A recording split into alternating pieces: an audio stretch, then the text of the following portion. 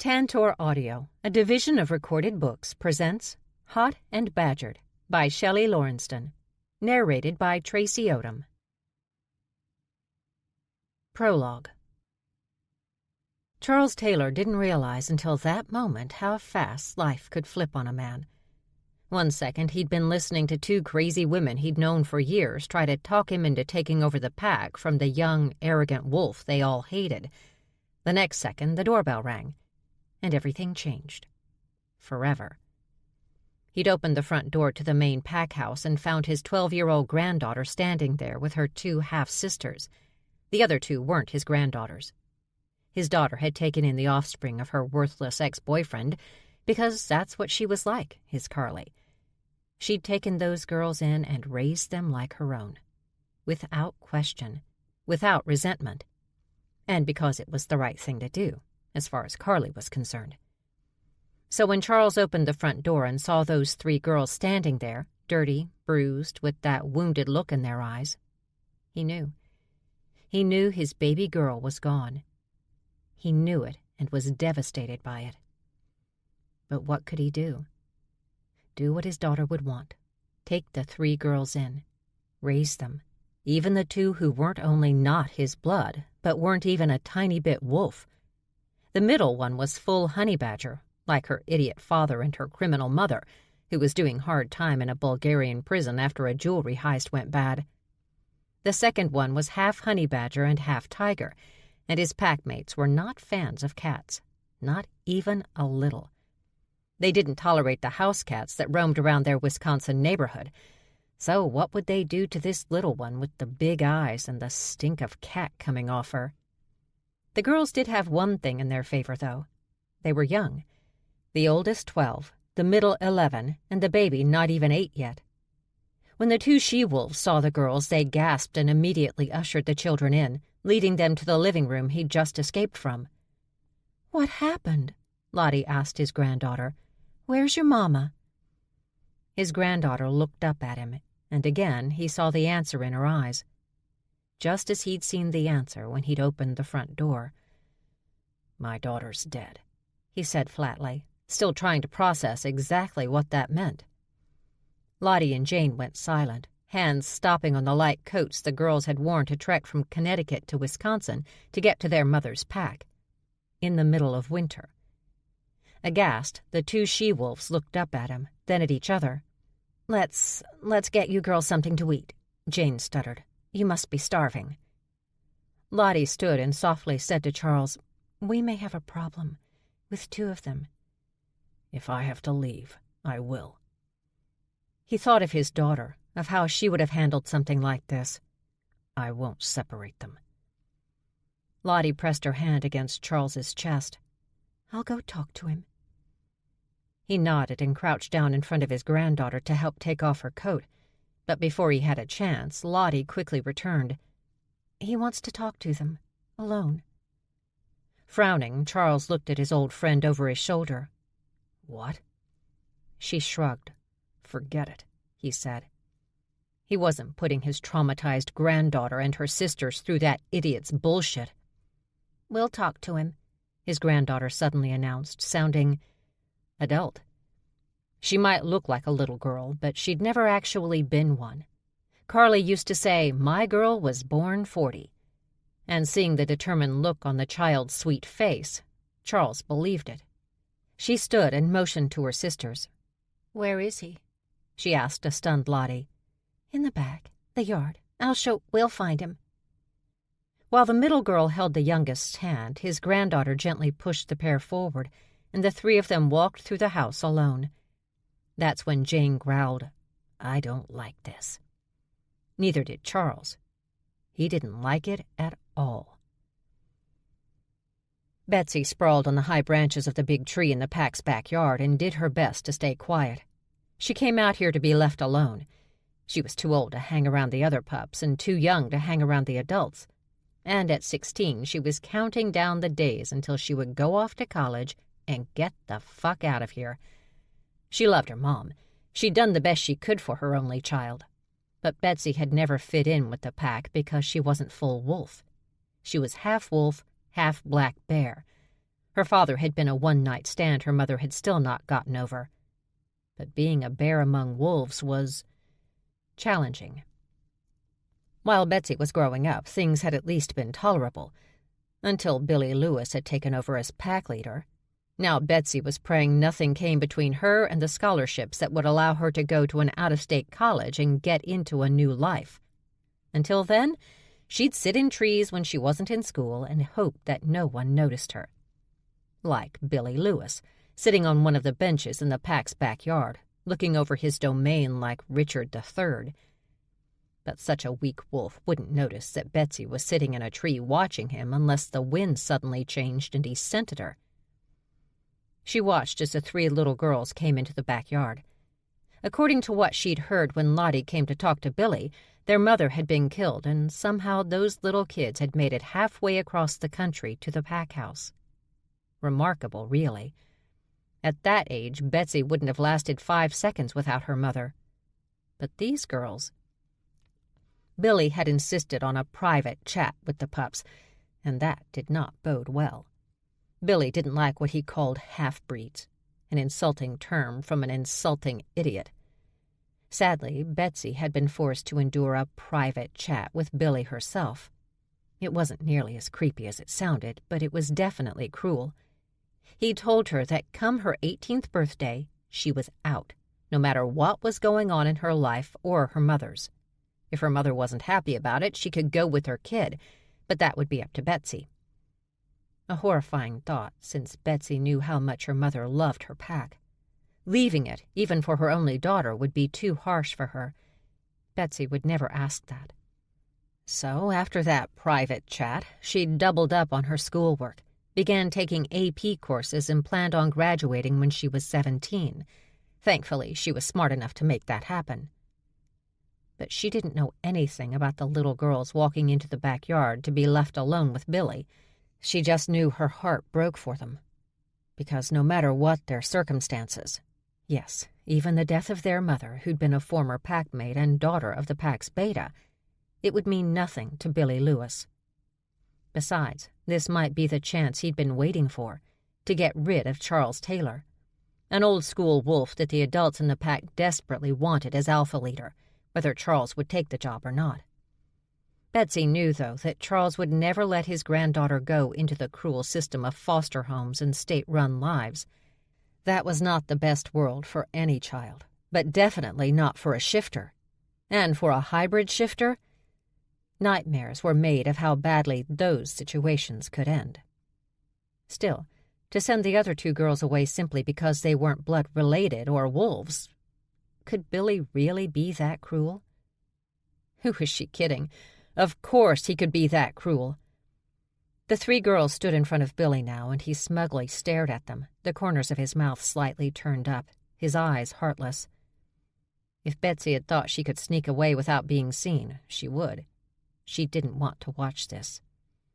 "I hear you girls have had a bad time of it lately, huh?" The girls stared at him, but said nothing. But the middle one, she suddenly waved at him, as if in greeting. Surprisingly, and just downright annoying, Billy winked back and pointed his finger at the girl, a move he considered sexy. Yuck. He went on, "Look, I'm sorry to hear about Carly. I always liked her. A weird wolf, but fun, you know?" Of course they didn't know. They were kids. Idiot. Billy leaned forward, resting his elbows on his knees and clasping his hands in front of him, his sincere look. "I know this will be hard for you guys to understand, but you can stay," he told the oldest, an adorable brown-skinned girl with lots of curly hair and a pretty face. "But you 2 can't. I know," he continued, "I know this is hard to hear, but you might as well learn now how the real world works." Something told Betsy these girls already knew how the real world worked. While Billy blathered on, the middle girl sat her younger half-sister down on the bench beside Billy and abruptly walked off. She moved over to the bushes and flowers that had been planted around the yard wall, head down, like she was searching for something. And while she looked, Billy talked to Charles's granddaughter. Just like her grandfather, her face revealed nothing, It was blank, impassive. The middle sister, a very tiny Asian girl with black hair that had a white streak through it, picked something up and returned to her sister's side. Together they gazed at Billy until he noticed that the middle girl was holding something in her hand. His smirk turned into a full-blown smile. Betsy had never met someone who enjoyed bringing out the worst in everyone like Billy did. Even desperate children who just lost their mother. "Is that for me, sweetheart? You going to hit the big, bad wolf with that little rock?" He leaned in, and his voice became so hard, harder than Betsy had ever heard it. "You swing that thing at me, little girl, and you'll be on the first bus to the closest foster agency. Maybe after a few years you'll meet up with your loser mom in prison. You can have a mother-daughter reunion behind bars." If Billy was hoping to make the little girl cry, he failed. She didn't cry. She just slowly blinked and kept staring at him. Then, without a word between them, the two oldest girls faced each other. Charles's granddaughter nodded once, and the middle girl pulled her arm back, and with some mighty force for a kid, she swung her fist with the rock in it. Knuckles made contact, and Betsy blinked in shock when she heard something break in the oldest girl's face just before she hit the ground. The youngest glanced up at the sound, but her expression was passive as well. Billy, on the other hand, reared back in shock. "What in holy—" While he was busy trying to figure out what was going on, the middle girl grabbed his left hand, and now Betsy understood the weirdly timed wave earlier, and placed it on the bench. She raised the rock and brought it down hard, onto Billy's knuckles. Billy howled in pain as the middle girl tossed the rock across the yard. Then, as if some silent cue had been given, she and the youngest burst into copious, dramatic tears, the kind of sobbing that would get the attention of any she-wolf in a 20-mile radius. All the adults at home appeared in the backyard. And what did they see? Two little girls sobbing hysterically, another little girl nursing her bleeding, broken cheek while bravely attempting to hold back tears, and Billy, with busted knuckles. The middle girl's knuckles were also bruised and bloody, but she held her baby sister close and had her hand curled into a fist and pressed against the child's side, ensuring that none of the adults could see it. Charles moved through the adults until he stood front and center. Betsy had never seen the older wolf like that. He'd always been the calm one, the rational one. He was the great peacemaker of the pack, making sure the small group didn't get into any fights they couldn't possibly win against packs bigger and meaner. But now, Charles was beyond angry. His brown eyes narrow, his breathing heavy, his entire body stiff, a slight tremor running through him every few seconds, and all while he gazed down at Billy. Searching the crowd and seeing no friends, Billy shook his head and raised his hands, palms out. "Wait a second, it wasn't me." But with his hands raised like that, all anyone could see was the blood dripping between his fingers and slowly pouring down his wrist. Desperate, Billy pointed at the middle girl. "It was her!" As one, the adults all looked at the little Asian girl holding on to her baby sister. And for a split second, Betsy saw the middle girl's face harden in a way that was a little too adult for a kid so young. The adults never saw it, though, because the youngest girl placed her sobbing face right in front of her sister's. Done on purpose? Betsy wouldn't have thought so. She seemed too young. But after everything that had happened, "It was!" Billy insisted. "It was her. I would never hit a kid. I wouldn't." With a nasty snarl from the back of his throat, Charles reached down, grabbed Billy by his leather jacket, and yanked him off the bench. The adults dragged Billy out, leaving the girls alone. The oldest pulled the youngest girl onto her lap, her arms loose around her waist. The middle girl moved closer, finally resting her head against her sister's arm. For a brief moment, the girls looked their age, but they also looked weathered. Life had been hard on them already, and the oldest didn't even look 13 yet. Charles returned to the backyard. He was scowling, and now there was blood on him. He walked up to the girls and glowered down at them as was his way. Betsy was sure he had no idea how he must look to people who didn't know what was going on in his head. But the three sisters gazed back at him without flinching. Sighing, he started to turn away, and Betsy knew he was trying to figure out what to do next. What to do about the two girls who were not his blood, not related to him in any way except that his daughter had made them her own. But before he could walk away, the youngest girl reached out and gripped his forefinger with her hand, small fingers squeezing tight. And like that, Charles suddenly had 3 granddaughters instead of 1. He reached down and picked up the youngest in his arms. "Let's get you a room and something to eat," he suggested, although it sounded like the orders from a drill sergeant. The eldest grabbed her grandfather's forearm, and the middle girl, not as tall as her elder sister yet, grabbed the chain that attached his wallet to his jeans. Together, in silence, they headed back to the house. Betsy waited a few minutes before she crept down the tree trunk and shifted back to human. She put on her clothes and went around the side of the house so she could enter through the front door. As she came around the garage, the middle girl was waiting for her, and Betsy knew she was waiting for her. Betsy froze in mid-step, gazing down at the kid with her mouth slightly open. The kid stared up at her for what felt like forever, and then, with a little smile, she placed her forefinger against her lips and said, "Shh." Without another word, she turned and walked away, and Betsy wondered if it was possible for her to take some more AP classes so she could get into college even earlier than she'd planned, like maybe next week. Chapter 1. 16 years later. What had she been thinking, using the Ride of the Valkyries as a ringtone? Because that shit waking a person up at 6 in the morning was just cruel, really cruel. And, as always, she'd done it to herself, foregoing her anxiety meds so she could get drunk with a couple of cute Italian guys that she dumped as soon as the first one's head hit the table. Charlie Taylor McKilligan slapped her hand against the bedside table next to the bed, blindly searching for her damn phone. When she touched it, she was relieved.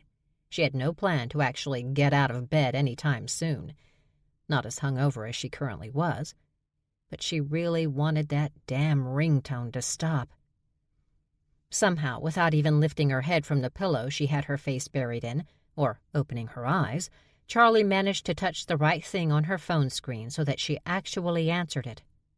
"What?" she growled. "Get out," was the reply. "Get out now." Hangover forgotten, Charlie was halfway across the room when they kicked the door open. She turned and ran toward the sliding glass door she'd left open the night before. She just made it to the balcony outside when something hot rammed into her shoulder, tearing past flesh and muscle and burrowing into bone. The power of it sent her flipping head first over the railing. "What do you think?" the jackal shifter asked. Sitting in a club chair in his Milan, Italy hotel suite, Berg Dung gazed at the man holding up a black jacket. "What do I think about what?" Berg asked. "The jacket, for my show tonight." Berg shrugged. "I don't know. You must have an opinion." "I don't. I happily have no opinion on what a grown man who is not me should wear." The jackal sighed. "You're useless. I have one job, keeping your crazed fans from tracking you down and stripping the flesh from your bones. That's it. That's all I'm supposed to do. I at no time said that I would ever help you with your fashion sense." Rolling his eyes, the jackal laid the jacket on the bed and then stared at it, like he expected it to tell him something, to actually speak to him. Berg wanted to complain about this ridiculous job, but how could he when it was the best one he'd had in years? Following a very rich, very polite jackal around so that he could play piano for screaming fans in foreign countries was the coolest gig ever. First-class everything. Jets, food, women. Not that Berg took advantage of the women thing too often. He knew most were just trying to use him to get to Cooper Jean-Louis Parker. Coop was the one out there every night, banging away at those Steinway pianos, doing things with his fingers that even Berg found fascinating, and wooing all those lovely females with his handsome jackal looks. Berg was just the guy to get through so they could get to the musical genius. And unlike some of his friends, being used by beautiful women wasn't one of his favorite things. It was a tolerable thing, but not his favorite. "I can't decide," the jackal finally admitted. "I know how hard it is to pick between one black jacket and another black jacket.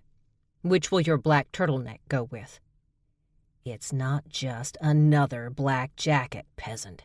It's the difference between pure black and charcoal black." "We have a train to catch," Berg reminded Coop. "So could you speed this?" Both shifters jumped, their gazes locked on the balcony outside the room, visible through doors open to let the fresh morning air in. Another crazed female fan trying to make her way into Coop's room? Some of these women, all of them full humans, were willing to try any type of craziness for just a chance at ending up in the maestro's bed. With a sigh, Berg pushed himself out of the chair and headed across the large room toward the sliding glass doors. It looked like he'd have to break another poor woman's heart. But he stopped when he saw her, a brown-skinned woman, completely naked, which, in and of itself, was not unusual. The women who tried to sneak into Coop's room, no matter the country they might be in, were often naked. What stopped Berg in his tracks was that this woman had blood coming from her shoulder. The blood from a gun wound. Berg motioned Coop back. "Get in the bathroom," he ordered. "Oh, come on, I want to see what's—" "I don't care what you want. Get in the—" The men stopped arguing when they saw him.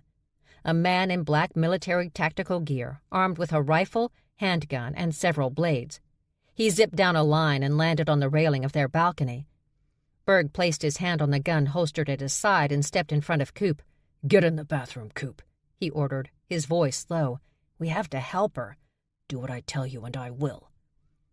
The man in black dropped onto the balcony and grabbed the unconscious woman by her arm, rolling her limp body over. "Now, Coop, go." Berg moved forward with his weapon drawn from its holster. The man pulled his sidearm and pressed the barrel against the woman's head. Berg aimed his .45 and barked, "Hey!" The man looked up, bringing his gun with him. Gazes locked, fingers resting on triggers, each man sizing the other up. And that was when the woman moved. Fast. So fast Berg knew she wasn't completely human, which immediately changed everything. The woman grabbed her attacker's gun hand by the wrist and held it to the side so he couldn't finish the job on her. She used her free hand to pummel the man's face repeatedly. Blood poured down his lips from his shattered nose, his eyes now dazed. Still holding the man's wrist, she got to her feet. She was tall, maybe 5'10" or 5'11", with broad, powerful shoulders and arms and especially legs, like a much too tall gymnast. She gripped her attacker by the throat with one hand and, without much effort, lifted him up and over the balcony railing. She released him then and unleashed the biggest claws Berg had ever seen from her right hand.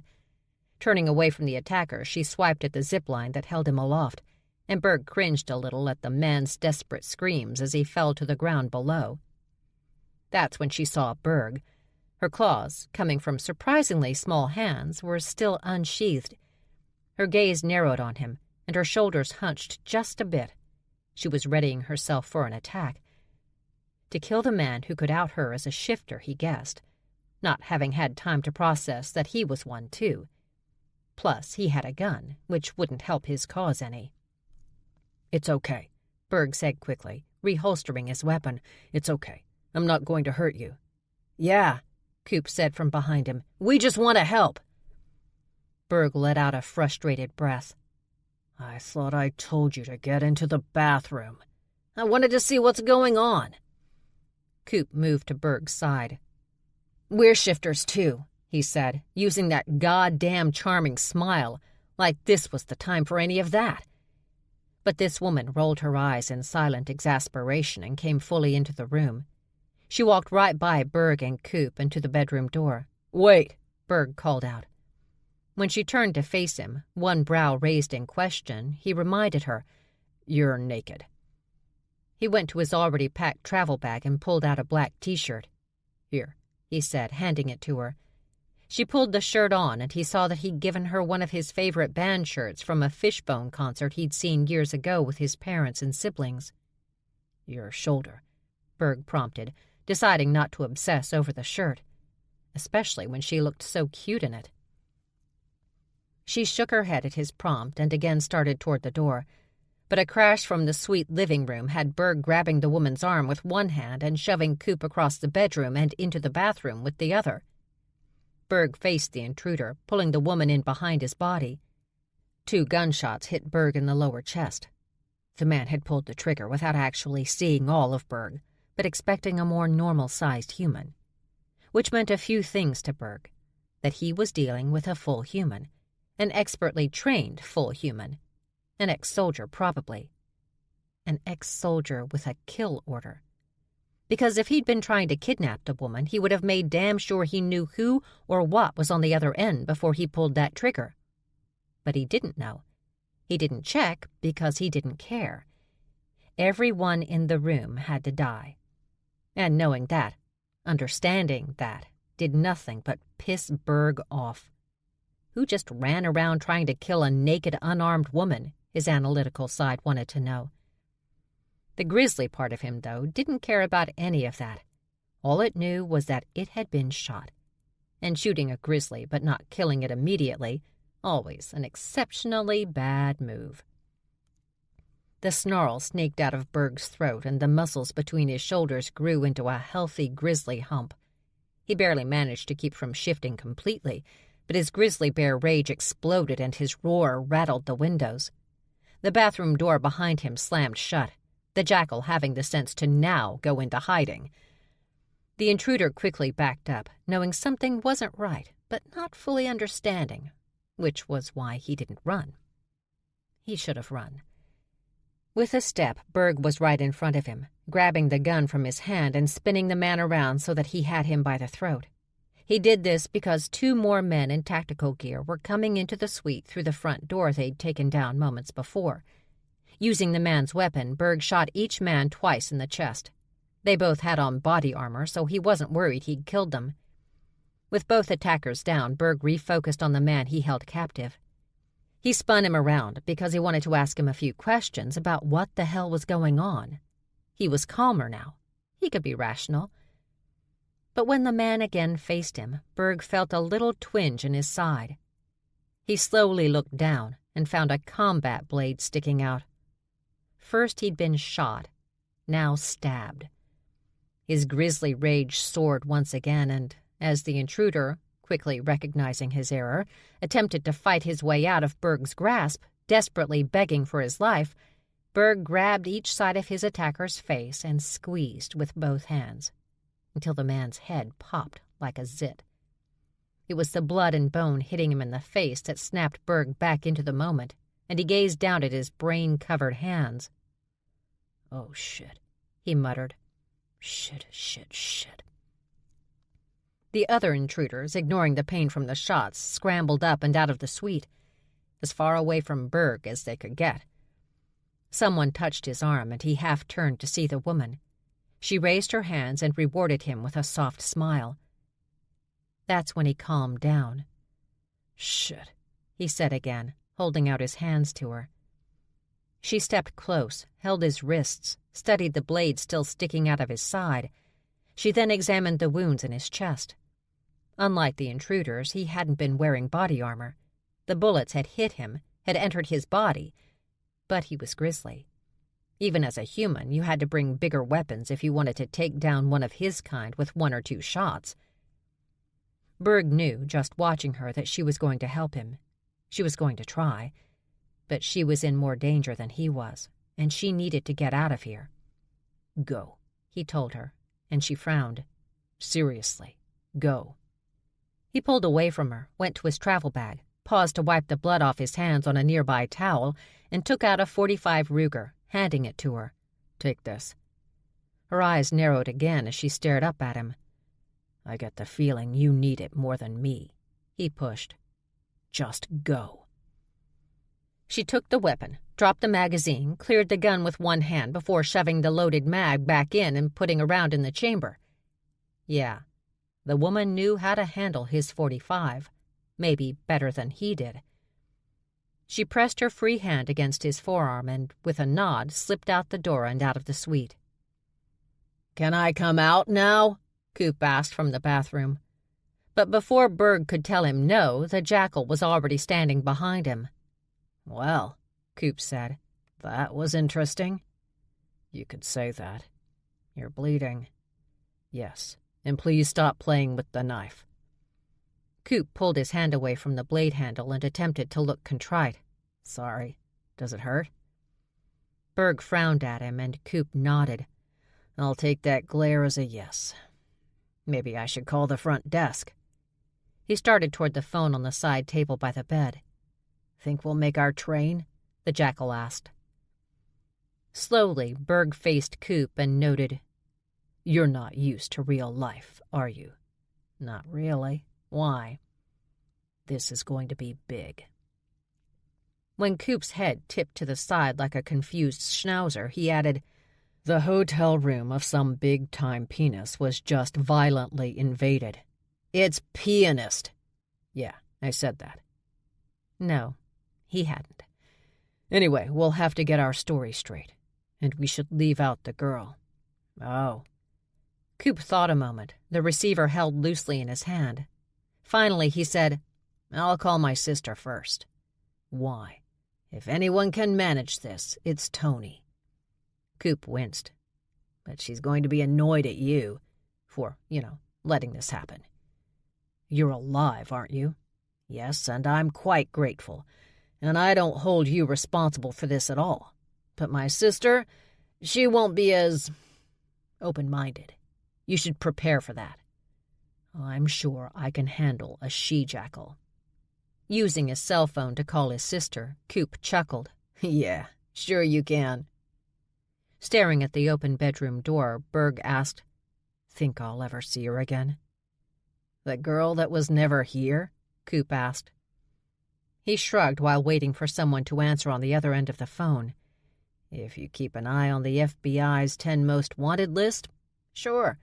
Because let's face it, that's a woman who seems to have trouble following her around like a needy puppy." Charlie avoided the elevator and found the stairs. She ran down until she reached the parking lot. She eased the door open, keeping the friendly giant's gun in her hand. She peeked around the door, didn't see anyone, so she ran toward the exit. She dodged around the expensive cars, staying low and moving fast. She dashed past a car valet and out of the lot. Charlie moved down the street, cutting around the surprising number of people who were up this early. She just reached the corner when a man in a black tactical outfit and body armor stepped in front of her. They both raised their weapons at the same time, Charlie already pulling the trigger, when a Lamborghini jumped the curb and rammed into the man. Both weapons missed their marks, but now her attacker was pinned to the ground, screaming in agony as the passenger window lowered and Charlie heard the familiar and shockingly casual, considering the circumstances, "Hey, shithead!" The petite Asian woman with the short pixie haircut dyed blue grinned at her. They were sisters, but one would never know it by looking at them. Max McKilligan asked, "Miss me? Can you just drive?" Charlie got into the passenger seat. "But be careful. You still have humans stuck to the grill." "I should let him shoot you? What kind of sister would I be?" "One I don't have to visit in an Italian prison." Chuckling, Max put the car in reverse, and Charlie worked hard to ignore the short-lived begging and 2 long crunching sounds coming from under the car as she pulled out. Charlie knew her sister was taking her time driving back over the gunman. Max Kill-It-Again McKilligan was known for being vengeful. Once they were on the road and cutting through early morning Milan traffic, Max pointed down. "Check by your feet." Charlie did and found a small case. She opened it and let out a relieved sigh. "Thank you," she said, putting the eyeglasses on. Suddenly, she could see again. She hadn't had time to grab her regular pair off the bedside table before she had to make a run for it, and she hadn't gotten her contact prescription refilled in a few months. She kept forgetting. So for the last 15 minutes, everything had been one blurry mess. Even the helpful giant was just a big blurry spot. She'd have had to get close to his face to identify him, but he had sounded cute, and so nice. "Better?" Maxie asked. "Much. I can now see who's trying to kill me." She looked at Max and immediately cringed at the sight. "Oh, wow! They really beat the shit out of you." "Excuse me?" Max replied, indignant. "These lacerations and bruises are not because of the men who came to kill me. With my usual aplomb, I have dealt with those scumbags." "Uh-huh. Then what did happen?" "Why do we have to discuss that? Our lives are in danger." Charlie gazed at her sister for a few moments before guessing, "Squirrels again?" "They started it." "It's nice to see that nothing has really changed since we last saw each other." Charlie glanced out the window, but she had to look away. Her sister was moving so fast that it was kind of making her nauseous. "What about Stevie?" "I'm waiting to hear back from her boss." "Her boss?" "She's not answering her cell, and her assistants have no idea where she is." "Is she still in Switzerland?" Max shrugged. "Maybe." "And stop glaring at me." "How hard is it to keep an eye on one woman?" "I take 6 months, and you take 6 months. That was our agreement." "Why is she still our responsibility?" "Because she's our sister and we love her, and if we don't watch out for her, she will get involved with the wrong people and destroy the world. Is that what you want?" "You always ask me that question, and you're always disappointed with my answer." Charlie sighed. "Well, we need to find her. I know. She's in as much danger as we are. I know. They sent trained military after us. I know. And I know this car is stolen." "Of course it's stolen." "Well, that seems like kind of a problem since we have cops behind us." "Buckle up." "Oh, God." Charlie put on the seatbelt. "We're going to die before we even get to her." "Stop whining. You know how hard we are to kill." "Hard to kill doesn't mean we can't lose body parts in tragic car accidents, and we can't exactly save our little sister if we're both in prison. And legless." "What is your obsession with losing your legs?" "It could happen." Max downshifted and swerved around a truck, making a turn, barely missing the front end. "I don't understand why you insist on worrying about something that may or may not happen," Maxie noted casually as a group of nuns dove out of her way, their panicked screams horrifying Charlie. "If you lose your legs, I'll get you a wheelchair with a Ferrari motor that goes from 0 to 60 in 4 seconds. Wouldn't that be great?" Hands pressed against the dashboard, Charlie admitted, "I'd rather have my legs still attached to my body." "That's such a narrow view. What about bionic legs?" "School children," Charlie warned. "Bionic legs would be so cool." "School children!" "I see them. Calm yourself." The car stopped, somehow, and Max patiently waited for the children and their teachers to get across the street. Out of nowhere, she began to whistle H.R. Puffinstuff. Charlie had no idea why, but she blamed her mother. She loved that crap and made them all watch it in reruns when they were too young to put up a fight. Once the children were safely out of the way, Maxie hit the gas and roared down the street, still whistling. "We need a new car," Charlie told her sister when the cops caught up with them again. "What's wrong with this one?" "A lot." Maxie's phone rang and she insisted on taking one hand off the wheel to answer it. "Uh-huh. Yeah. Okay. Thank you, sir." She disconnected the call and glanced at Charlie. "What?" Charlie pushed when her sister didn't say anything. "She needed a break." "A break? She needed a break? What does that mean?"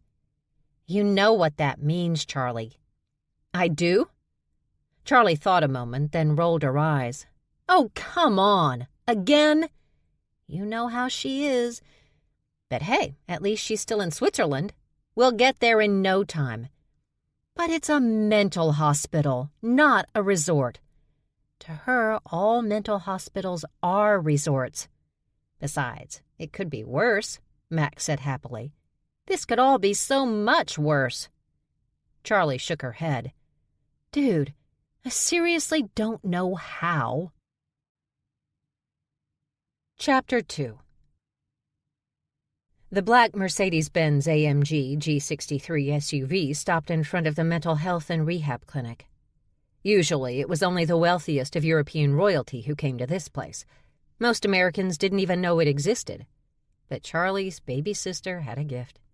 She could track down high-end mental institutions anywhere in the world.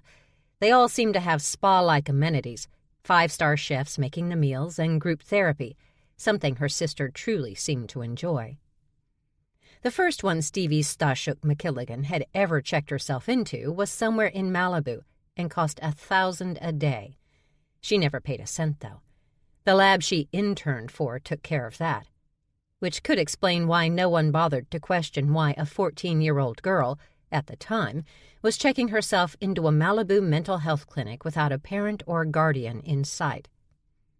And what did these brilliant and pricey psychologists discover about Stevie over the years?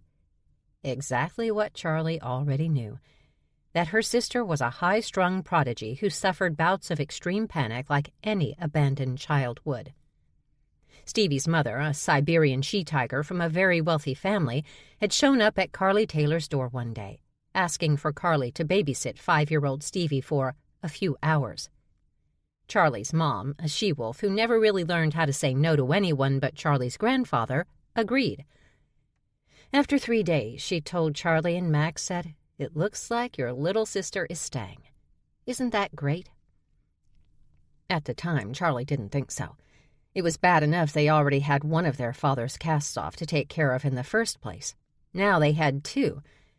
But that first situation had made more sense, because Max's mother was doing hard time in a Bulgarian prison for armed robbery.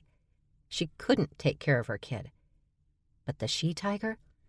She just walked away. From her own daughter. Of course, Stevie didn't let any of that bother her.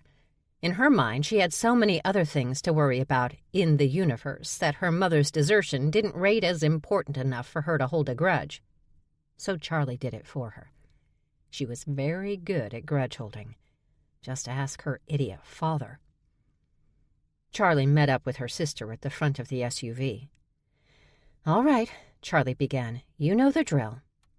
Max nodded and flatly replied, "Go in, kill everybody, get Stevie out." Charlie briefly closed her eyes, took a moment to breathe and try to relax her shoulders. When she felt she wouldn't yell, she said, "That is not the drill." "It could be." "Could be, but isn't. The drill is we go in, I do all the talking, you don't pick on Stevie. She's too sensitive." "But because you already know that, you're not going to pick on her." Max smiled. "What if I really want to?" "Then I'll let her take your eye out this time, and you'll wear an eye patch, and we'll call you One-Eye McGee."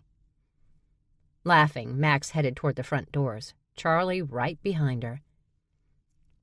When they stepped inside, both of them glanced at each other. Their sister really did have a knack when it came to finding beautiful places for the mentally ill. There was so much white marble and beautiful white furniture. Stunning and expensive oriental rugs were laid out in front of white couches. White marble coffee and end tables rested on top of them. Floor-to-ceiling windows displayed the remarkable beauty of the Swiss countryside that surrounded the entire building. "You have got to be kidding," Max muttered, staring up at the cathedral-like ceilings. "I think I'm feeling mentally ill because I could really use some Valium and a massage." "Stop it." Charlie grabbed Max's arm and pulled her to the desk, which was not white, but clear glass, and perfectly clean. The stunning woman sitting on the other side in a white button-down shirt and tight white skirt smiled, revealing perfect white teeth. "Hallo, sprechen Sie English?" Charlie asked. "Yes," she immediately replied. "May I help you?" "I'd like to see my sister, Stevie McKilligan." "Please have a seat. I'll contact her doctor." "Thank you." Charlie walked over to the couch, but it was so white that she was worried about putting her less than clean body on it. Max had had an extra pair of jeans and bright red Keds in Charlie's size. They always had backup clothes for each other, so she wasn't walking around in only a T-shirt. But Charlie hadn't had time for a shower, just a quick stop at a gas station to wash the blood off and let Max bandage up her shoulder so the bullet wounds could heal without a mess. And as for Charlie, nothing would be more humiliating than getting up from that bright white couch and leaving an unfortunate stain behind. But Max didn't seem to have those issues, turning and dropping on the couch like she owned it. Of course, Max didn't worry about much, which worried Charlie. She knew her sister could be reckless when it wasn't necessary. Max did, however, always manage to find a way to wiggle out of whatever situation she'd gotten herself into. And if she couldn't wiggle free, she would attack head-on without stopping. It was the honey badger way. Max pulled a baggie of honey-covered peanuts from the back pocket of her jeans and began munching, wiping her hands on the white couch after each handful she put in her mouth. "Dude." Max looked up. "What?" "You're being sloppy." "So?" She gave that lovely but still off-putting smile. "We don't have to clean it up." "Dude." Rolling her eyes, Max pushed the nearly empty baggie back into her jeans and brushed both hands against each other. She motioned to a spot behind Charlie, and Charlie turned to see a man walking toward them. He wore a white coat and held a clipboard. He also had on a gold Rolex and Gucci leather shoes. The doctor had expensive taste. Smiling, Charlie immediately put out her hand for a shake. "Ladies," the doctor greeted, grasping Charlie's hand. He went for Max's, but Max just stared until he pulled his hand back. She didn't even bother getting up from the couch. "Do you speak English?" Charlie asked. "Of course," the doctor replied. "I am Dr. Gärtner. I am the director here. Come, let's talk in my office." He led them down the wide hallway, which looked out over the front of the building through more of those big, grand windows. "Your center is beautiful," Charlie noted as they walked. "Ah, danke. Thank you, I mean. We are very proud." He ushered them into a big office with white leather chairs and couches, and even more glass windows revealing more amazing views. No wonder her sister had come here for a break. It was way better than any spa Charlie had ever been to before. "Please, sit," he offered with a smile. Charlie immediately noted that except for a lamp, blotter, and phone, the man had nothing else on his desk. Maxie plopped into a chair, her legs swinging up, about to land on the man's glass desk before Charlie punched them back down. With a warning glare at her grinning sibling, she sat down on the very edge of her chair and realized she should have left Max out in the car. "Now, how can I help you, ladies?" "We'd like to see our sister, please." "Ah, our dear Fraulein McKilligan." "Dr. McKilligan," Charlie corrected out of habit. And when Max raised an eyebrow at her, she reminded her sister she worked hard for those PhDs. "True, true," Gärtner said, still smiling. "She is one of our favorite patients here. She is so helpful during our group sessions." Max snorted, but Charlie quickly leaned forward to keep the doctor's attention. "I'm so glad she's here and getting the help she needs, Dr. Gärtner, but we'd really love to see her for a few minutes."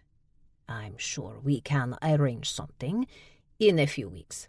Right now it is too early in the process for family meetings. You understand?" Before Charlie could explain that "no, I do not understand," in the politest way possible, Max slammed her fist on the expensive-looking glass desk and announced, "Motherfucker, we want to see our sister now!" "Max!" Charlie barked, locking gazes with her sibling. "Could you let me handle this, hon?" "Thanks." Charlie turned back to the doctor, gave a helpless shrug. "So sorry. We've been under a lot of stress and—" "I'm sure. But you understand that that's part of the problem, is it not?" Charlie shook her head. "What do you mean?" "Fraulein McKilligan, doctor, can't afford this kind of outside stress you and your sister bring. We are leaning toward a breakthrough. But you two—" Blinking, Charlie asked, "You're saying that we," and she motioned between her and Max with her forefinger, are the cause of Stevie's problems? Is that what you're telling us? Your sister loves you, Dr. Gärtner insisted. But you both are, and I'm sorry for being so blunt, terrible for her. Max sucked her tongue against her teeth and looked at Charlie. Now can I hit him? No. Not that Charlie wasn't tempted to unleash Max on the good doctor, but as much as this place might look like a spa, it wasn't. It was a mental hospital, with large orderlies. Charlie tried again. I understand your concerns, Doctor. I really do. But if I could just get 3 minutes alone with my sister, I would absolutely— 9, the doctor said flatly, although with a smug smile on his face that Charlie desperately wanted to slap off. The doctor stood. But I will tell her that you were here when I think the time is right, and we will plan on a controlled meeting between you three very soon. Charlie started to go across the desk just so she could tear the good doctor's nose off, but she didn't have a chance. She was too busy grabbing hold of Max and yanking her back before the badger could clear the glass and wrap herself around Gärtner's body like a python. Charlie stood, bringing Max along, her grip tight on the tough flesh of her sister's back. Well, Charlie said, dragging her snarling sister along, we look forward to hearing from you, Doctor. I'm sure you have my number on file. Of course. Charlie walked toward the glass door and opened it. She pushed her sister out and hissed in warning when Max turned to go back into the doctor's office. As they headed toward the front of the building, Charlie glanced back and saw that several orderlies were following behind them, making sure they left the building without a fuss. Once outside, the orderlies stood in front of the doors, preventing the sisters from re-entering. Charlie and Max stopped by the SUV's passenger side and faced each other. Now can I go in and kill everybody? Max asked. No. You and your half-canine morals. It does nothing but get in the way. I know you're working hard to be a sociopath, but stop it. Sociopath is in the eye of the forensic psychologist working for the prosecution.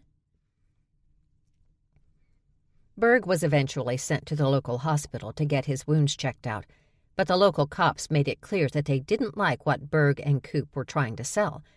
The investigators knew the pair were hiding something. They just weren't sure what exactly.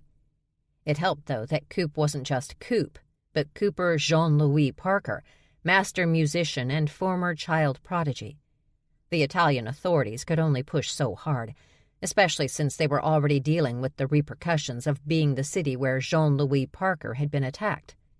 Every news service, even in the United States, was reporting on the attack and what happened to the much-beloved American maestro. The first doctor that came into the exam room had been full human, and after looking over Berg's wounds had abruptly left. A few minutes later, a female doctor came in. She was older, with unbelievably long legs and a strong, lean body. A cheetah. Her nose twitched once, and she smirked at Berg. "You worried my associate," she said in charmingly accented English. "He thought you must be on steroids to be so big. Then he saw that you were already healing."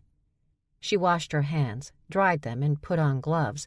"He wanted to run many tests, check you in for the night. I told him that would not be necessary." She grinned, fangs briefly extending. "I am his boss, so he has to listen to me. He hates that, but for some reason," she added with a shrug, "I seem to scare him." She leaned over and examined the wound in his side, her fingers pushing against the flesh. It hurt like a bitch, but he wasn't about to admit that to a cat. "This is already healing. No point in doing more." She straightened and looked closely at the gunshot wounds on his chest. "These are already healing, too. But I will need to open them up to get the bullets out. We don't want the skin healing over those. That could lead to infection and fever." She pressed her wrist against his forehead. "Good. You do not have a fever so far. I will make this quick. You don't need to go under, do you? Before I do this?" A local would be, "Ow! Do not be big baby cub," she ordered while she began digging in his flesh with sterilized metal instruments. Berg was gritting his teeth as she worked, waiting for this to be over, when the exam room door flew open. "What are you doing to my brother?" a female version of himself demanded. "I could hear him whimpering outside." "Helping his big dumb bare ass," the doctor replied before she glanced back and up. Her hands froze, and a small growl came from the back of her throat.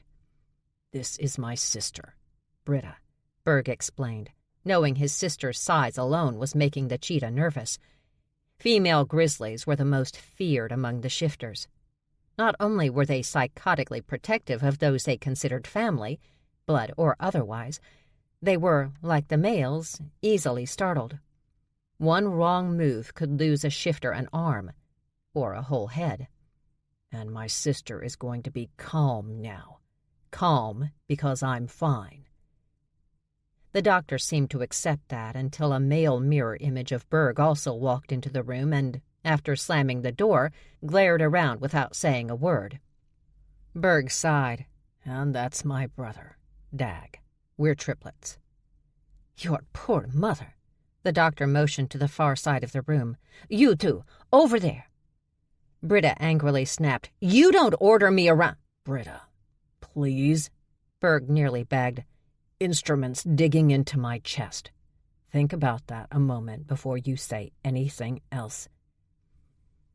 With a nod, Britta immediately moved to the corner of the room, but Dag, oblivious as always, leaned in and watched the doctor trying to dig out that bullet. Berg knew his brother was just curious. He'd always been fascinated by medical procedures. But that didn't mean the cheetah would understand. In fact, she was starting to sweat a little, and the room was cool. But before Berg could warn his brother off with a growl, Britta came back and grabbed Dag's arm, yanking him over to the corner.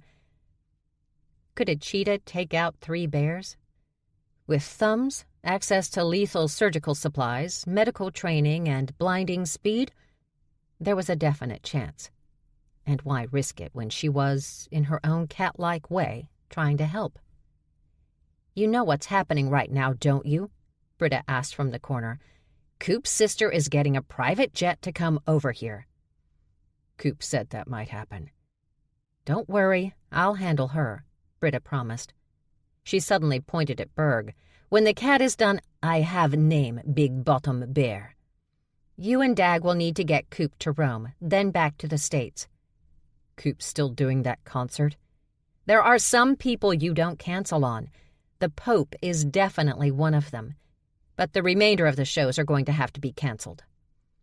Berg cringed, and not just from pain. "That's not good." "It's not that bad. There are only 2 more after Vatican City," Britta reminded him. "Yeah," Berg sighed, "but those 2 shows are in Russia. Those Kamchatka bears are gonna bitch if we cancel. They do love their Jean-Louis Parker." "Don't sweat it," Britta said, her head down as she was busy texting on her phone. "Coop says he'll add St. Petersburg and some city in Siberia, and that should quiet the bears and the tigers and the Cossacks." Berg blinked. "There are still Cossacks?" "Of course there are still Cossacks," Britta snapped. "How am I supposed to know? I'm not Russian." "Are you almost done?" Britta asked the doctor, her tone typically commanding, despite her lack of power with an Italian medical doctor who was also a cat. "I'm done when I am done, Sal. Do not pressure me." "So who was the girl?" Britta abruptly asked, attempting to throw her brother off. "What girl?" Berg asked, working to keep his face blank, a skill he picked up from their father. "The girl." The doctor paused in the middle of her work. "You went tense, Bear." Ignoring the doctor, Berg told his sister, "There was no girl. Just me and Coop in the room." "Uh-huh," his sister replied before refocusing on her phone. "The sow knows you lie," the cheetah teased softly, but Berg already knew that. Stevie McKilligan leaned forward, her elbows on her knees, her chin resting on her raised, clasped hands. "And how does that make you feel?" she asked the patient across from her, "that your mother treats you like that?" "Awful. I deserve better." "You do deserve better," Stevie insisted.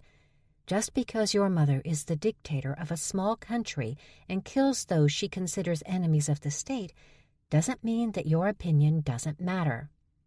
"You're right, Stevie. You're so right." Stevie turned to the man next to her. "And what about you, Jacques? How are you feeling? Are you still upset about losing that yacht race?" "It is all my brother's fault." A throat clearing had Stevie looking over her shoulder. Dr. Gärtner motioned her with a wave of his hand, and Stevie nodded and stood. She looked at the man sitting across from her. "Why don't you take over, Dr. Schmidt?" "Since I am the actual trained psychiatrist here." He sort of snipped back. Stevie smiled at him. "And you are doing a great job."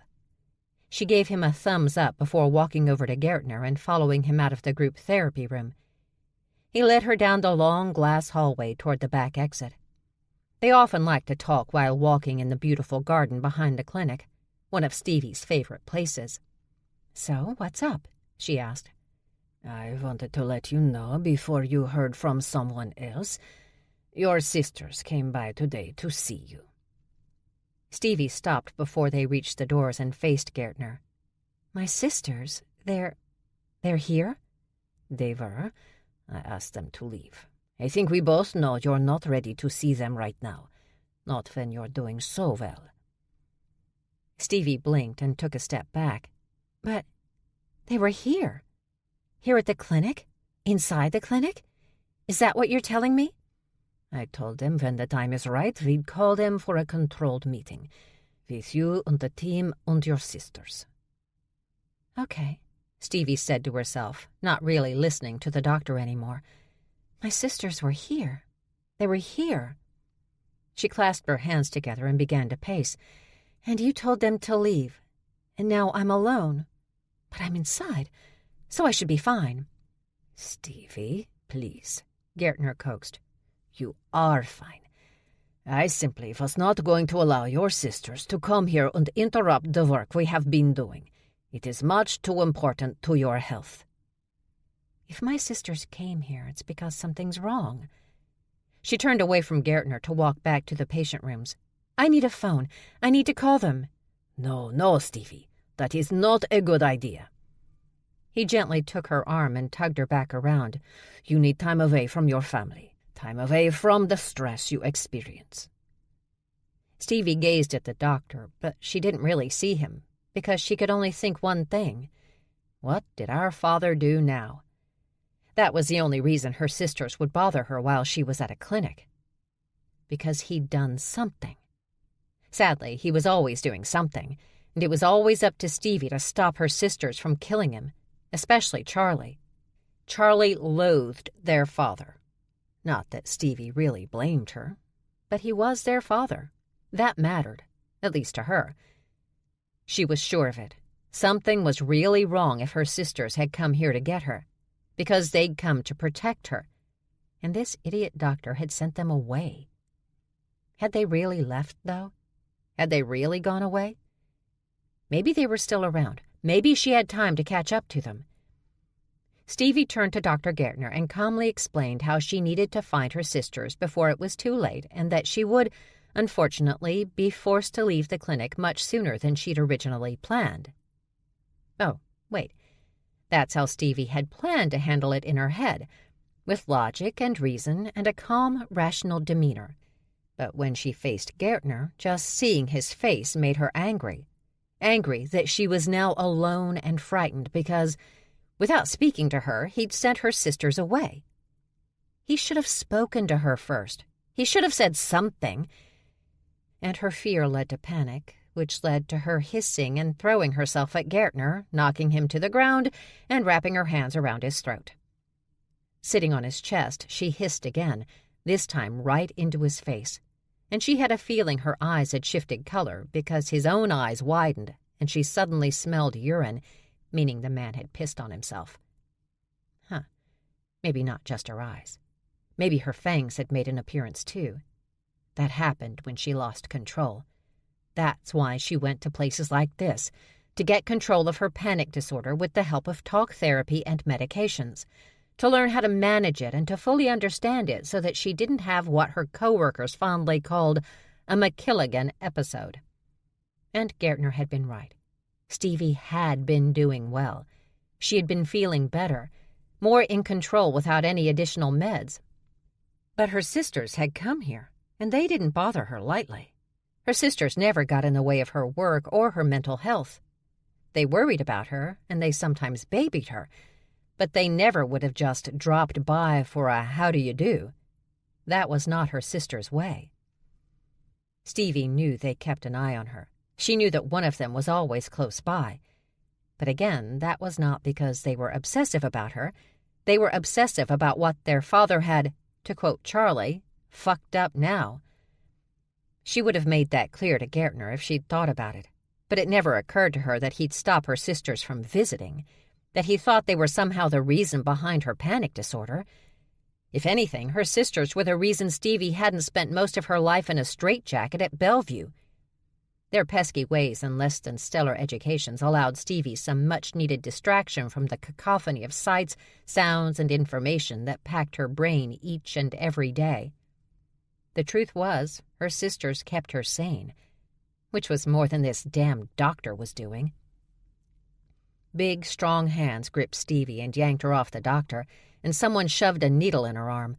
A strong drug was injected into her veins, and she felt a brief moment of euphoria. A moment that allowed those holding her to think she'd been controlled.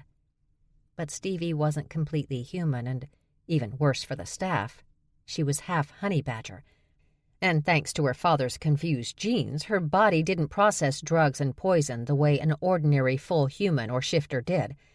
Even the medication she took to manage her panic disorder had to be tested and retested continuously for years by a shifter-run medical group in Germany to get the dosage exactly right for her biological makeup. So if they thought filling her up with whatever calming drug they gave the regulars was going to really do anything... The euphoria passed as quickly as it came, and Stevie yanked her arm out of the grip of one orderly, pushed the other orderly off her, and without much thought to consequences, yanked the needle out of her arm and rammed it into the eye of the third orderly reaching out to grab her. He went down screaming, and in full-blown panic now. Other people's screaming always freaked her out. Stevie screamed along with him as she made a mad run for the exit. Chapter 3. They hadn't left the Swiss Center yet, and Charlie knew the longer they stayed, the more concerned those orderlies were going to become. Already there were 5 of them standing outside the front doors, waiting for the pair to leave. Hoping to calm them down, Charlie found a map in the glove compartment and spread it out on the hood of the Mercedes. Max watched her and finally asked, "What are you doing?" "Trying to calm them down by looking like we're lost," she softly replied. "Why?" "Because we're making them nervous." "We make everybody nervous. Who gives a fuck?" Charlie placed her hands on the hood and asked, "What's it like to be you, Max? Not to care? Ever?" Max shrugged. "It's awesome." Charlie let out that sigh she was convinced she only used when it came to her middle sibling. "I'm not going to argue with you today," Charlie announced. More for her own benefit than for Max's, because Max didn't give a shit. "We have too much going on."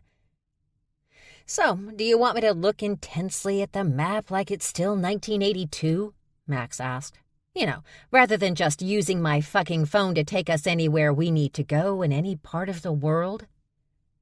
Charlie briefly wondered if slamming her sister's head against the SUV's hood would be considered arguing when the front doors of the clinic burst open and her baby sister came rushing through.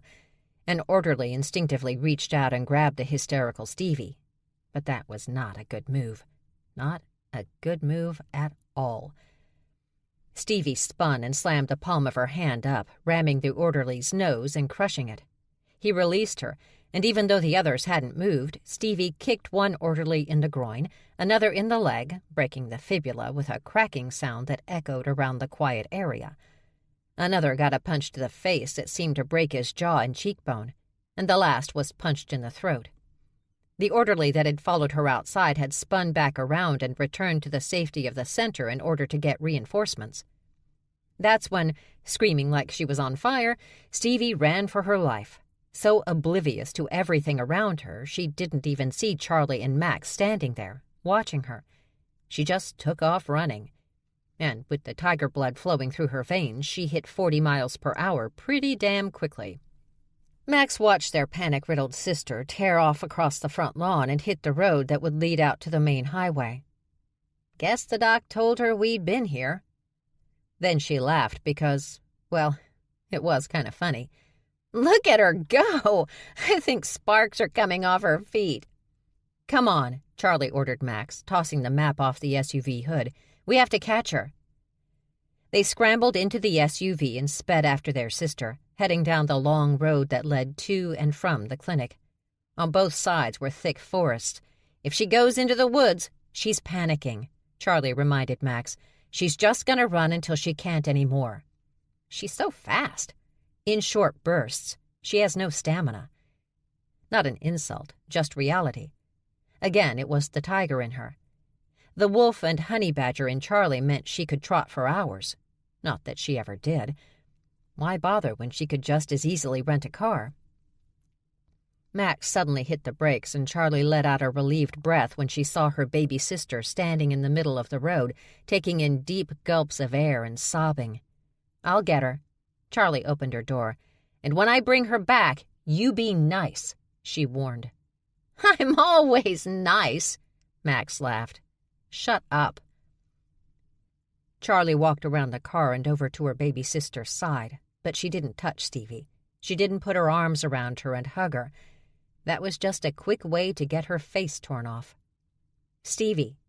She said her sister's name flatly, with authority. Her voice low.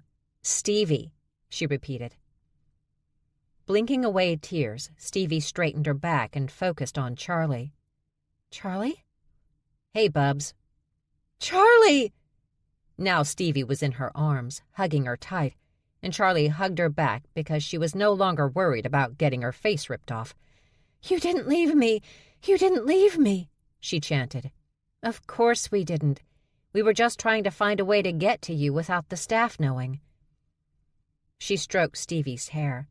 She'd started dyeing it a nice, safe blonde. Charlie kept hers brown, and Max dyed hers any color she was in the mood to see for a few weeks or months. They did this to avoid the questions. So many questions about their hair. How bad is it? Charlie asked. Swallowing, Stevie took a step back, her gaze focused on the trees behind Charlie's head. Charlie knew that look. Is anyone dead? Charlie now asked, worried about her sister's answer. No. Her voice lowered even more. No. Stevie cleared her throat. Someone may have lost an eye, though. Okay. Charlie grabbed her sister's arm and quickly led her to the SUV, pushing her into the back seat and getting in beside her. Go, Max. The car took off, and Charlie held her baby sister's hand and calmly spoke to her.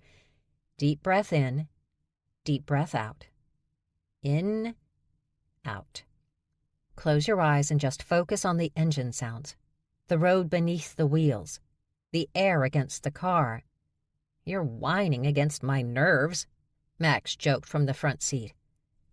Stevie's gold eyes popped open and she rammed the flat of her hand against the back of Max's seat. Hey, Max barked. Do you know what I've been through? Stevie yelled. Do you have any concept? Keep yelling at me and I'll give you something to really whine about. Unable to stand another second, Charlie slapped her hands together several times and yelped, That is enough. We don't have time for you two psychotic females to be bickering like we're still in grade school. Wait, Stevie said, the anger in her voice gone, unfortunately replaced by hysteria. Do you hear that? Stevie, you need to... No, listen. Charlie did, and she heard it too. Is that a chopper? As soon as Charlie asked the question, the military-type chopper charged past them, so close Charlie was surprised it didn't hit the roof of the car. Max slowed to a stop. The chopper turned and came back, hovering about 50 feet away. Dude, Max demanded, trying to look back at Stevie over her seat.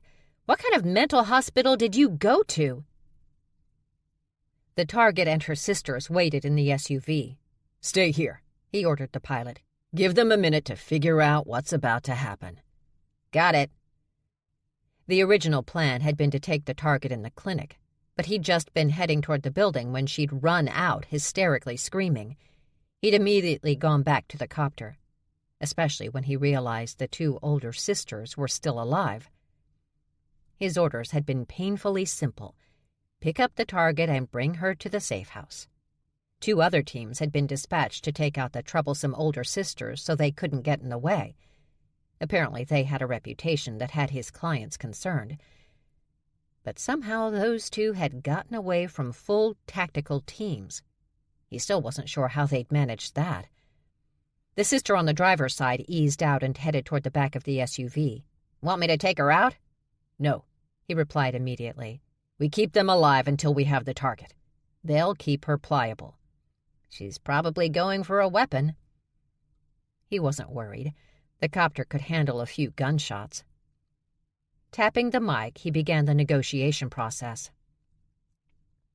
Still in the back seat with Stevie, Charlie focused on her baby sister and ignored whatever the man in the chopper was saying.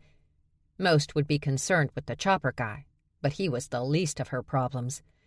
Already Charlie could see the panic welling up again in Stevie. And if Stevie snapped, "What's going on? Who are these people? They're not from the center. What did Dad do now?" Stevie spit out in rapid succession. Then she asked, "Why are they doing this? What are we going to do?" There it went, that high-pitched squeal that said Stevie was moments away from going into full panic mode. "Don't worry about them," Charlie told her sister. "Let's focus on your breathing." Stevie calmed down enough to glare at Charlie. "Seriously? I'm trying to help. I'm not an infant." "Fine, then balls the fuck up." "Don't snarl at me," Stevie shot back, her panic finally overridden by anger, which Charlie welcomed. "If you only would—" Both sisters screamed and ducked down, hands over their heads. The entire SUV bucked from the explosion. They waited a few seconds before sitting up and staring out the front window with their mouths open as the remains of the chopper landed all around their vehicle. And with the chopper were the remains of several men, their charred bodies, and pieces from those bodies, banging against the vehicle and ground with nauseating thuds. Charlie heard Max humming and turned to see that she had the back door open and was returning the weapon she held to its case. "A rocket launcher?" Charlie exploded. "Oh my God!" Stevie gasped. "Have you lost your mind?" Max shrugged. "What? I wasn't about to get into a shootout with them. That's a military chopper. Did you see the Gatling guns on the sides?" "I don't care, you idiot. What are we supposed to tell the Swiss authorities?" Frowning, Max asked, "Why would we talk to anybody about this?" She closed the back door, went around the SUV, and got into the driver's side. She stared out the front window for a moment, got back out of the SUV, and walked around the front, kicking bodies and big, burning chunks of the helicopter out of the way to make a path through the debris. When Max returned to the vehicle, she buckled her seatbelt and glanced back at Charlie and Stevie. "Ready to go?" she asked, smiling. Chipper, even. In fact, extremely chipper. Like they were going to brunch. How did she do that? Unlike her sisters, Max was all honey badger, and yet she had the most pleasant, happy, almost sunny disposition Charlie had ever known. Charlie had never met another honey badger like her. "Stop smiling," Charlie ordered her sister. And, of course, Max's smile grew until it took up most of her face. Charlie nearly had her hands around Max's throat, but Stevie wrapped her arms around her and dragged her back against the seat. "What are you mad at me for?" Max asked, oblivious as always. "Just go," Stevie ordered, "and shut up. Both of you are so moody." Max took the car out of park and drove through the path she'd created until she was able to enter the woods. This got them off the road and, hopefully, away from any law enforcement who'd be heading this way. So this was what it was like to be a true maestro. Berg thought he'd gotten it before, but he hadn't. Not until men came from the Vatican, sent personally by His Holiness so that they could escort Coop to his next venue. Even cooler, they were waiting to board a private jet that was only used for His Holiness. The Pope had sent it to transport Coop and his entire team, and apparently he wouldn't take no for an answer. Coop had tried, politely, not wanting to put the Pope and his attendees out in any way. And Coop wasn't bullshitting. He really didn't like to put people out. But again, His Holiness wouldn't hear it. Of course, Coop had not asked for any of this. But his sister? Well, Tony Jean-Louis Parker Reed was a different matter. Plus, she was trapped in Siberia at the moment and couldn't make her way to Italy just now, at least not in time to help. So she'd called the Vatican herself. Of course she did, and had them make all these arrangements. For her brother's safety, she'd said. A sentiment that Berg could only roll his eyes over. "Hey, Berg," Coop said next to him. "Huh? My sister is sending even more backup to get us home." Berg rolled his eyes again. "Oy." The jackal chuckled. "Don't take it personally. It's just my sister's way. She can be obsessive when it comes to her siblings. Among jackal families, she's considered the gold standard of proper older sibling behavior." "Is she sending someone I'm going to hate?" "I don't think so. But I can never tell with you and your brother which people you guys hate, unlike your sister, who was very direct about her hatred." "You do always know where you stand with my sister. I heard she'll be the one handling," he made air quotes with his fingers, "Tony when she gets here." "Well, Dag and I weren't going to do it." "Nope," Dag muttered. "I don't blame you. She wanted to fire you guys, by the way. But I said absolutely not, they're my friends. And so what if they put me in grave danger and put my life and, more importantly, my God-given gifts at risk? A loss that would deprive the entire world, maybe even the universe, of something truly amazing. They're still my friends." Berg gazed down at Coop. "How big of you." "I thought so." "We're friends?" Dag asked. "The jet is ready, Maestro," one of the Vatican's men announced. With Dag on one side of Coop and Berg on the other, the trio began to walk toward the door that would lead them to the private airstrip. But as they passed the front desk, Berg caught sight of the TV behind the attendant. Both he and Coop stopped walking and briefly watched the Italian-language news announcement about a helicopter in Switzerland that had been shot down on a private road. Coop didn't understand Italian, but he got the gist of the story from the visuals. He looked at Coop, and the jackal stared back, both of them silently asking the question. Then, after several seconds, they both said together, "Nah," and continued on toward the awaiting jet. "Get out. I have to set this thing on fire." Charlie stared at her sister. "Are you just on a rampage? What are you doing? Don't worry. We have another car waiting right there. We're totally covered." With another pleasant smile, Max walked off. "She's going to get us killed or put in prison for the rest of our lives," Stevie informed Charlie. "I just want you to know that." "I wish I could argue with you," Charlie admitted, "but I can't." They got out of the car, each grabbing a duffel bag from the back of the SUV, and headed in the direction Max pointed out to them. As Charlie walked, she smelled smoke from behind her just before Max ran up to them. Another bag was hanging from her shoulder, and the... Charlie stopped, and her sisters stopped with her. "You brought the rocket launcher? You expect me to leave it? Do you know how much these things cost? Especially the really compact ones? Are you nuts?" she scoffed before heading off again. "You know," Stevie noted, "we could kill her here and bury her and no one would ever know."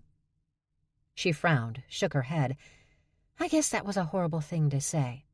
"No, sweetie, it was just a honey badger thing to say. Nothing to worry about. I say honey badger things all the time, but never do them." They followed Max, reaching a brand-new Range Rover painted a very bright red. Subtle, Charlie said to Max. Her sister grinned, oblivious, and quickly began packing the trunk, stopping to answer her vibrating phone. "We're all going to jail, aren't we?" Stevie suddenly asked as she and Charlie finished up the trunk packing. "Not if I can help it," Charlie promised. "I've worked too long and hard for any of us to go to prison now." She paused a moment, then added, "But if we have to sacrifice someone, it'll be Max. She could handle prison way better than either of us." After a few minutes, Max returned to their side, and Charlie knew, as soon as she saw her sister's face, that something had changed. "What?" Charlie asked when Max didn't say anything. Max glanced at Stevie, then back to Charlie. "I just got a call. From New York."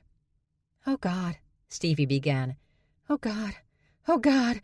Oh, God." "Stevie," Charlie said, raising one finger. "No." She could see her sister was readying herself for another panic attack, and Charlie simply didn't have the patience for it right now, especially when Stevie could go from 0 to hysterical in 6 seconds. She was the Ferrari of panic. "Breathe," she ordered Stevie before facing Max. "Who do we know in New York?" "Not a lot of people, but—" She cleared her throat, glanced at Stevie, who was now doing her deep breathing exercises. "It's Dad." Charlie briefly closed her eyes. "Let me guess. He's in jail. He wants bail. Well, fuck him. I'm 1,000% positive that we're on the run because of him, so he can stay in jail until he rots." "He's dead," Maxie abruptly announced. "They need someone to identify the body." Stevie put her hand to her chest and turned away from them, her head bowed, shoulders beginning to shake, her pain and grief clear to anyone who might be near. Charlie and Max, however, didn't hesitate to silently bop around each other, performing dance moves they really shouldn't because they just didn't have the talent for it. However, it wasn't a dance of skill, but of excitement, of relief, of downright giddiness. Neither sister spoke as they boogied around each other because words weren't necessary. But despite their silence, Stevie slapped her hand against the Range Rover and snarled, "I know what you two are doing back there, and stop it! He's still our father!" Chapter 4. It took a few days to make it into the States, and it hadn't been easy. But Max had a lot of connections, which always helped when they were in foreign countries.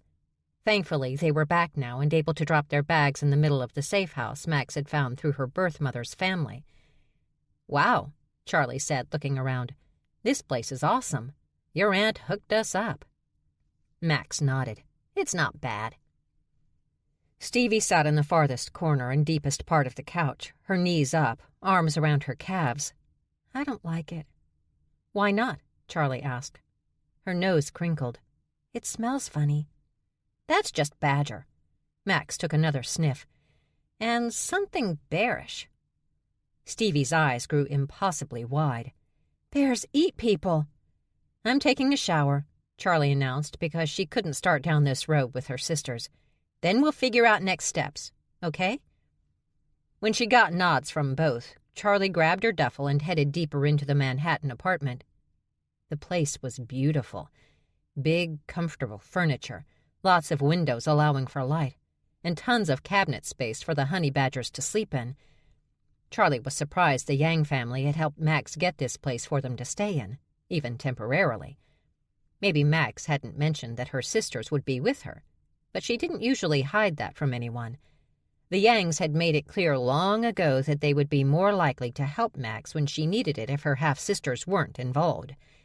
They'd never quite forgiven Max's mother for hooking up with Fred McKilligan. Among the honey badger population, the McKilligans didn't have the best reputation, especially when it came to good old Freddie, the most useless of beings as far as Charlie was concerned. To this very day, she still didn't understand what her amazing feminist mother, or any other woman for that matter, saw in her worthless excuse of a father. He was worthless. She had no other word for it. Or maybe she had too many words for the man, many ways to describe how worthless he truly was. But that was over now. Her father, thankfully, was rotting away in a New York City morgue, just waiting for her and her sisters to identify and bury him. Charlie couldn't wait. She knew it sounded cruel to those who didn't know her father, who didn't understand why she disliked the man so much. But she had her reasons, and those reasons were all she needed.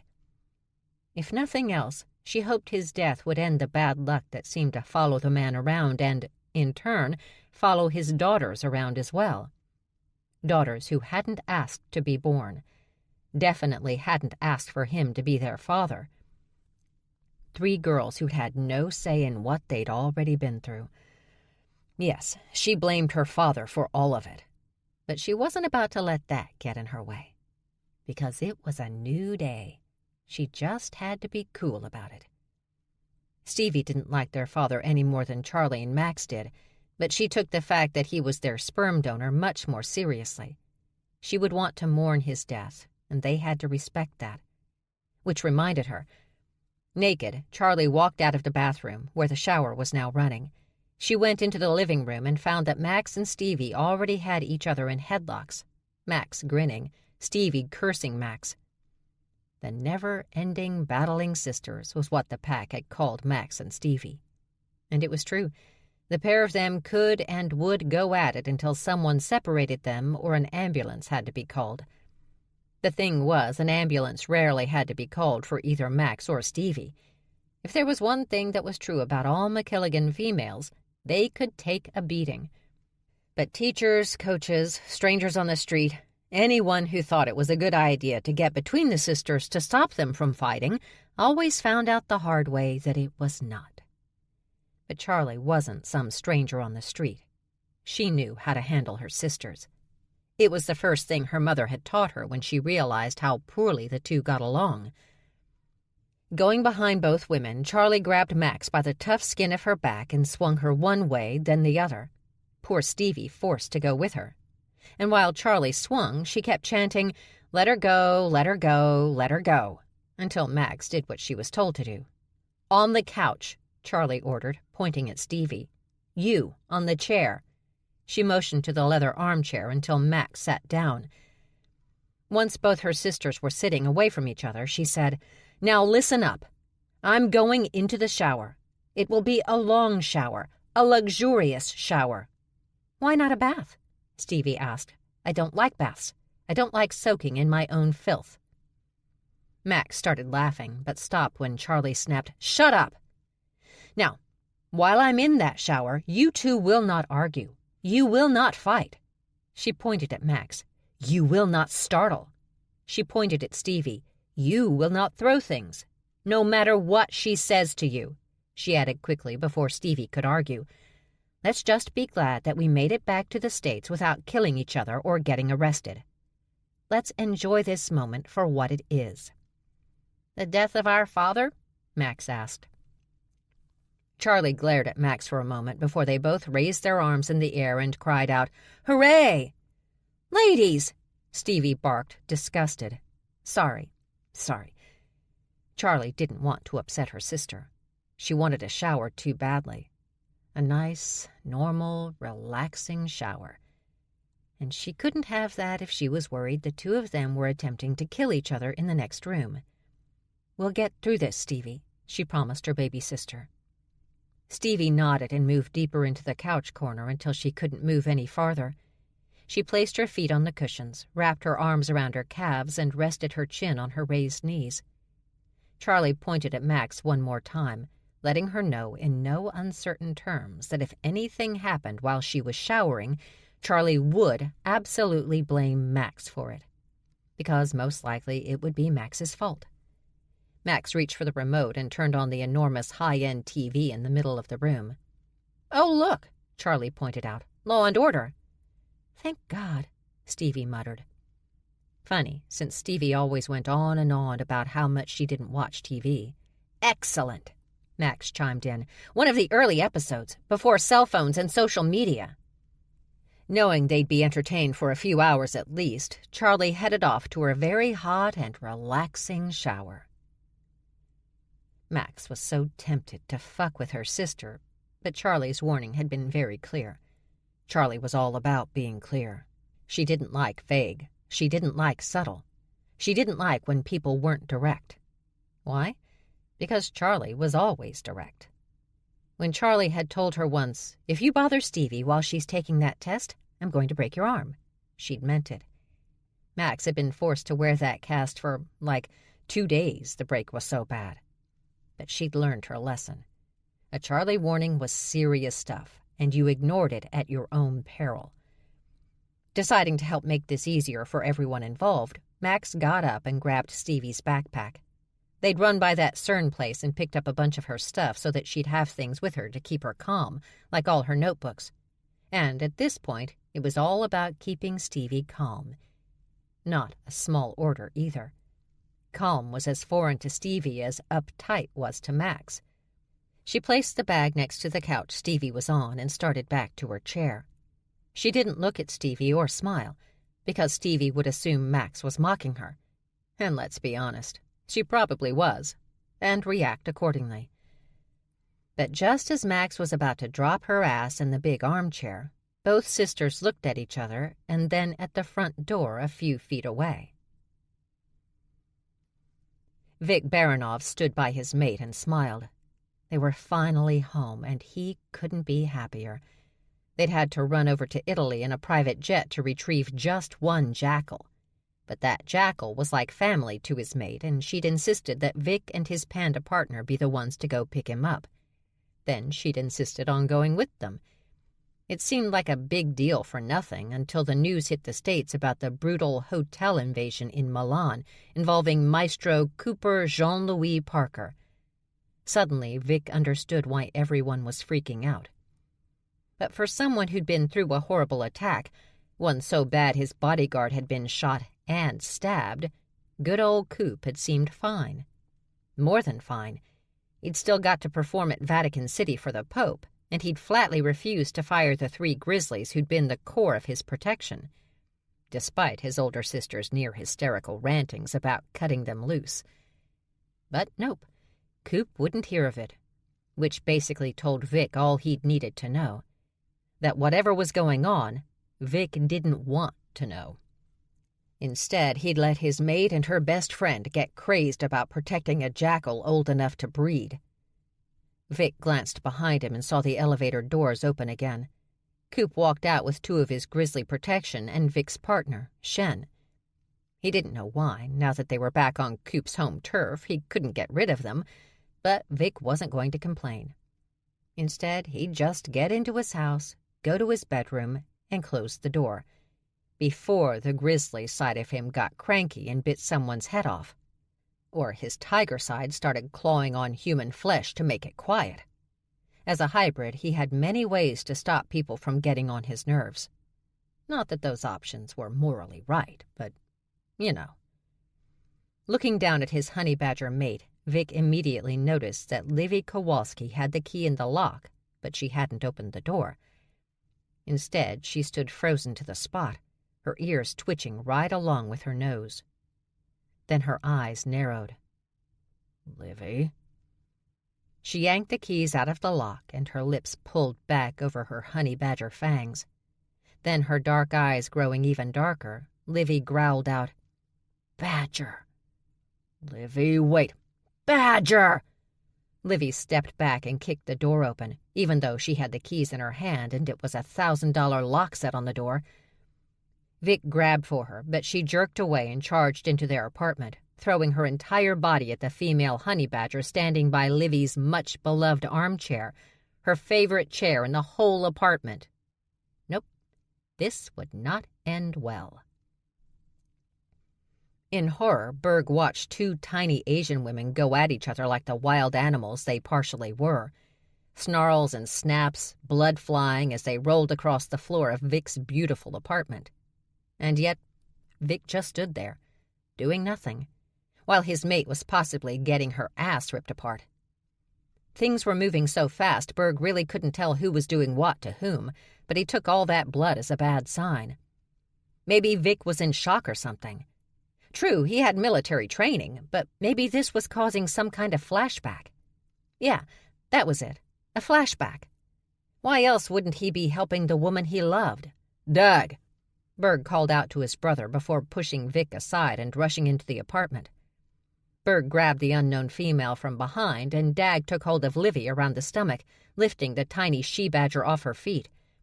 And as soon as they did that, Berg knew exactly how stupid a move it was. The kind of move his sister would never let them get away with if she were anywhere near this situation. Why? Because she knew better. Size didn't matter when it came to shifters. Rage did. And these two women were all about the rage. The woman he held managed to twist around and latch her teeth into his neck, biting at the flesh of his throat, fangs digging for a main artery. "Get her off me!" Berg screamed, desperately trying to push her away. "Get her off!" But Dag couldn't help. He had his own problems. Livy had reached back with one hand and gripped poor Dag by the balls, and twisted. Then she kept twisting. Berg's brother dropped to his knees, his scream so high-pitched that Berg was sure dogs in Brooklyn could hear him. Livy pulled away from Dag and charged the other female. Unlatching from Berg's neck, thank you, God, the female dropped to the ground and backed up, hissing, then charged Livy. Livy backed up, then lunged forward. It was like a dance, a weird, horrifying dance of death. Berg fell back against the floor, his hand over his bleeding neck. He wasn't sure, but the tip of that woman's fang might have nicked his artery. And that's when he saw her. She'd been sitting silently on the couch, but when he locked eyes on her, she suddenly seemed to panic, like a house cat. Yeah, that was it. She panicked like a house cat. The woman scrambled onto all fours, her back arched. She bared her fangs, her hiss of warning skittering across the room violently, so violently that the sound alone made the furniture move. So much so that both the badgers were briefly distracted, blinking at each other and turning toward the female on the couch. And when they did, she really freaked out. Jumping straight up, she flipped in midair until she hit the high ceiling, her claws digging into the drywall. And that's where she stayed, hissing at them all with a rage that shook the windows, the shaking becoming worse when she suddenly roared. "What the fuck is happening?" a voice bellowed from the hallway that led to the bedrooms. Berg forced himself to look away from the panicked female and over to the hallway. And he saw her, a woman he had assumed he'd never see again. She had on nothing but a towel, her wet brown hair resting against her shoulders, the strands already beginning to curl, her dark brown eyes glaring at each of them, a vein in her neck and the side of her head throbbing. "Somebody answer me!" The she-badger pointed at Livy. "It was her," she said, her voice flat, not like she'd just been in a life-or-death fight, more like she'd been in a life-or-death nap. "You're in my house," Livy barked back. "It's a safe house," the badger snapped. "It's not your fucking house. You have to share." "It is not a safe house, you worthless whore." The badger's eye twitched the smallest bit. It was barely perceptible. But then she was reaching for Livy again, and Livy was ready for it. But the woman, clapped her hands together several times, and both badgers stopped. Which was weird. Handclaps never got Berg out of his grisly rage. "Stop it, both of you. This is completely Her voice trailed off, and she leaned down, eyes narrowing on Vic's mate. "Oh, hi, Livy." Livy gave a half-assed wave. "Hi, Charlie." Vic, finally, spoke, his forefinger jerking between Livy and the other badger. "You guys know each other?" With a small shrug, Livy admitted, "We're cousins." Shen laughed from the doorway. "But even if we are family," Livy began. Berg's attacker raised a brow at Livy. "If? This is still my house, and you can't just come here and act like it's yours." "Max?" the woman prompted when the other badger didn't say anything. "What are you looking at me for?" the badger demanded. "It was on the list." Livy frowned, nostrils flaring. "What list?" "The safe house list, online." Livy went tense, her entire body vibrating. "My house is on the safe house list?" What's the safe house list? Vic asked. It's where Yangs can go online to find a house to stay in when they're on the run. Livy closed her eyes. And my house is on the list? Max the Badger shrugged. Yeah, that's why we're here. It's not like I wanted to see you. I'll kill her. Livy shook her head. I'll kill her. Livy, Vic began. I will kill her. Livy jumped up and yanked a phone from her back pocket. She speed-dialed someone and stalked out of the room. Max smirked. Let me guess, she asked Vic. Her mother put her on the list just to fuck with her? Probably. Still dripping from the interrupted shower, Charlie looked around the room, her eyes not even stopping on Berg before moving on to everyone else. She didn't remember him. He helped save her life, gave her his gun, and she didn't even remember him. Seriously? Where's Stevie? She asked. Grinning, blood covering her teeth, Max pointed. Charlie looked up and sighed. Could you please come down from there? Now? I'm quite comfortable right here, thanks. Stevie McKilligan! Claws were retracted and Stevie landed back on the couch. No need to yell, she mumbled. Wait, Coop said, suddenly stepping in from the doorway. Stevie McKilligan? He smiled. Is that you? It's me, Coop. Cooper Jean-Louis Parker, he clarified when she only stared. Remember? We studied under Maestro Raimondi and performed together for Europe's royal families. Is this ringing any bells at all? No, she replied. Then, before Coop could say any more, she raised her hand, palm out, and informed one of the greatest, most loved musicians in the world. And to be quite honest, I can't deal with some obsessive fan right now. Not a fan, Cooper corrected. We studied together. We were both prodigies. Whatever. I'll get you an autograph later. No, you don't Sweetie, Charlie cut in. I really don't have time for this right now. Somebody just tell me what's going on. Livy's cousin shrugged. Nothing. Why? Max. Max grinned. Sorry, couldn't help myself. She laughed a little and pointed in her cousin's direction.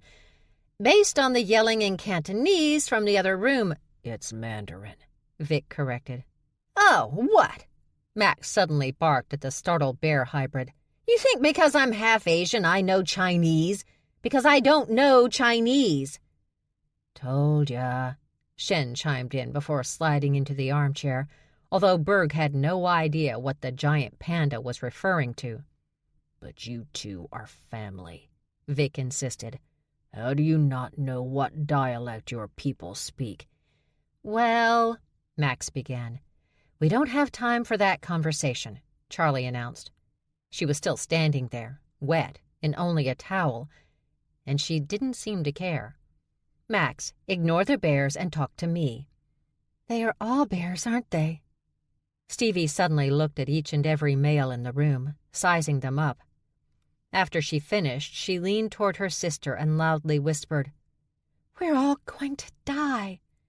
I'm actually a jackal, Coop corrected. Do you think that matters? Stevie bellowed hysterically. Charlie placed her fingertips against her temples. We're not going to die, and stop yelling, she sighed out. They're all giant, man-eating bears except for my stalker. I'm not a stalker, Coop argued. Don't you see, Charlie? Stevie leaned in, the scent of panic beginning to come off her in big, booming waves. Bears kill. Bears kill, Charlie, and they're going to kill all of us. Charlie quickly walked to the couch and grabbed a backpack from the floor. She pulled out a bottle of prescription pills, glanced at the label, then held it out for the other woman. Take this, she ordered Stevie before focusing on Vic and demanding, glass of water. Vic moved, rushing out of the room and returning in seconds. He handed the glass to Stevie, and Charlie placed several tablets into the woman's hand. Take them. But, Stevie tried, take them. Stevie did as ordered.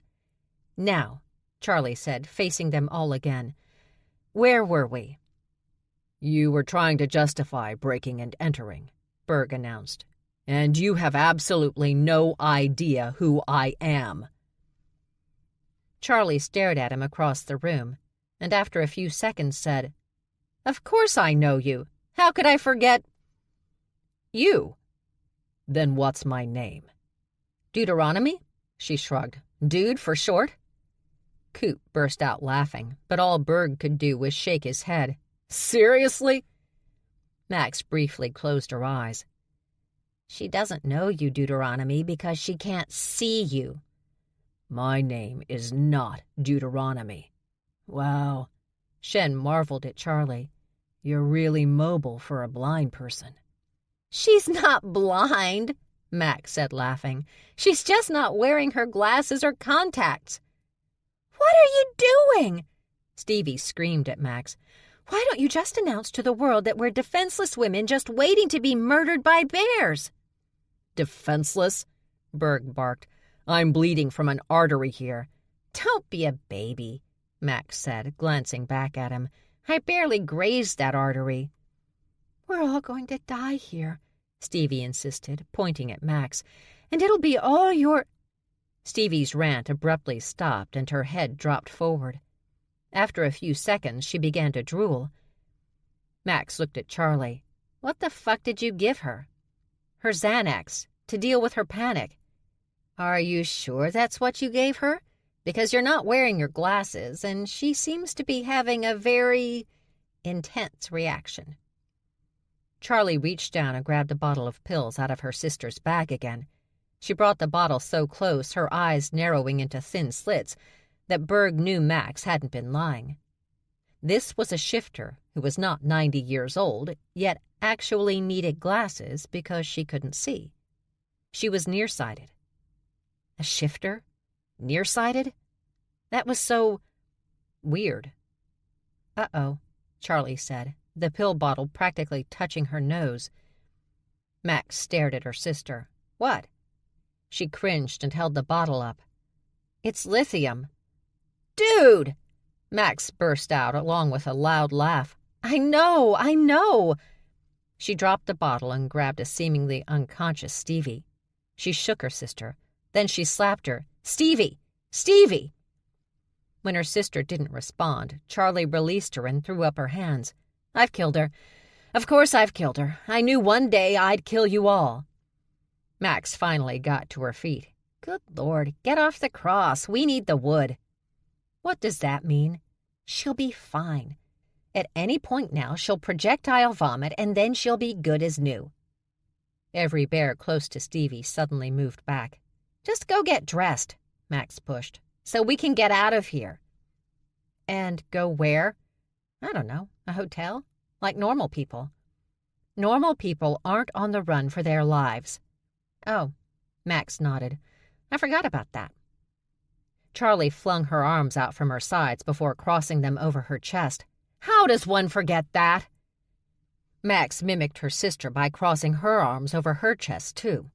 "I have a lot on my mind. Name one thing you have on your mind at this very moment." The badger glanced off, gaze focusing across the room. And no, she never did answer the question. Stevie abruptly stood, arms spread wide, body crouched. "Bears!" she suddenly yelled. "It's okay," Charlie said, standing in front of her, ready to sacrifice her body if her sister tried to get past her. "Stevie, it's okay. Why don't you take a little nap?" "Okay." Stevie dropped to the couch, turned over, and started snoring. Charlie blew out a breath and suddenly smiled in his direction, although Berg was sure she still couldn't see him. Still yelling at her mother, Livy paced back into the living room from the hallway. Without making a sound, Max charged her cousin. Livy was so busy being angry she didn't even see her. But taking a step out, Charlie swung her arm in front of Max. Max's neck ran right into Charlie's forearm, and it was like she hit a stone wall, legs coming up while her head didn't move. Then she was flung backward. The badger hit the floor hard, laughing and coughing. Livy missed all of it, swinging around suddenly and pacing back the other way, still yelling at her mother. Charlie stepped over to Max, placing her bare foot on her sister's chest. "Who's going to behave in her cousin's house?" she asked. "Oh, come on," Max said, still laughing. Charlie leaned down and clapped her hands 3 times. "Maxie!" I promise. I won't start anything." "Or finish." Charlie raised an eyebrow. "Arguments begun at family dinners when you're 9 years old do not need to be avenged when you're 27. Do we understand each other?" "I told her I'd kill her one day, and I meant it." "You were 9. "I still meant it." Charlie rolled her eyes. "Do we let it go?" she asked. "Or do I start dismantling body parts?" "Fine, I'll let it go. It will not be forgotten," she added, "but I will let it go." "Excellent. I'm going to get dressed so we can get out of here. You'll keep an eye on Stevie, yes? Make sure she doesn't choke on her own vomit or swallow her tongue. And I need you to figure out where we're going next. But be nice and respectful." Max gave a thumbs up, and her sister stepped off her chest and walked away. Wincing, Max sat up. She looked back at Berg and brushed her fingers against her own throat. "You still have a little blood dripping right there." Berg growled at her, but she just laughed. Chapter 5. Berg helped his brother up off the floor. "I'm so glad Britta wasn't here," Dag said, one arm around Berg's shoulders, his other hand cradling his balls through his jeans.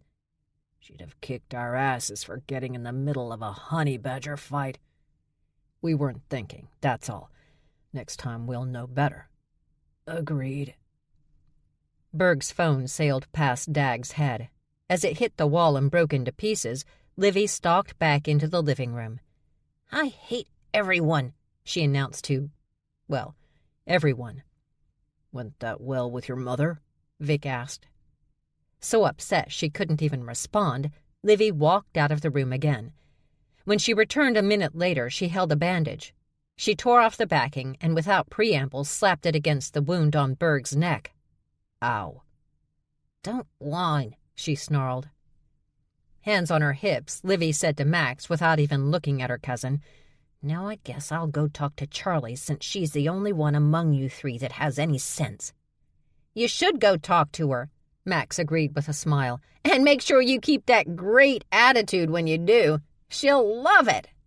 "No," Berg said quickly, seeing exactly where Max was attempting to lead her cousin. "I'll talk to her." "You?" Max asked. "She doesn't even remember you." "That was hurtful." Berg pushed his brother toward Vic. "Could you help Dag for me? I think he needs some ice." "Or a new penis." They all turned to stare at the other honey badger, and Livy shrugged those massive shoulders and admitted, I know, I should stop talking." Berg headed deep into the apartment until he found the bathroom Charlie was in. She'd put on jeans and was bent over at the waist, finger-combing her wet hair. Not wanting to startle her, he quietly waited. But Berg was having a hard time not staring. She looked really good in those jeans. Then Charlie abruptly stood, and Berg realized she wasn't wearing a shirt, just a sheer, lacy bra. He was so surprised he tried to turn away but rammed into the doorway instead, nearly knocking himself out.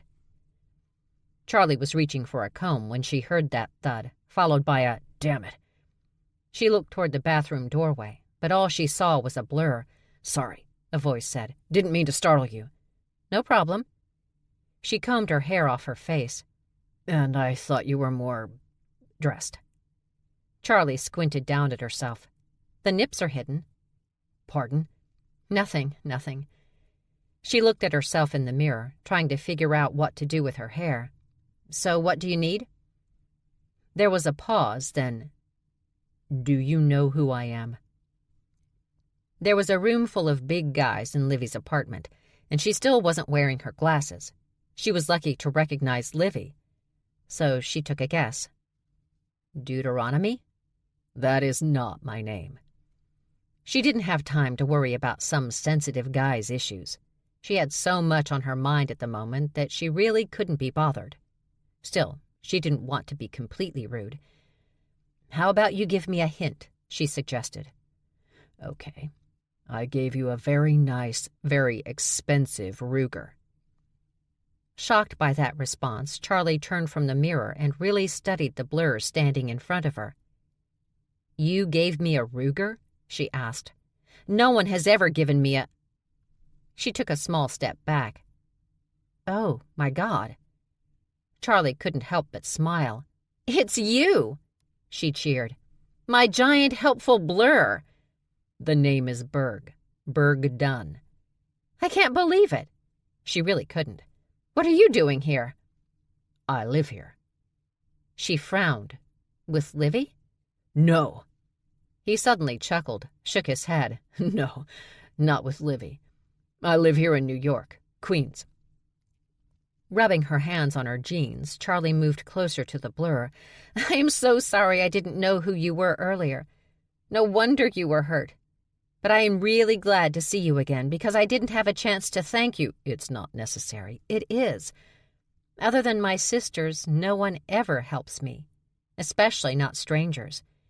You could have easily locked you and that smaller, paler blur in the bathroom and let me fight my own battles.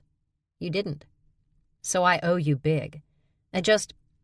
Charlie briefly closed her eyes. "Well, right now I have some other issues to deal with. And your Ruger was dismantled and dispersed across a large swath of Italy." Charlie stood straight, refusing to let the shame of her life bow her. "But I promise I will pay you back." The blur leaned against the doorway.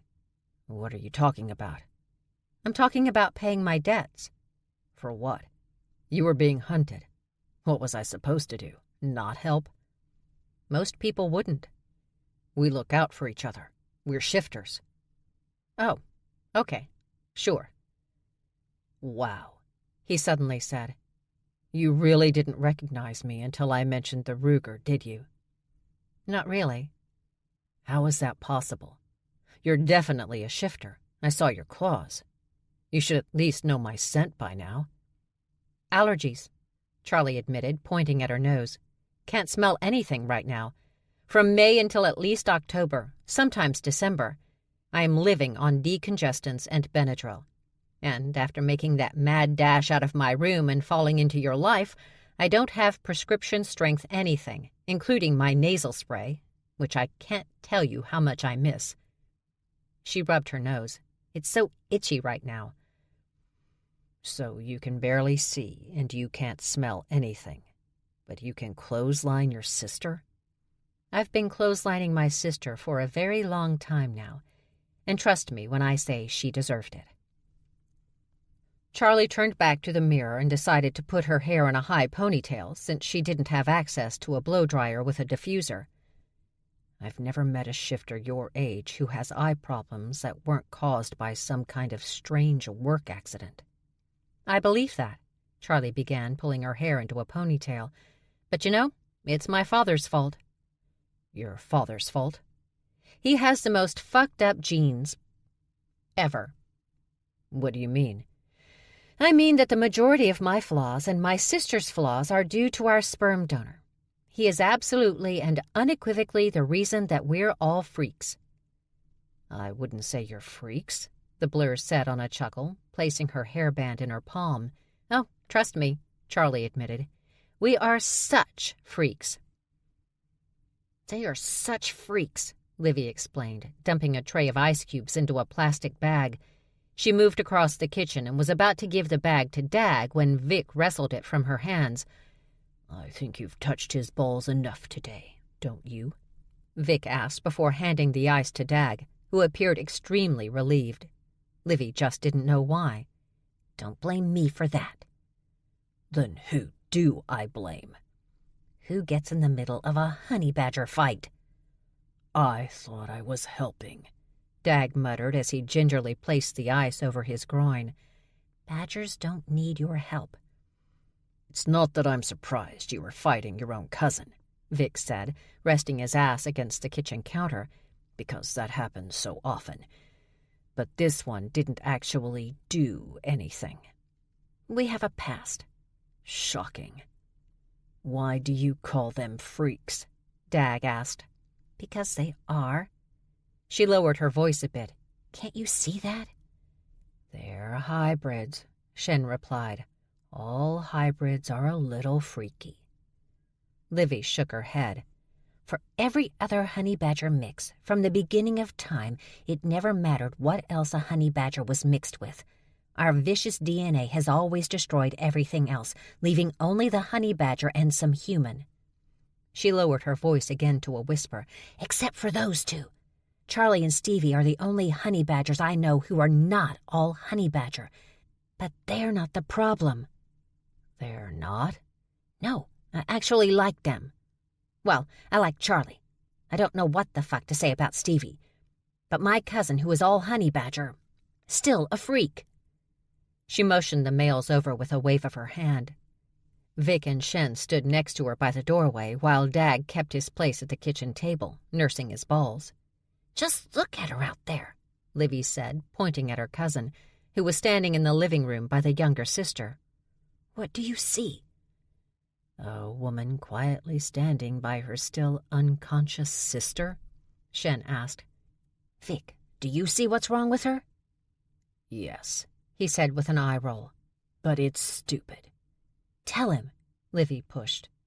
Vic sighed. She's smiling. Exactly. And what the fuck does she have to smile about? Livy moved back into the center of the kitchen. That's not normal behavior. Shen shrugged. Maybe she's just happy. What honey badger do you know who's fucking happy? Well, none. That's who. Not unless liquor and snake poison's involved. But her... Livy finally admitted what everyone in the Yang family already knew. She's completely sober right now, which tells me one thing. Vic gazed down at her. Which is? She's a serial killer. Because she smiles? Yes. With her hair in a top knot and the ends scrunched a few times to help the curls form, Charlie washed her hands, dried them, and groped for her glasses. She knew she'd left them on the counter, but now she wasn't quite sure where they were. The blur placed them into her hand and she put them on. Then she faced the blur and... Oh, my. A brow arched. Something wrong? Nope, nothing was wrong. Everything was kind of... perfect. He was so pretty. Square jaw, brown hair with gold highlights, and dark brown eyes. And that perfect head sat comfortably on a thick neck attached to giant shoulders that were joined to a frighteningly large body. Not a fat body, an overwhelmingly muscular body. How did he find clothes for that physique? The dark blue t-shirt he currently had on seemed to barely contain all those muscles. Charlie realized she was staring. She might even be drooling. What was the question? She asked. Is something wrong? Wrong? What could be wrong? People are trying to kill you? Well, yeah, there's that, she admitted. That's definitely a problem. But, sadly not the first time. So all three of you are on the run? Charlie sighed. Very. I thought we could at least stay here a couple of days, but now I think I can help. He pointed a finger at her. I might know a place you can stay. You'll be safe. Really safe. Dropping her hands on her waist, Charlie said, Dude, Berg, whatever. I can't ask you to do any more than you've already done. I mean, you've been amazing. I owe my life to you. I already can't pay that back. You don't have to pay back anything, and you're still not safe. That's not your problem. That's my problem, because being the daughter of Freddie McKilligan means safety and security are just not part of my vocabulary. You need a place to regroup. Figure out what you're going to do next. And I think we both know you can't do that here. I don't know Livy well, but she makes it clear when she doesn't like someone, and she does not like your sister. But I think I can get you a place where you'll have a little time to breathe. Charlie hated bothering this man again. But as always, her father had put her in a situation where she was left with few, if any, options. How could anyone be that big a fuck-up? How could one man cause so much damage to so many without putting in that much effort to begin with? He was known for ridiculous schemes that managed to destroy entire banking systems. Deals that went so bad his partners either ended up in prison or dead. Poorly planned plots and cons that blew up, but somehow didn't affect Freddie McKilligan at all, yet had his daughters running for their lives. Again. Her father, as always, was the king of the fuck-up. Until now, though, because finally he was sitting in cold storage, and Charlie couldn't wait to bury him, to be done with him, to pretend someone so idiotic had never existed. "Want me to make the call?" her handsome savior asked when her silence went on and on. I really don't mind. In fact, I want to do this for you." "Why? I mean, are you really that good a person?" He shrugged and said, "Yes, I am. But I'm a bear, so we're naturally loving and giving." "Really? Because when I hear about bears, they're either going through people's garbage or attacking people in Alaska who were out on a jog." "Because we were startled. Don't startle us, we don't attack." "Unless you're really hungry." He gave an excruciatingly sweet grin. "Unless we're really hungry." Charlie laughed and decided to bite the bullet. "Okay, your help would be greatly appreciated." She glanced at the front of her phone and checked the time. What? "I'm just wondering if Livy would let us stash our stuff here for a couple more hours before we bail." "Securing the place shouldn't take that long." "Oh, it's not that. We're just here in the city to identify our father's body, and we were supposed to be at the morgue, like, an hour ago." "Wait a minute." He held up his hand, palm out, his head cocking to the side before he asked, "Your father's dead?" Crossing the middle and forefingers on both hands, Charlie raised them and said with a big smile she truly felt, "Here's hoping." Chapter 6. Will McKilligan sat down on the steps behind his house and stared at the kennels where the dogs were kept. They were usually barking. They barked all the time. Vicious beasts used for protection and, as Will liked to call it, persuasion when necessary. A bloke would reveal all with one of the McKilligan dogs growling at them. But those same noisy dogs were quiet, because they knew, instinctually, if they made one noise, Will was likely to kill every last one of them. To say he was angry would be a gross understatement. Since he was a teen, he'd been putting up with this bullshit, and he was done. For more than 50 years, he'd had to deal with the American side of the McKilligan family, caused by his father's insatiable libido, and it was mostly not that big an issue. He had 2 half-sisters in the United States that he could tolerate on a good day, and another half-brother he never saw. But that idiot, that fucking idiot, Freddie McKilligan, that idiot Will wouldn't put up with any more, not for a second longer. But trying to find him would be the challenge. Like the snakes they all loved to eat, the bastard was wily, could hide in plain sight sometimes, or so it seemed. But Will was done playing this game with him, especially now, especially after what that bastard had done to him, had done to the family. He didn't even bother contacting his other half-siblings in the States. He doubted they would care any more than his own brothers and half-brothers here at home did, not when it came to Freddie McKilligan. And business-wise, they had no connections. The Scottish McKilligan finances never mixed with the Americans. That's how their father had set it up, and that's how it stayed. His eldest son sat down beside him on the step. "The uncles are calling," he said calmly. "Let 'em call." Will shook his head. "I can't believe Freddie did this. I can't believe he's smart enough to do this. The man's an idiot. A wily idiot. He's maneuvered his way out of more shite than you know." We have our people in the States looking for him, but he could be anywhere. Will finished for Dougie.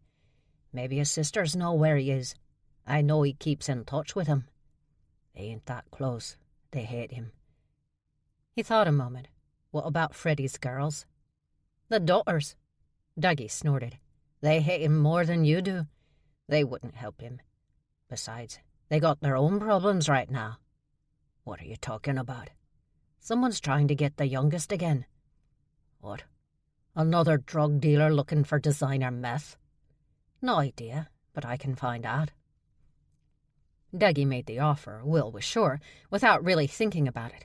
It was just his way to always get his father the information he might need as quickly as possible.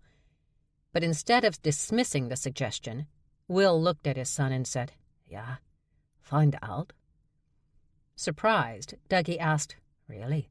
You're sure? I'm sure. Find out. Find out everything. And then what? Then we see what we can do with that information. See how we can make it work for us. Even if it involves the girls? Will nodded. Their father doesn't care about them. But if there's one thing the man does here, it's that oldest girl. Charlie. Dougie stood. I'll see what I can find out. Will stood as well, already feeling a little better. Still angry, but now with some hope. And if we're lucky and all this gets fixed, I'll be able to kill me brother with me bare hands. Dougie patted Will on the shoulder. We're all hoping for that, Da. We're all hoping for that. Max glanced over her shoulder, cringed when a corpse hit the glass window, followed by a desperate scream of rage. So, the detective standing next to her said, I'm guessing that was not your father. Max ducked before the leg torn off another John Doe corpse could hit her in the head. Yeah, that's not our dad, unfortunately. Then you'd better get your sister out of here before I have to arrest her for desecration of a corpse. Or multiple corpses. Max reached out to pat the shifter cop on the shoulder as a thank you, but he jerked away from her so violently she decided not to push it. She knew that sometimes honey badgers made other shifters nervous. Besides, it was one of those days, wasn't it, when everybody was just a little more sensitive than usual. Put that torso down right this second, Charlie McKilligan, Stevie yelled, pointing her finger at their outraged sister and using her own body to protect the poor morgue attendant. Right this second! Berg walked into the room, cell phone in hand, eyes on Charlie. She stood in the middle of Vic and Livy's living room, staring blankly at the far wall. The three sisters had just returned to the apartment, but he honestly didn't know what was going on. Stevie rushed in from the kitchen with a glass of what looked like scotch on the rocks in her hand. Drink this, Charlie. It'll help. Charlie's blank gaze focused on the glass of scotch, and she locked on it for several long seconds. Everyone in the room watched her watching the scotch. Berg had remained at Livy's place because he'd found the sisters a place to stay and needed to take them there. Coop, however, refused to return to his own New York apartment because he wanted to see what happens next. His exact words. Dag and Shen were still hanging around because neither had anywhere interesting to go anyway. And Vic and Livy lived here. They all watched Charlie, the room silent, until she suddenly barked, I need to bake. Her sisters quickly moved out of her way and she disappeared into the kitchen. There's nothing in there, Livy called out to Charlie, that anyone can use to bake. She glanced at the others. What? I don't shop a lot. This is bad, Stevie said softly. When she starts baking... So, Coop guessed. It was your dad? I'm so sorry. Oh, no. Max cut him off, her arm swinging out toward the big picture windows. He's still out there somewhere, alive, fucking up our lives. Your father's not dead? Vic asked. Max and Stevie shook their heads. And your sister's upset because... He's not dead. Vic leaned back in his couch. Didn't see that coming. Charlie suddenly walked back out of the kitchen, a bag of unopened flour in her hands. Do you all realize—" Uh-oh, Stevie said softly, her head dropping, "that the only reason we're all here is because of my father?" She pointed at Coop. "You had to cancel the rest of your world tour because of my father." She pointed at Berg. "You were shot and stabbed because of my father." "I'm not sure we can blame him specifically." She pointed at Livy. "You got in a fight with your cousin because of my father." Pointed at Vic. "Strangers in your apartment because of my father." She gestured between her and Max and Stevie. "Recent attempts on our lives, most likely because of our idiot father." "We don't know," Stevie interrupted, "that Daddy had anything to do with any of this." Her sister suddenly turned to her and stared, for a really long time, until Stevie finally admitted, "It was probably him, but we don't know it was him. That's all I'm saying." Making a sound of disgust, Charlie turned on her heel and walked back into the kitchen. "Where did she find the flour?" Livy asked Vic. "We have flour?" "I don't know why you're all mad at me," Stevie argued. "He is still our father." "I'm not angry at you," Dag suddenly announced, thoughtfully gazing across the room. "But I don't know you, so I don't have any reason to be angry at you." A beep sound from the kitchen had Livy frowning. "We have a microwave oven?" she asked Vic. "When did we get a microwave oven?"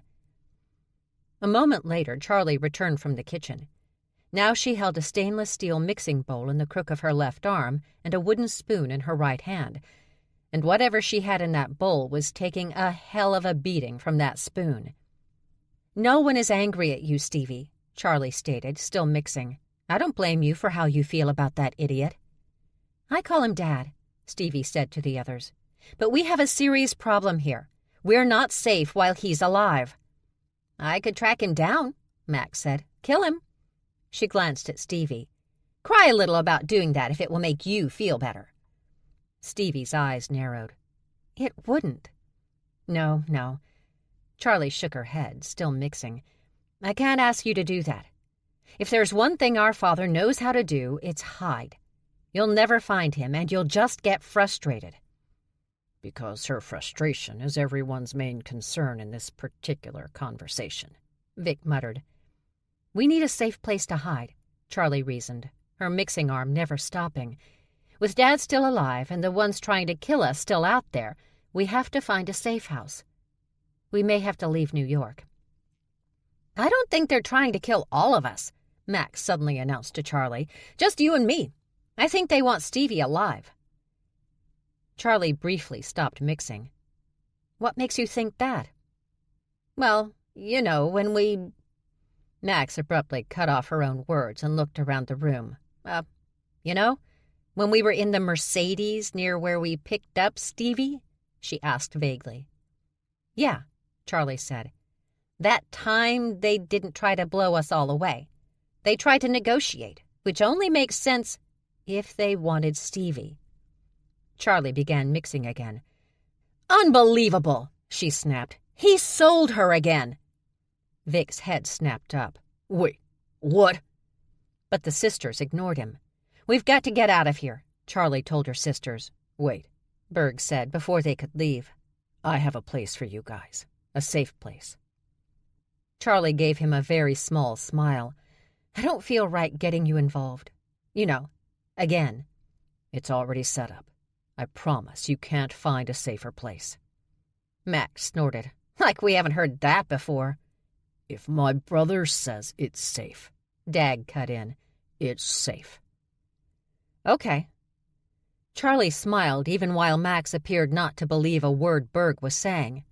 But Berg didn't care if the honey badger believed him or not. "Just give me 10 minutes to finish the cookies and we'll go."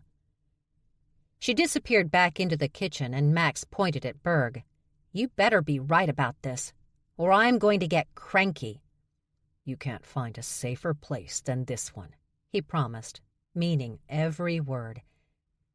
The pair stared at each other, Max sizing him up, making sure he was telling the truth until Livy threw up her hands and demanded, "Is no one else concerned about what the fuck she's using to make those cookies?"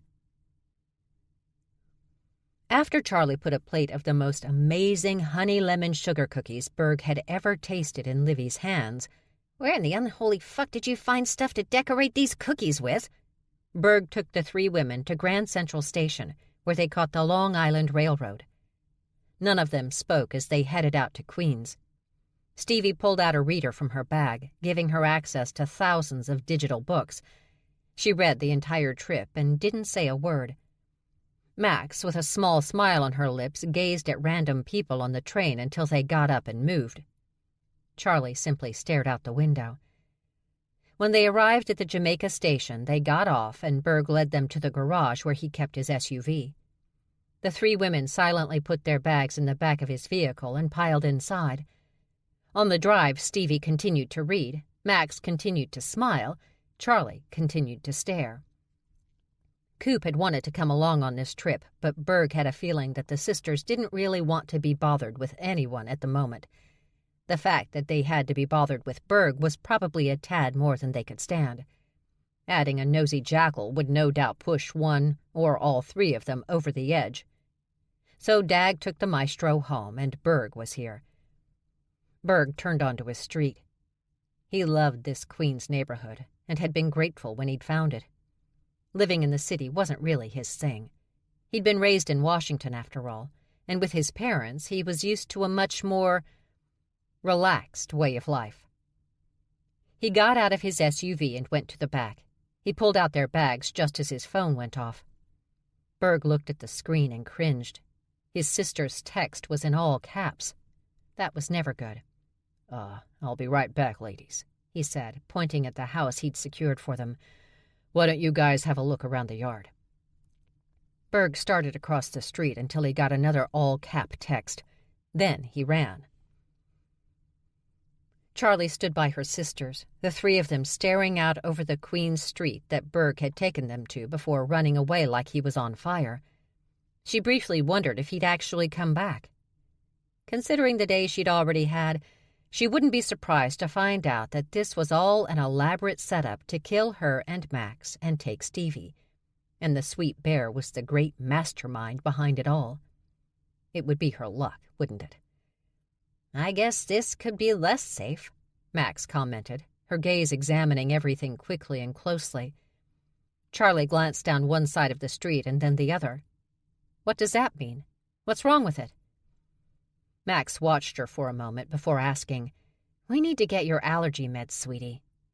She briefly glanced at Stevie, who was staring up at the sky. "And this one needs to be less oblivious." "Why? What am I missing?" Charlie asked before she sniffed the air. But she couldn't detect anything. She really needed her meds. "What am I not smelling?" "Don't sweat it," Max sighed. "It's not like we have a lot of choices." Because, once again, their father had made choices impossible for his daughters. "It's very nice, though," Stevie remarked. "You know, for Queens." Max glanced at her sister. "What do you know about Queens?" "I know about lots of places. Been to lots of places. You're not the only one who travels a lot, Maxie McKilligan.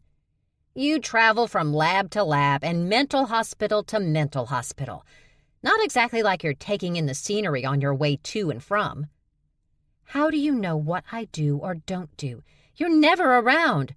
"Because I know you. You're the only person I've ever met who didn't have time to notice the Eiffel Tower while in Paris.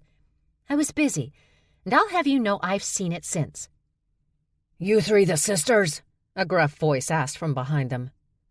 Max instantly went for one of the knives she kept on her body at all times, forcing Charlie to grab her hand before she could pull one free, a skill she taught herself very early in life so that she could keep her middle sister out of juvenile detention, and then, when Max was older, prison. Stevie, also startled, screamed like she'd been stabbed, her back arching, before she flipped herself onto the nearest tree trunk, her claws digging in. With a warning hiss, she scrambled backward up into the branches, disappearing among the leaves. The gruff man who'd been standing behind them stared at the tree, wide eyes wider. Stepping in front of her middle sister, so if Max tried to stab anyone, she'd have to take Charlie out first, she held out her hand. "Charlie McKilligan," she said, introducing herself. "This is my sister Max, and in the tree is Stevie." Big brown eyes focused on Charlie. "Why do you all have boy names?" he asked, now appearing nervous. Not that Charlie blamed him. "My father always wanted boys, but like Henry VIII, he only got girls." "Actually," Stevie explained from her hiding place in the tree, "Henry had a son, and he was crowned king after his father's death, but he was sickly. Didn't last long. That's when Bloody Mary—" "Why is that one up in a tree?" the gruff man asked. "She's a genius, so she's weird." "Is she always so jumpy? We don't like jumpy around here."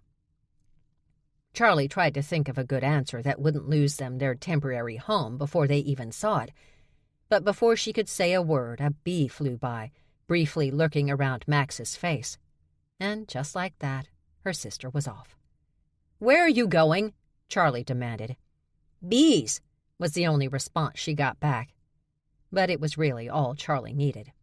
"She's going to be a problem," the gruff man said. "I know it seems that way." "We don't like her kind here."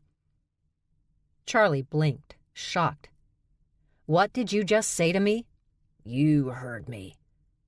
Stevie's head stuck out from the leaves, and she accused, "You racist!" The gruff man frowned. "Huh?" "You heard me. You're a racist. And when Maxie gets back, she's going to kick your ass for it." Berg walked out from behind a house across the street and jogged over. "Sorry about that," he said, coming closer.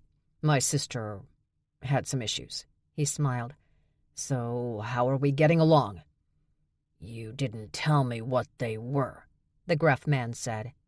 "Yeah." Charlie couldn't help but sneer. "Two women of color must be terrifying for you." The two men looked at each other and back at Charlie. "What are you talking about?" Berg asked. "Apparently only Stevie can stay here in your precious neighborhood. She seems to be white enough." "And you, sir," Stevie yelled from the tree, "will not make me feel horrible for what you said. I will not take the mantle of white guilt on my shoulders, thank you very much." Berg shook his head. "Tiny doesn't care that you're black, or that your sister's Asian. That's probably the last thing he cares about." "It really is," the gruff man sighed. "His name is Tiny?" Charlie asked, staring up at the man. He was taller than Berg, and wider. "Family nickname," he growled. "All Tiny cares about is that you guys are honey badgers," Berg went on. "That's going to be a problem with my neighbors," Tiny admitted, "especially the ones with hives." "Why would that matter?" Charlie asked. She was confused until she realized Max had taken that particular moment to return to her side. A dripping honeycomb was in her hand, and hundreds of angry bees were hanging from her face like some bizarre tribal mask. "Jesus!" Charlie snapped, quickly stepping away from her sister and waving more angry bees from her own face. Max gazed blankly at her, ignoring the other bees that were still attacking her like the horde they were. "What?" Max asked. Deciding it was a waste of her time to have this discussion now, Charlie returned her attention to the men and guessed, "I see. You're all bears. This neighborhood is all bears." She grinned, proud of herself for finally figuring that out without her ability to smell. The two men glanced at each other again. "You didn't know that?" "Allergies," she reminded Berg. "You couldn't tell just by looking at Tiny?" Berg asked. "There are big, full humans everywhere. Most of them are on steroids, but still—" "Look," Tiny said. "It's nothing personal, but—" He pointed at Max. "She's already stealing from hives. That one," he pointed at Stevie, "is way too jumpy. And you—" he stared at Max a moment before ending with, "You smell weird." "I had a shower and my clothes are clean." Berg shook his head. "He doesn't mean you smell bad. You just don't smell like a breed or species he's dealt with before. Which means you're a hybrid, and not a bear hybrid either. We only deal with bear hybrids." "Racism!" Stevie yelled from the safety of the tree. "It's not racism," Tiny grumbled. "But it is bigotry. Berg told him. "And you know how my sister feels about that." The bear gave Tiny a strange, knowing smile, and Charlie briefly wondered what it meant. "I really would hate to tell her about this.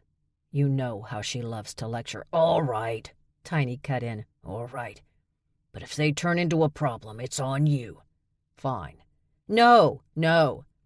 Charlie grabbed Berg's arm and pulled him away. "Excuse us." She dragged him across the yard until they reached the fence. "Dude, you do not want to be responsible for anything that me and my sisters, especially Max, do." She leaned in to Berg and whispered, "Trust me on this." He leaned down and whispered back, "I appreciate your concern, but Tiny is a difficult bear. If he thinks the hives are at risk, he will not let you and your sisters, especially Max, stay." He straightened up, smiled. "It'll be fine." "It won't be fine. My sisters and I attract trouble." "I've noticed that." "So why would you want to be part of it? Do you have poor decision-making skills?" "I bet you do." "I don't think." "Look, I'll take care of this," she said, patting his chest. "Trust me." Charlie walked back until she stood right in front of Tiny. "Listen up. I'll take full responsibility for my sisters. Any damage done, any hives invaded, any bears startled into panic, it'll be all on me. I'll fix, repay, replenish, or apologize as needed. You have my word on it." She held her hand out, and after staring at it for a long moment, Tiny took it, his freakishly large fingers swallowing her hand whole. "I trust you," Tiny said to Charlie, but then he locked his gaze on Max. "But this one I don't trust." Max shrugged, her mouth filled with stolen honeycomb. "That's probably wise." Charlie waited until Tiny and Berg turned away before cuffing her sister on the back of the head. "Idiot," she quietly snapped.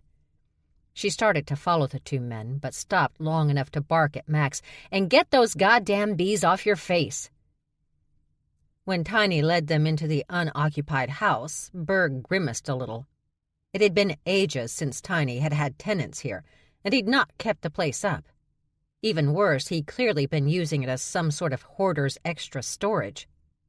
"So what do you think?" Tiny asked. Charlie began. "You also hoarding pets here?" Max flatly asked. "Maybe some dead bodies?" Charlie grabbed her sister by the neck of her t-shirt and shoved her toward an open doorway. "Go check out the kitchen, please, and let me handle this." Her sister shrugged and walked off, and Tiny led Charlie on a tour of the house. Berg trailed behind, still cringing at every new sign of how bad this house actually was. He was suddenly glad his sister wasn't here. Britta would be all on his back over this. "How could you let Tiny show her such a shitty house? What were you thinking?"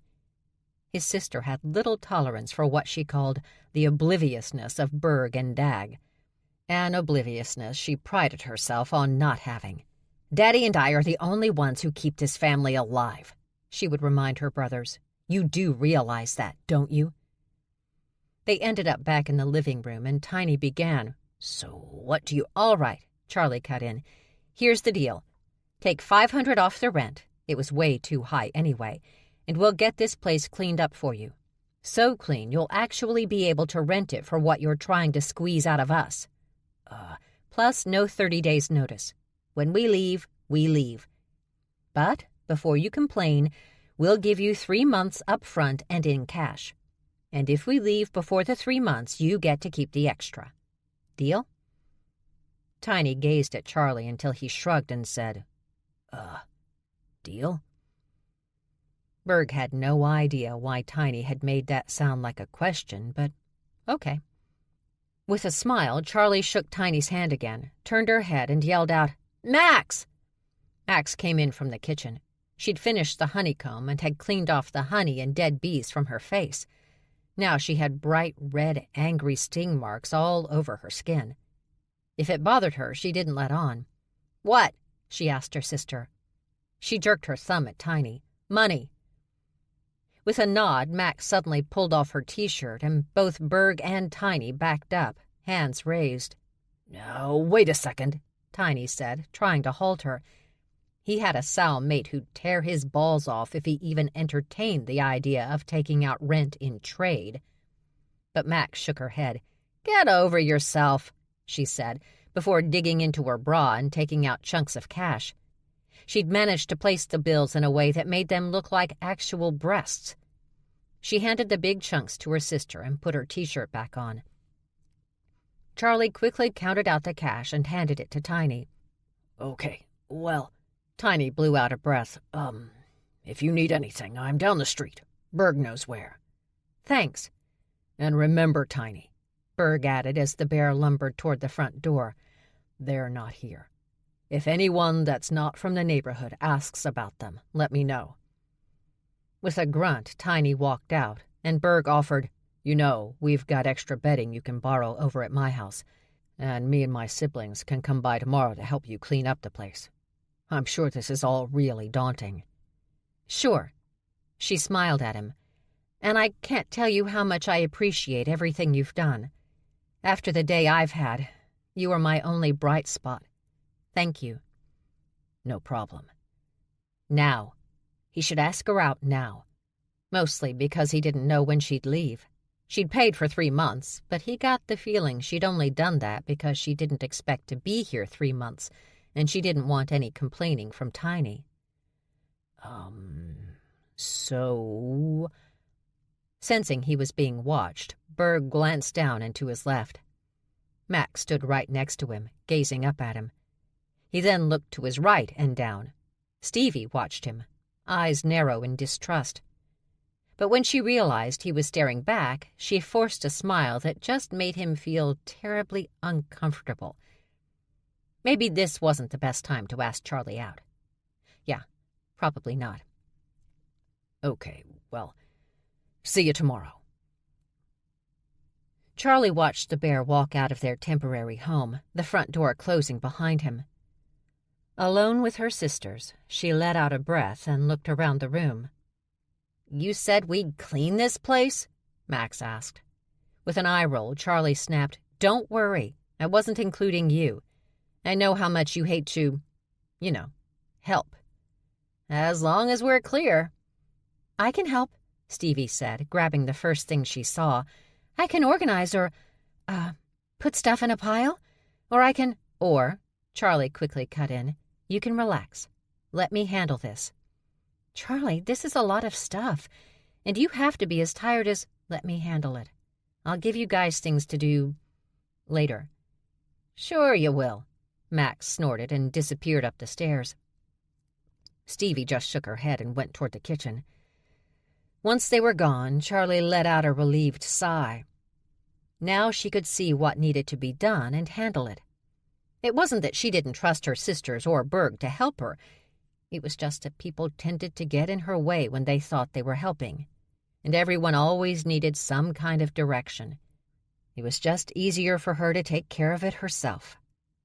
What Charlie didn't understand was why everyone insisted on acting like that very sound reasoning was somehow wrong. The house was way bigger than Max had realized. Old, but very nice.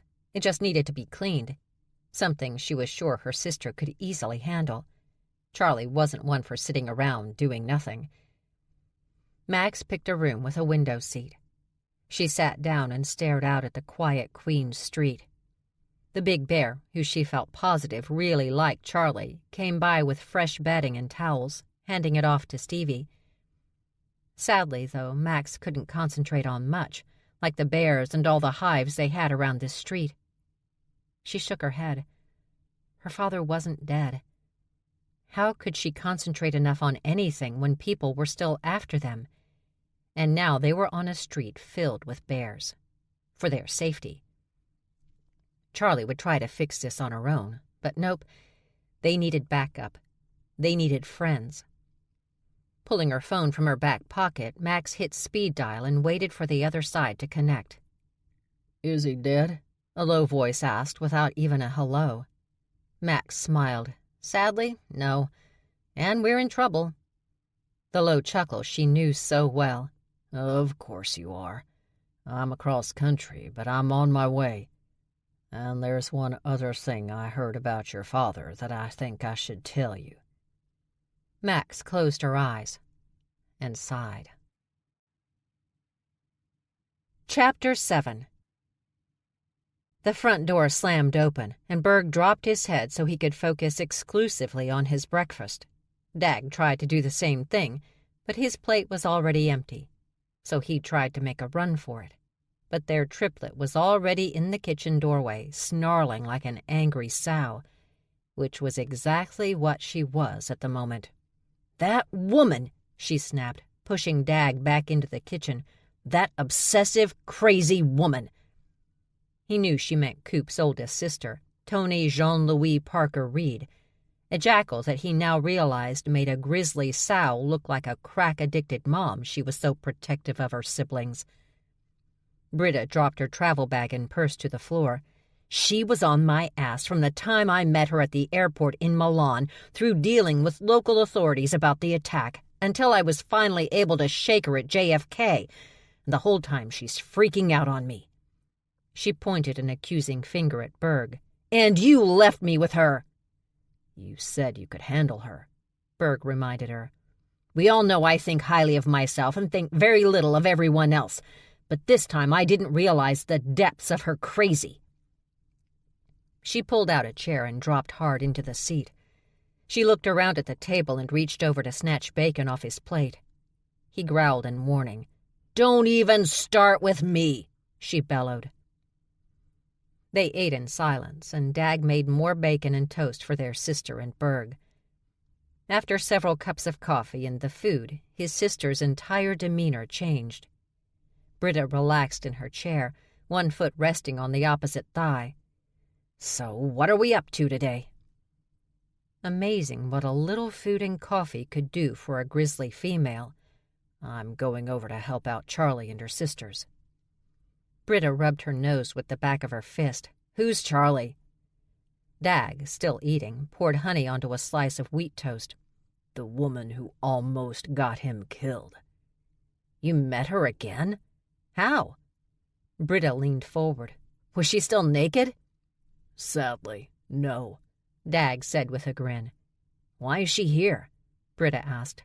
"Did you track her down and bring her here?" Insulted by even the suggestion. "Of course not." "But he did get Tiny to give her the old house across the street so he can easily stalk her." Berg glared at his triplet. "Why are you talking?" Dag wrapped his big hands around an oversized coffee mug. "I just find it fascinating what you're doing for this woman. It's so unlike you." "I'm helpful," Berg argued. "I help where I can. I'm beloved." Dag and Britta quickly looked away from each other, and Berg knew they were trying not to openly laugh in his face, something he did appreciate. A sound at the kitchen doorway attracted their attention.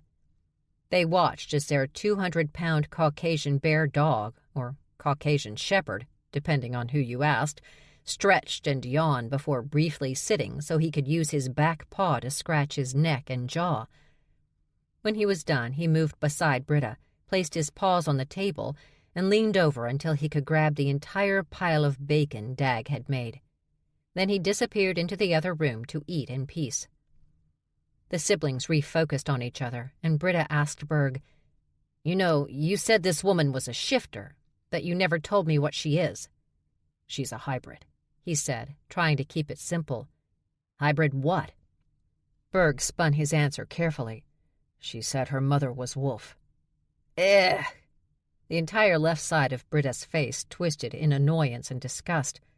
Like most bears, she had little tolerance for wolves, something that should distract his sister for quite a— "But her father is Honey Badger," Dag volunteered.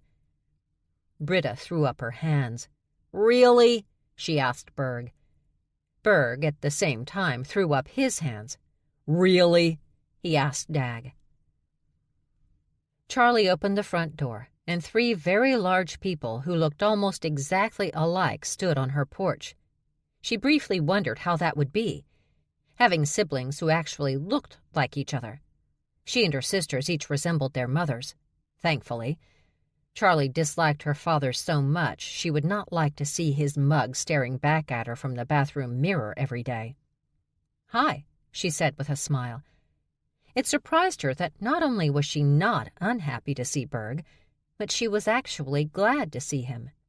"Hey." Berg held up a bucket filled with cleaning supplies. "We've come to help." "Sure, come on in." She stepped back and let the trio into her home. The males had to duck to clear the doorway. The female didn't, but her brown and gold hair nearly got snagged on the doorframe. Berg walked farthest into the house, pausing in the living room. He stopped. He stared, then disappeared through the hallway to the kitchen. A few moments later, he came back in and gawked at Charlie. "What?" she finally asked. "Where is it?" "What?" "The mess. The hoarder mess that Tiny left you with." "Oh, that. I cleaned it up. Started yesterday. Worked late into the night, slept a couple of hours, and got up around 3 or so and finished. Looks pretty good, too, right? I put all his junk in the garage so he can pick through it at his leisure." Max walked into the room holding a jar of honey.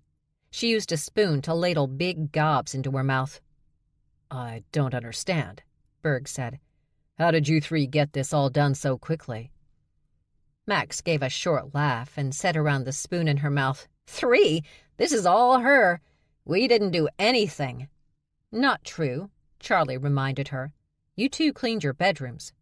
So we could go to sleep before you did." "So you cleaned this house by yourself?" Berg asked Charlie. "Well, but I told you we'd be back today to help. Why didn't you wait?" Yeah, sis," Max taunted. "Explain to him why you didn't wait." "Shut up," Charlie told Max. She didn't need to yell it. She knew Max understood without yelling. She focused on Berg. It was just easier "To do it by yourself? Really?" I could just get in there and get it done. Easy peasy." "I get it," the woman said. "If you do it yourself, you get it done the way you want without having to constantly explain or give direction." "Yes, thank you. Because you're the only one who can do it perfectly. Everyone else is a fuck-up." "Yes! Wait. No." Berg shook his head. "Fell into my sister's trap. This is Britta, by the way. And you remember Dag?"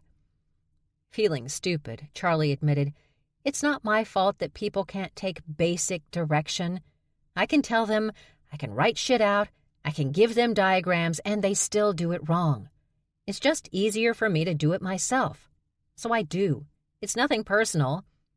"It's not?" "It's not personal." "Did you get to the outside?" Berg asked, probably trying to head off an argument. "What's outside?" she asked. "Trees. Plants. Right now it looks like you live in Grey Gardens." "Oh. Yeah, you can do that." Because Charlie didn't care about what was outside. She'd only said she'd take care of the inside. The outside, in her opinion, was not her problem. "Thank you." Chuckling and still sort of shaking his head, Berg walked off through the house, his siblings following after him. Max, leaning against a wall, her jar of honey nearly finished, began counting. 5, 4, 3, 2. A panicked, hysterical scream, followed by bear growls. Stevie ran into the living room and dove under one of the couches, where she would stay for, most likely, a while. "There are bears!" she screamed from under the couch. "There are bears in our house! Why are there bears in our house?"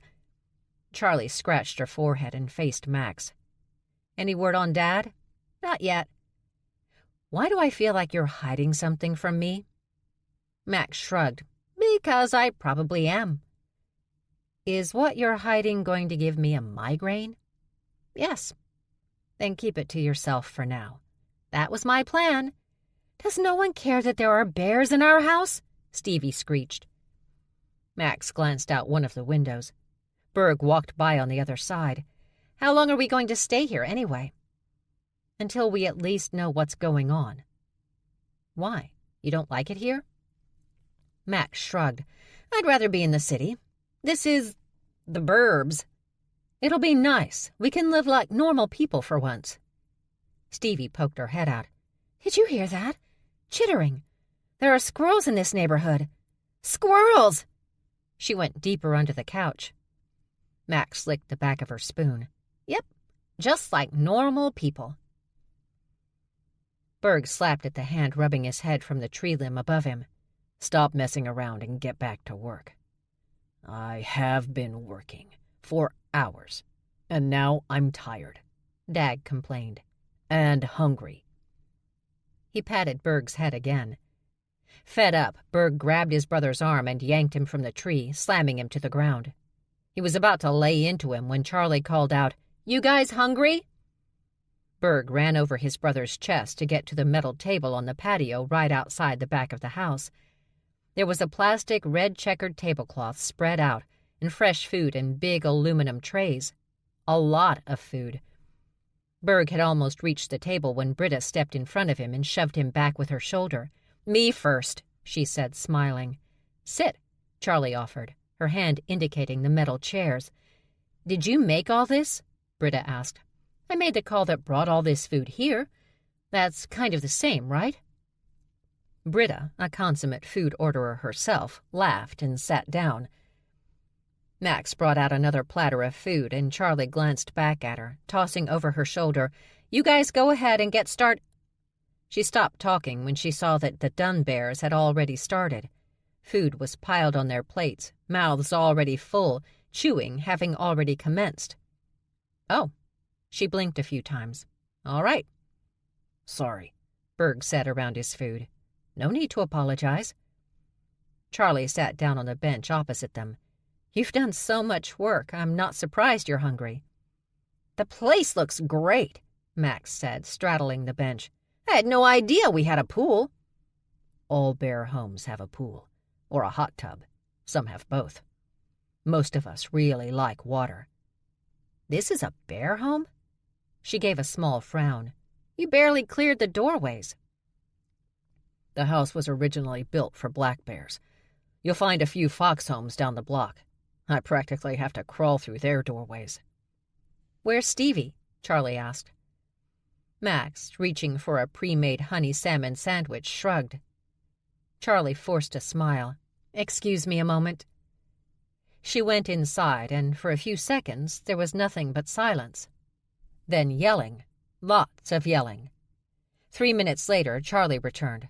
She had her arms around her sister's waist and was carrying her like a panicked cat she was trying to take to the vet. Stevie's arms and legs stuck straight out, and there was hissing. "Put me down!" Stevie demanded. "You need to eat." "It's not my diet I'm worried about." "You're being overdramatic. Stop it." "I will not stay out here."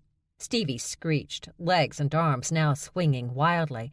"I will not be eaten. My brain is too important for future societies to allow it to be eaten." If Max noticed any of what was going on, she didn't show it, focusing instead on her sandwich and the bag of honey barbecue chips she'd opened. But Berg and his siblings were fascinated. "Look," Charlie ordered her sister, aiming the woman at the Duns. "They already have food. There is no reason to eat you." "Are you insane? They're bears." "J'accuse!" Max suddenly announced. Then she laughed. Berg got the feeling she was having her own conversation in her head. "Stevie, I would never let anyone hurt you," Charlie calmly reminded her sister. "Not now, not ever. So please, eat something. You haven't eaten all day, and I really don't want to do that intravenous thing again, do you?" "You sure she took her meds?" Max asked, not even glancing at either sister. "Stop acting like I hear voices," Stevie said. "You don't?" "I have a panic disorder, not schizophrenia." "Then act like you've got some sense and sit down." Max slid down the bench, and Charlie placed Stevie in the open spot. She was a cute little thing, not like her sisters at all. Max was petite but powerfully built, and there was something about her that screamed sex. He wasn't sure why. Berg wasn't attracted to her. To be honest, she scared him a little. The way that she looked at the world, it was like watching those full lions on the Serengeti, like she was an apex predator and the rest of the world was just her available prey. And Charlie. She really seemed less shifter than any of them. If Berg couldn't smell it on her and hadn't seen her in action in Milan, he'd never guessed that was what she was. She was too calm, too reasonable, and definitely gorgeous. All those soft brown curls framing her perfectly proportioned face, those dark eyes that looked at everything with curiosity and warmth, and that strong but soft body that he knew could handle all sorts of things. Nope. He had to stop thinking about all the things her body could possibly do, especially with his sister and brother sitting on either side of him. But Stevie wasn't like either sister. Medium height, but so thin. He had the feeling her sisters often had to force her to eat.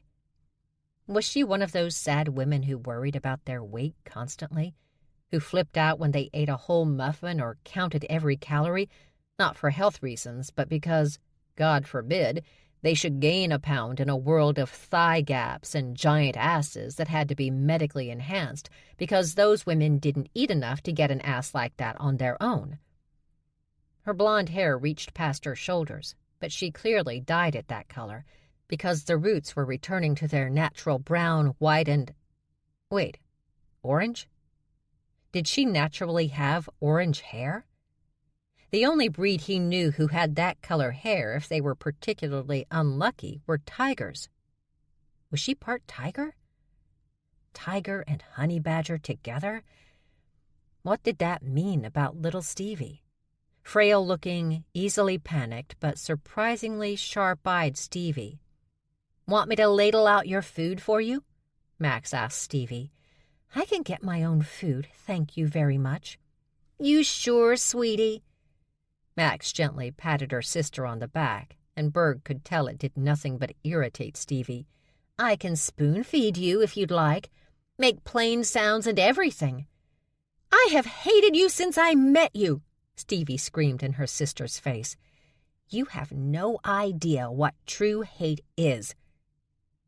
While the pair screamed, Charlie took it upon herself to put small amounts of food on a paper plate and place it in front of Stevie. The youngest of the sisters began eating while still yelling at Max, unaware that Charlie had put together her meal for her. "Drinks," Charlie said, realizing what she'd forgotten. She pointed at a cooler. "I bought a bunch of stuff since I didn't know what you guys would want. There's iced tea, bottled water, soda, beer, and wine." Dag jumped up and went to the cooler. "Beer." "Wine," Britta said, holding out her hands for Dag to toss her a bottle. Berg was in the middle of swallowing a big bite of his sandwich, so he didn't answer right away, assuming he could just get what he wanted once he was sure he wouldn't choke on the food. "Don't you want something to drink?" Charlie pushed, appearing concerned. Did she think he was like her sister and needed someone to put food on his plate? "If there's nothing you like in there, I can get something else. We have other stuff in the kitchen, or I can order more stuff if you want." Berg, still chewing, gazed at her. He'd never met a fellow shifter so helpful before. It was as if she couldn't stop herself. "Well?" she pushed again when he didn't answer. Berg pointed at his mouth, chewed a few more times, and finally swallowed. "Water's fine." She smiled, almost in relief. "I have water, sparkling and flat." Dag slammed a bottle of water in front of Berg's plate before sitting down in his own spot and getting back to his food. Berg pointed at the bottle. "This is fine." "Okay, great." "Are you going to sit down and eat?" Britta asked, taking her wine opener off her key ring and pulling the cork from the bottle. "Of course." "Then do it," Berg said. "I want to see you sit down and eat." "What? You don't think I can?" "No," the Duns replied as one. Max and Stevie had stopped fighting and now watched their sister, their expressions curious. Charlie looked from one to the other until she'd examined the entire table. "None of you think I can just sit down and enjoy a meal?" "No," they all said, even her sisters. She glanced over her shoulder, and Berg was guessing she had planned to go back into the house and do something else once she got everybody eating and drinking. Giving them all one more look, she slowly, oh so slowly, sat down on the bench beside Stevie. "Need us to make a plate for you, dear?" Stevie asked. Narrowed eyes glared. "I can get my own food, thanks." They silently watched as Charlie put food on her plate and got up so she could grab a beer from the cooler. She used her bare hand to remove the beer cap and took a swig. But it wasn't until she took a bite of her steak sandwich that they all went back to eating their own food. As Charlie predicted, to herself anyway, Stevie finally relaxed around the bears once she got to know them, contributing to the conversation just like a person who had an average IQ. Of course, that's what Charlie always loved about Stevie. She might be one of the smartest humans in the known universe, but around the normals, as Max called everyone else, she didn't act superior. She seemed like anyone else who had a panic disorder and the occasional bout of deep depression that required additional medications. But Stevie hadn't had a bout of that depression in quite a while, thankfully. "Okay," Britta said, nursing her third glass of wine. "You're half wolf and half honey badger. And you're half tiger and honey badger?" Stevie nodded. "Really? Because you don't seem like either." "Pray you keep thinking that way," Max muttered, and Charlie looped her arm behind Stevie and smacked their middle sister in the back of the head. "I think of myself as kind of a liger," Stevie explained. "Even though ligers are composed of two of the strongest apex predators in the world, they are surprisingly gentle and sweet-natured, despite their enormous size." "So the badger and tiger cancel each other out?" "Mostly," she replied, which made Max snort. Again, Charlie slapped her sister in the back of the head. "But not you?" Britta asked Charlie. "But not me what?" "Did your two sides cancel each other out?" "I wouldn't say that. It's more like they found a way to work together. Like uranium and Oppenheimer," Max crowed. Stevie pointed her bottle of water at Max, eyes narrowing. "What's that supposed to mean?" "Do I really have to explain it? To you, I mean?" "So you're all bears," Charlie quickly interjected before her sisters could expand their bickering to a full-blown knife fight with the plastic cutlery. Britta smirked because she understood exactly what Charlie was doing, but the two males frowned at her. Yeah, we're bears," Berg said. "And triplets. That's rare, isn't it?" "For bears or people?" Charlie thought a moment before replying. "Both, I guess." "Triplets are very rare for both," Stevie said while eating her salad, "unless your mother had in vitro fertilization." The triplets shook their heads. "Then yes," Stevie went on, "very rare.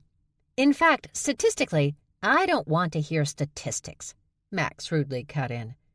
Stevie's right eye twitched. "Maybe everyone else does." "They don't." And boom, they started yelling at each other again. But it was so hysterical and stupid that Charlie couldn't even make out what they were saying. "Any sign of your father?" Berg suddenly asked when there was a brief pause in the yelling, and Charlie wanted to kiss him, because if anything could waylay a Stevie-Max fight, it was their idiot father. Charlie shook her head and went to the cooler to get another beer. "Unfortunately, no. He's a true weasel," Max stated. "I've never met anyone who can weasel their way out of more bad situations than our father." "I couldn't believe he wasn't in that morgue," Charlie said, sitting back down in her spot. "I was so disappointed." Stevie let out a small sigh. "Me too." "Is he really that bad?" "Britta," Berg said low, shaking his head at his sister. "What? It was just a question. I'm curious." "Don't be. It's none of our business." "Charlie doesn't mind talking shit about our father." Max opened a jar of honey-covered peanuts. "It's like a pastime for her." "I don't go out of my way to talk about him." She closed her eyes as that angry feeling washed over her.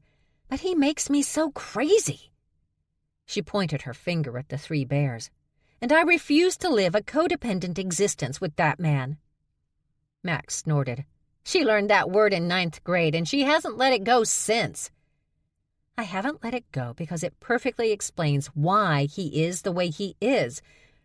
Everyone has a codependent relationship with that idiot, and that's how he keeps starting shit and getting into shit. And I refuse to be a party to that.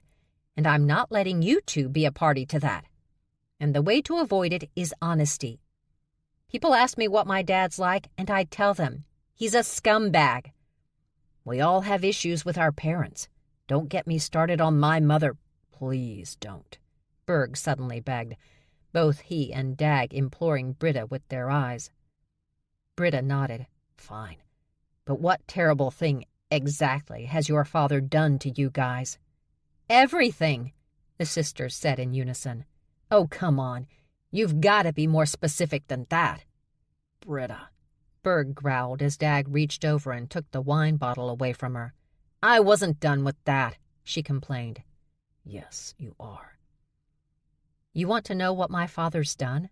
Charlie asked. Berg shook his head. You don't have to say.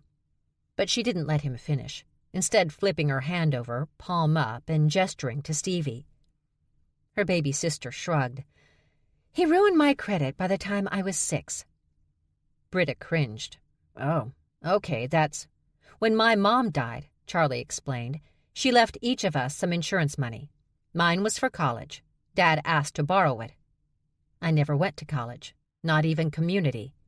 Well, he used my baby picture, Max announced, to sell non-existent Asian babies to infertile couples desperate to adopt.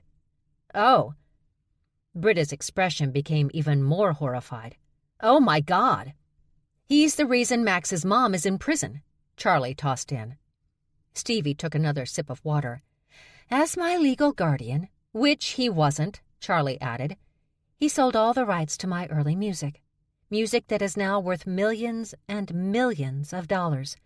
I haven't seen a cent from any of it. Max popped more peanuts into her mouth before noting, You hear her music in expensive car commercials all the time. And he sold it for, what was it, Charlie? 50 grand. Right, 50 grand. 50 grand that I never saw a cent from. Because he was going to pay it back to you after he got his business off the ground. Charlie reminded her. Oh, yes, the can't-fail business that turned out to be a pyramid scheme that also bilked the elderly out of a few million. None of which he managed to make any money from, Charlie added. But he also managed not to get any prison time, Max chuckled. Everybody else went to jail but him. Yeah, Britta finally agreed. That is definitely the worst.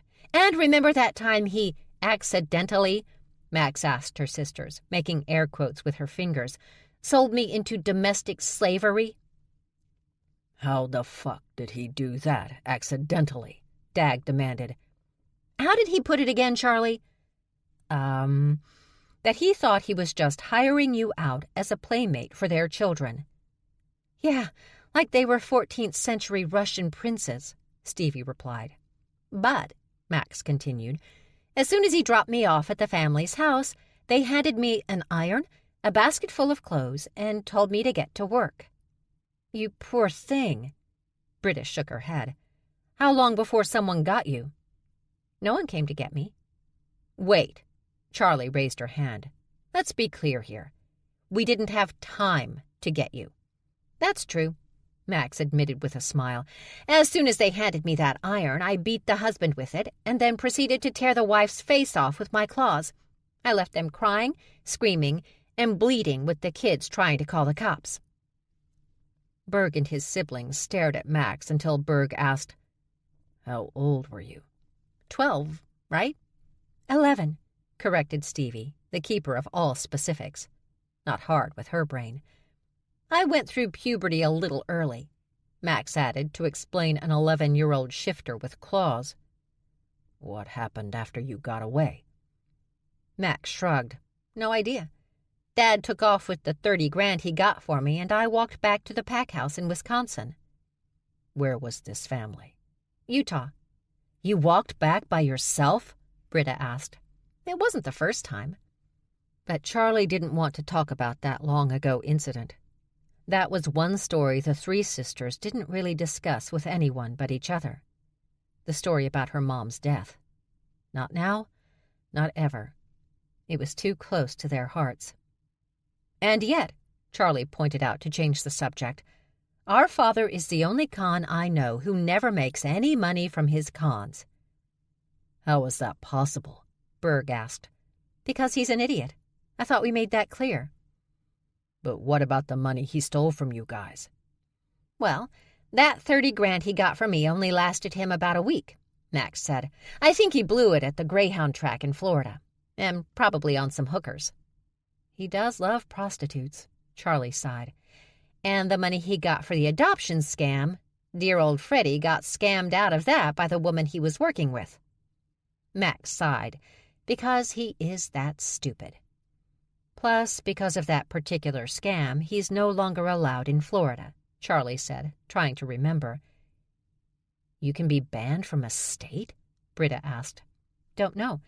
But when you have enough warrants for your arrest, and enough loan sharks desperate to see you dead, I'd say you're not allowed back into a particular state. He's also not allowed in Budapest or France or Germany, Stevie added. God, Budapest. Max shook her head. That turned into an international incident.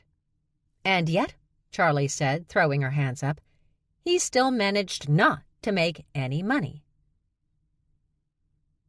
Max and Stevie eventually wandered off, and Dag and Britta went back to bagging the rest of the dead plants and clippings from the yard. Berg stayed behind and helped Charlie clear off the picnic table and put the few extras left in the refrigerator. I thought there'd be more left, she said, gazing at the near-empty containers on her kitchen table. You just fed bears. You're lucky you have arms. She smiled. I know you're teasing, but you may want to keep those jokes to yourself when Stevie's around. Is she really afraid of us? My Stevie's afraid of all sorts of things. She can't help it. She's been through a lot. What kind of music did she write? Music? She said something about your father selling her music. Oh, yeah. She was a music prodigy when she was young. Taught herself piano by the time she was 3, I think. Wrote a full symphony by the time she was 6 and conducted the St. Petersburg Orchestra by the time she was 7. That's amazing. That's why Coop knew her. Yeah, but she gave it all up a long time ago. Because of her father? Surprisingly, no. Too much pressure, Charlie said, taking the leftovers he handed her and placing them in the refrigerator. All that performing, all those demands. She lost her love of music. So she went into something a little easier. What's that? Physics and math. Turns out she's a prodigy in that, too. I, however, barely passed algebra, and Max's biology teacher threw one of those dead dissection frogs at her. Berg opened his mouth to ask why her teacher would do that, but what came out was, "Want to go out sometime?" Frowning, Charlie turned from the refrigerator and faced him. Huh? You know, a date. Dinner. Maybe a movie. Without our siblings. Charlie's frown deepened, and she asked, "Why?" Now it was Berg's turn to frown. You don't seem insecure. I'm not. Then why are you asking why? If we didn't know each other, I would totally get why you'd ask me out.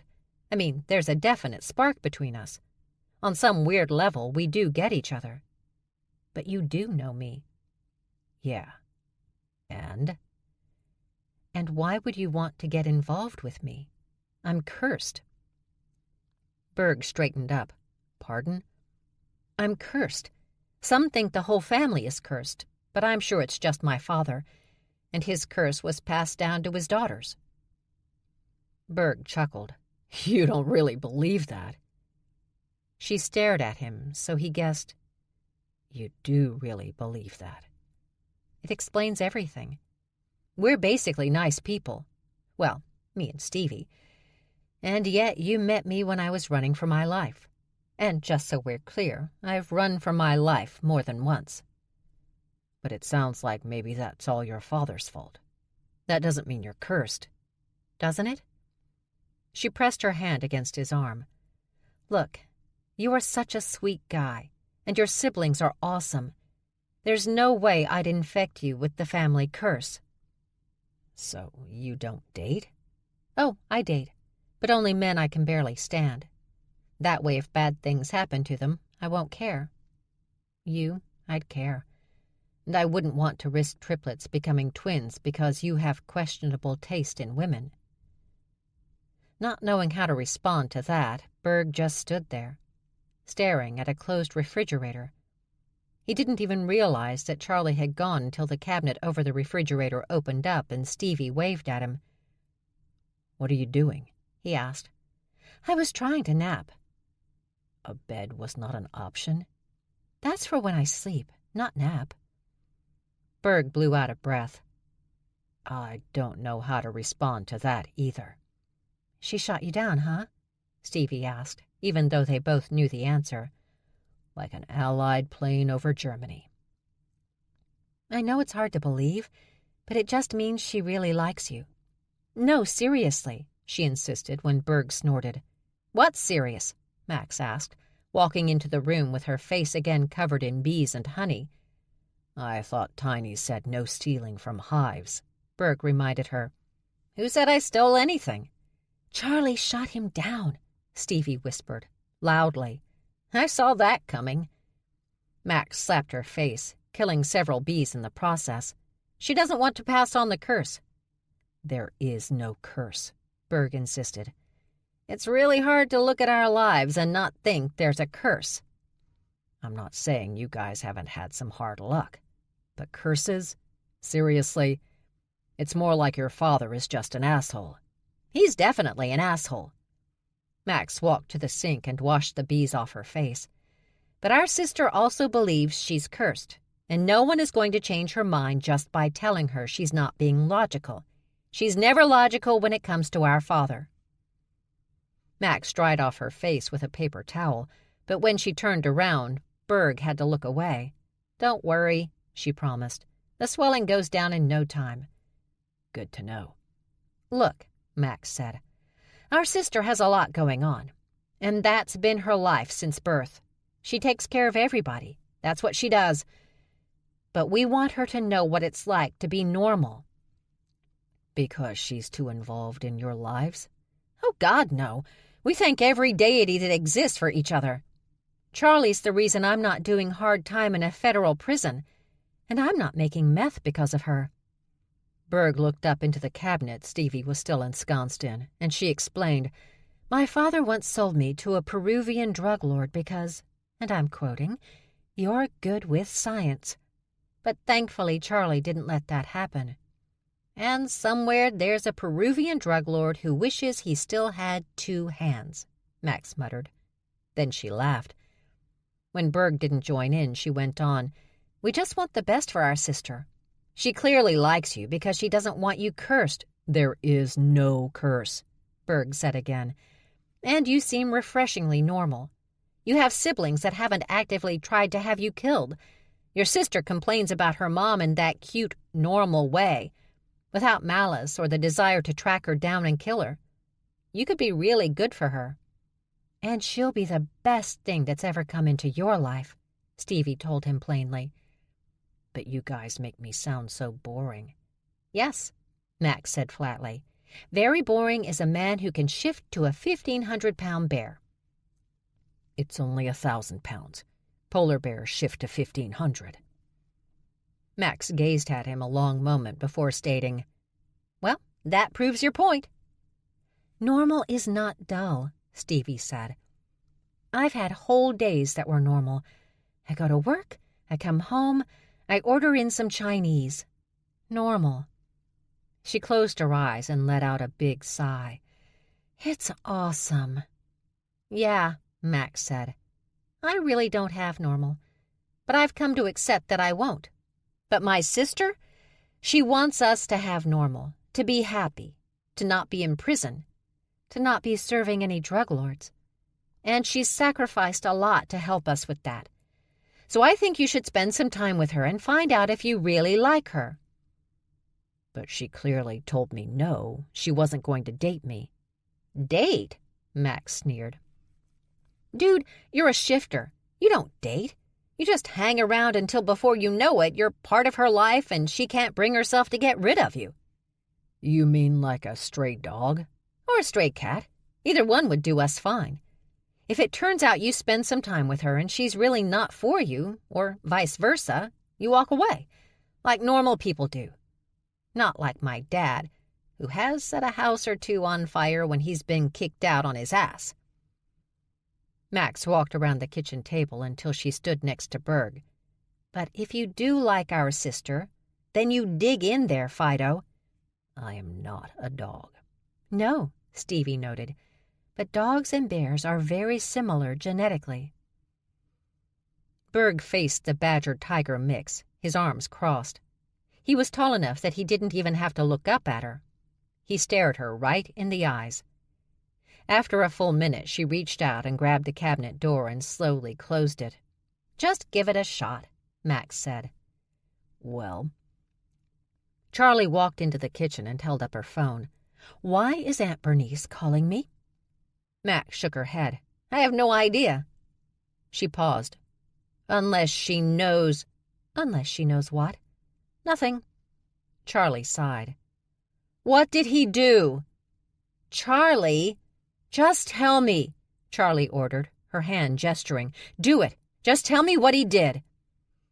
Max let out a breath, then announced, Our father hacked into our uncle's bank account and stole 100 million British sterling. Charlie gazed at her sister as long as Berg had stared at Stevie. Finally, she asked, Which uncle? Charlie. Which uncle?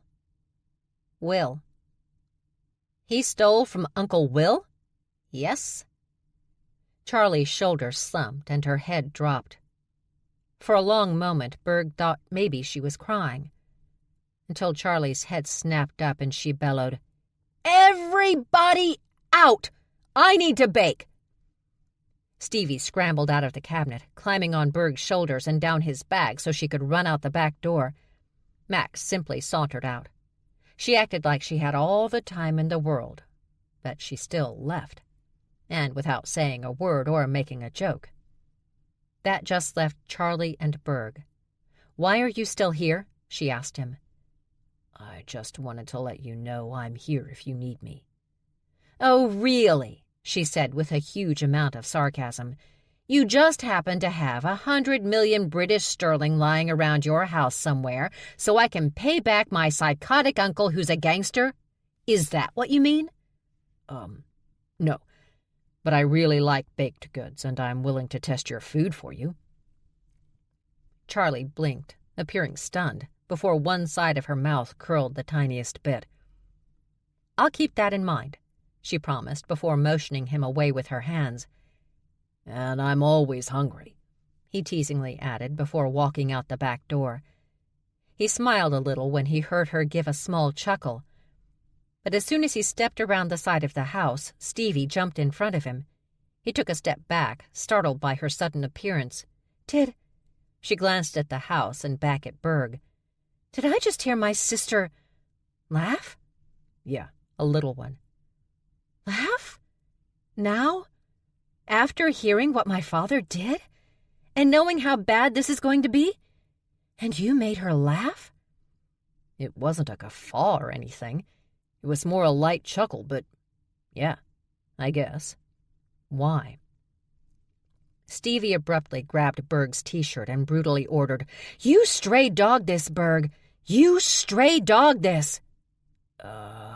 Okay. Then she was gone, into a nearby tree, because that was normal. Britta moved over to his side. Everything all right? She asked. Weird, but all right. Then Berg felt the need to add, although that just applies to us. For them, it's weird and bad. How bad? 100 million British sterling bad. Britta's mouth dropped open. How is that even possible? Apparently their father has a way. He motioned toward their house with a jerk of his head. Do me a favor, sis. Look into it. Chapter 8. Max gazed down at the kitchen table, which was covered in all sorts of baked goods, from simple sugar cookies to complicated breads and desserts. Her sister had been up all night making this food. Stevie tried meditation and yoga to relax. Max got into fights with bees. And Charlie baked. "What are we supposed to do with all this?" Max asked Stevie. "I mean, I can pack it away, but even I can't eat this much before it all goes bad." "I'm half Siberian tiger and I can't eat all this." "What would normal people do with this much food?" Stevie thought a moment. "Give it to friends and family." "We don't speak to our family, and we have very few friends." Charlie walked into the kitchen and held up her phone.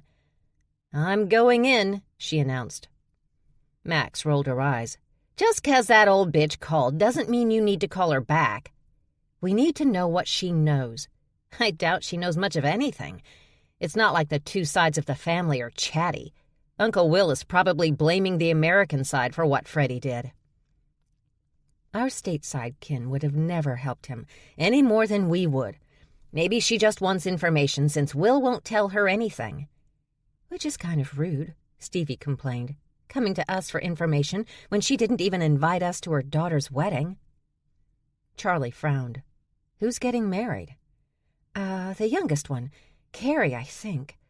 They're in New York for the whole event right now. The future hubby is apparently very rich." Charlie smiled. "Then I'm sure Bernice wouldn't want anything to fuck with her daughter's perfect society wedding." "You mean like Dad showing up to start shit?" Max asked. "That's exactly what I mean."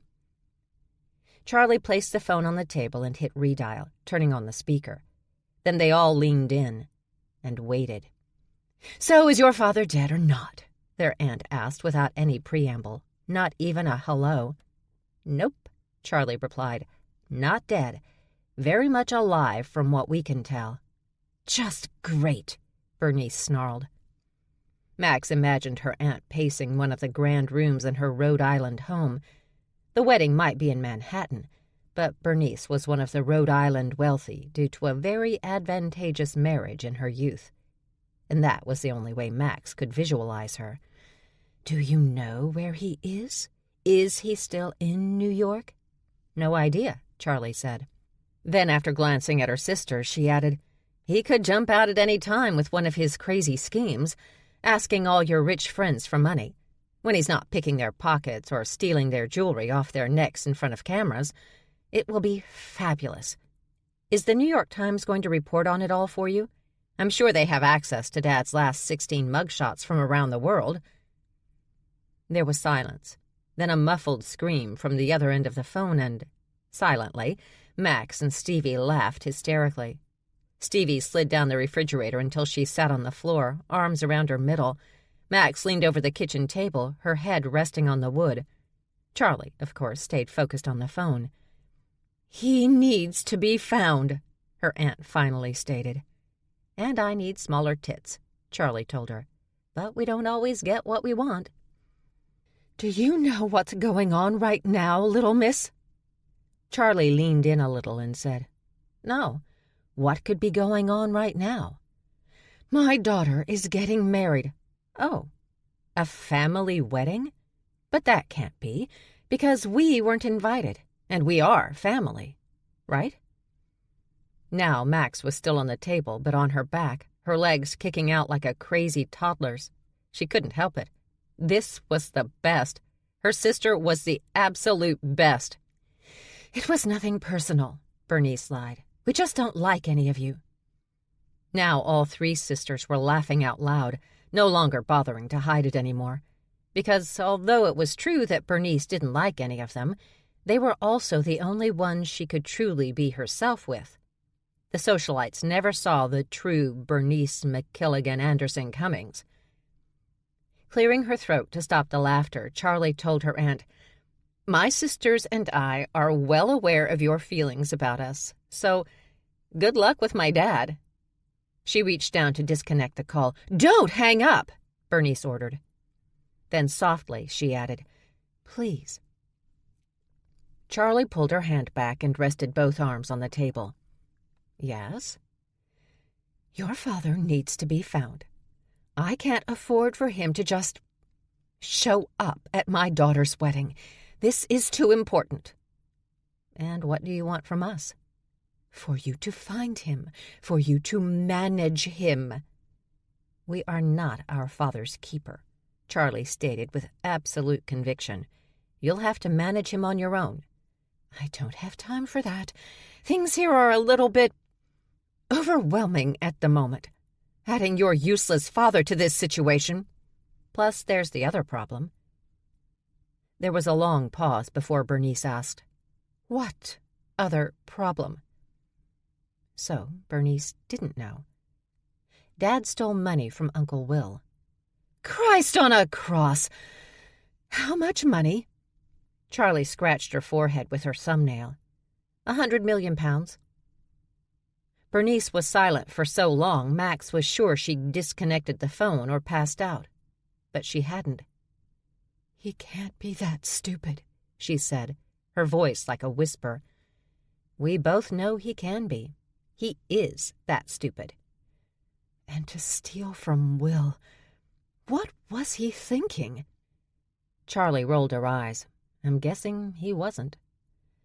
"They'll be coming for you," Bernice told Charlie. "For what?" Charlie scoffed. "I don't have £1 million just lying around to fix my father's fuck-up. And Dad has never given a shit about his daughters, so threatening us won't work either." "But you're the only one, Charlie, who has ever been able to manage the stupid fuck. The Scotts know that. They'll use it. They'll use your sisters." Charlie began to rub her forehead. "Can't you talk to them?" she asked between clenched teeth. Charlie hated asking any of the family for anything, so she didn't. Until now. "Me? That won't help you. Will and I are not exactly close. But if I were in your shoes, I'd let Will and all your Scottish uncles know, in very clear terms, that you and your sisters are not to be put into the mix when it comes to dealing with your father." Charlie exchanged confused glances with Max and Stevie. "I'm not sure I know what that means," Charlie finally admitted. "Figure it out. We are on an open phone line. Until then, how about we meet for tea?" Charlie hated tea. Tea? Why? They could hear pages being flipped. "I have some time on Tuesday, 3 o'clock, at the Kingston Arms. I'll meet you at the front desk. Just you. And please, dress appropriately." The call ended and Charlie straightened up. "You gonna go?" Max asked. "Yeah." Charlie began to pace the room and Max watched her closely. "What are you thinking?" she asked her sister. "I'm thinking about what she said, about dealing with Uncle Will." Charlie abruptly stopped and focused on Max. "What do you think Uncle Will is planning? To get back his money, I mean." "Honestly?" "Honestly." Max rubbed her nose. "I think he's sent over a bunch of guys to kill one of us and take the other 2 hostage, hoping that'll bring Dad out of the woodwork and get his money back, while showing the rest of the family that they risked their children when they fuck with him." "But Dad won't care. He won't care if Will kills all 3 of us." "I know." Charlie thought a moment. "Do you think Will was behind the attacks in Milan and Switzerland?" "No." "Why? That chopper in Switzerland." "Are you going on again about that helicopter?" "It was military grade," Max insisted. "Uncle Will is not paying for that. The fucker's too cheap. That's why I know that with 100 million in play, he's gonna do something. Personally, I agree with Bernice. He's gonna make a move." "Of course you agree with Bernice, because she said we should strike first." "No, she said we should let Uncle Will and the others know that we're not to be fucked with because of our father. I say we set up an opportunity." "An opportunity to what? Fuck us over?" "Can I make a suggestion?" Stevie asked. Charlie let out a long sigh, but it didn't relieve the tension in her shoulders, the strain on her face. "Of course," she said to Stevie. Their baby sister stood, smoothing down the front of her too big sundress. "I say you call him up, Uncle Will, and tell him we want to talk to him. Someplace private in the city." "And then?" Charlie asked. Stevie shrugged her shoulders and lifted her hands, palms up. "If Uncle Will truly just wants to talk, then we talk. Tell him we don't know what Dad's up to, and everybody goes their separate ways.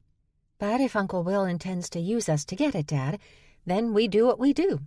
I mean, if they're going to use us as an object lesson, maybe it's time we make a lesson of them."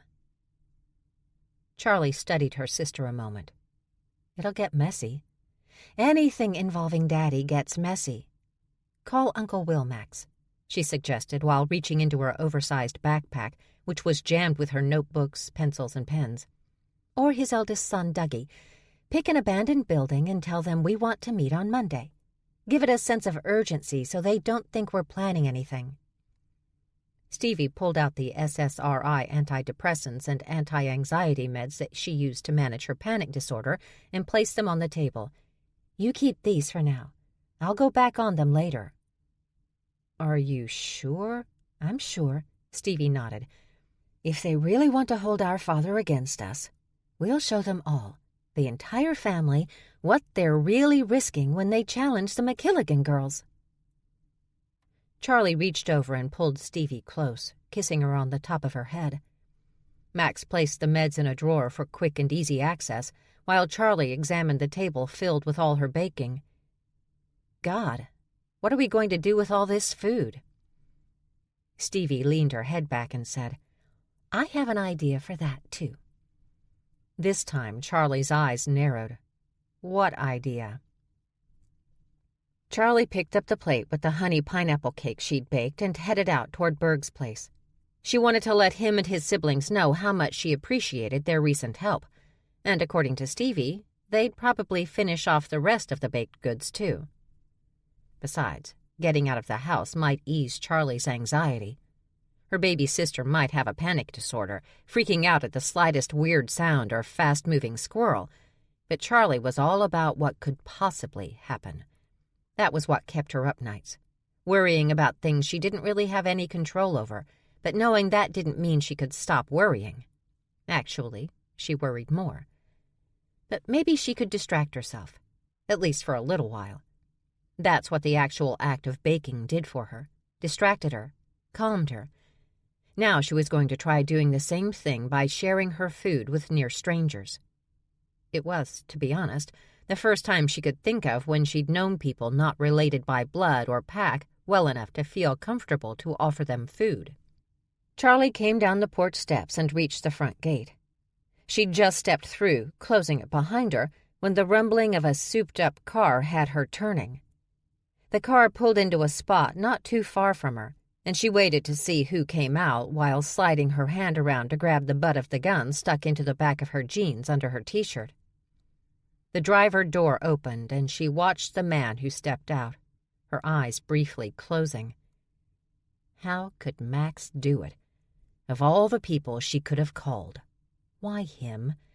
And to bring him here, a bear-only neighborhood? Had she lost her mind? When he saw her, he smiled, and Charlie's grip tightened on her gun. She could just drop him here. She really could. But she knew Max would never forgive her for that. It could be the one thing that would possibly break the bond between them, or at the very least damage it so that it would take decades to repair. He stopped just as he reached the trunk of his car. "Don't shoot," he said, still smiling. "I know you want to, but that'll just bring out my sister and cousins, and I'm sure you remember what happened to the last girls that hurt my tender feelings." Using all her internal fortitude, Charlie released her gun and dropped her arm to her side. He laughed and came over to her. "Don't." But it was too late. She was already enveloped in big arms and pressed against an excruciatingly large chest. She held the plate with the cake away from her body, but she could already hear him sniffing, his body leaning over to take a ruthless bite. "Touch that cake," she warned, "and I'm taking your dick." Dutch Alexander pulled back. He was just 6 feet, but wide as a house, and all of it muscle and power. "You never liked to share, McKilligan." "Not with weasels." I think of you as a sister." "Shut up." "Is everything all right, Charlie?" Their landlord, Tiny, stood behind her, eyeing Dutch. "I'm fine." She tried to pull away, but Dutch held her tightly. Why? Because he enjoyed irritating her. Always had. "Do you mind?" "Can't I show affection to my best friend's beloved older sister?" Charlie placed her hand underneath his jaw and unleashed her claws, making sure the middle one pressed against his jugular. "I'll take that as a no." Dutch released her and stepped back, which was impressive because Dutch usually had no concept of personal space. He was a touchy-feely guy who loved hugs and affection, which many found surprising when they realized what he was, what he truly was. But just in case Dutch tried to hug her again, Charlie took a step back as well, which was when Tiny took a big step forward. The 6'9" man thought to use his natural strength and size to intimidate the smaller but equally wide foe. Before Tiny could even flex his muscles, though, Dutch was next to him, against him. He sniffed his way up Tiny's chest, looked at him, then abruptly huffed. Twice. Shocked, Tiny took a startled step back, and Dutch huffed again, moving closer. Huffed again, moved closer. Then he unleashed his fangs. Fangs that could crush nearly anything. The bear unleashed his claws, but Charlie quickly stepped between the two huffing males and snarled, "I am trying to be a good neighbor. I'm not sure how one does that, but I'm almost positive bloodshed is not involved." She pointed her finger at Tiny. "So put those claws away." She glared at Dutch. "And don't you even think about doing anything involving your anal glands." Dutch grinned, his fangs still out. "Sweet talker." "Here, Tiny." She handed Tiny the cake she'd been planning to give to the Dunns. "It's honey pineapple." Thanks." Tiny took the cake and turned to walk away, but he stopped, looked back at Dutch. "Honey badger?" he guessed. "Hardly," Dutch said, his voice full of that ridiculous pride, his fang-filled grin widening even more. "Wolverine." Frowning, Tiny focused on Charlie. "I didn't know you'd be bringing wolverines here. Racist." Charlie slapped her hand over Dutch's face, knowing that would do little to keep his big mouth shut, but she had to try. "He's just here to see my sister. I promise he won't cause any trouble." Tiny grunted and again started toward his house a few doors down. But as he walked away, he muttered, "And I'm not a racist. Wolverine is not a race. Honey badger is not a race. It's a species."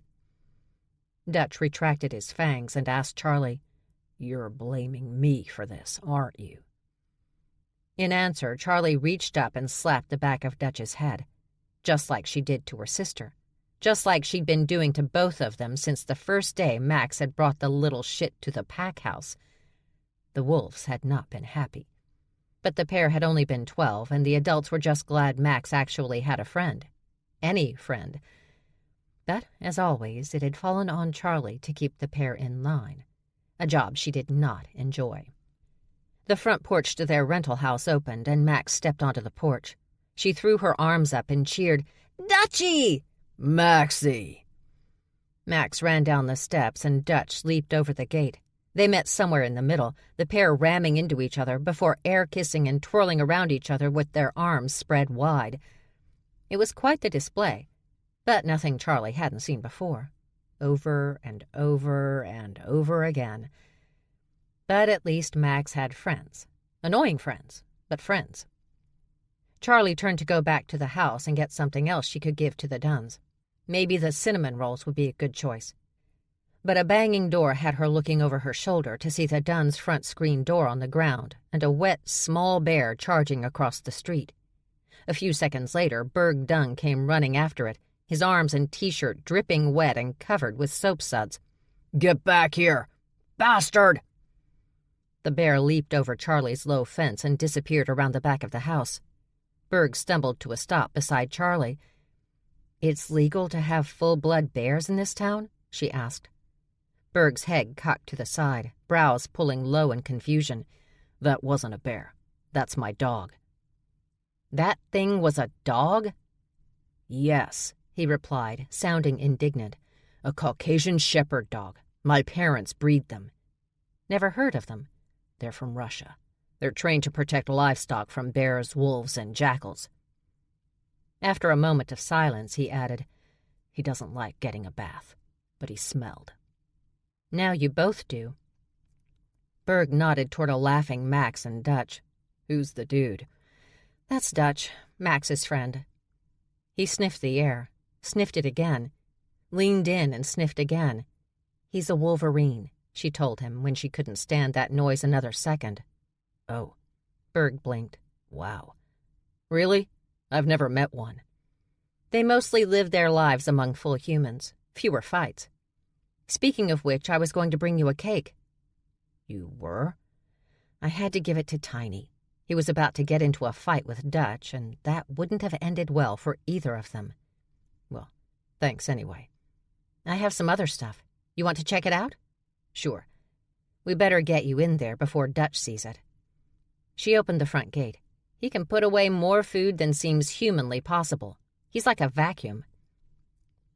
The front door to the house slammed open, and screaming, Stevie ran down the porch stairs, across the yard, and over the fence without even a pause.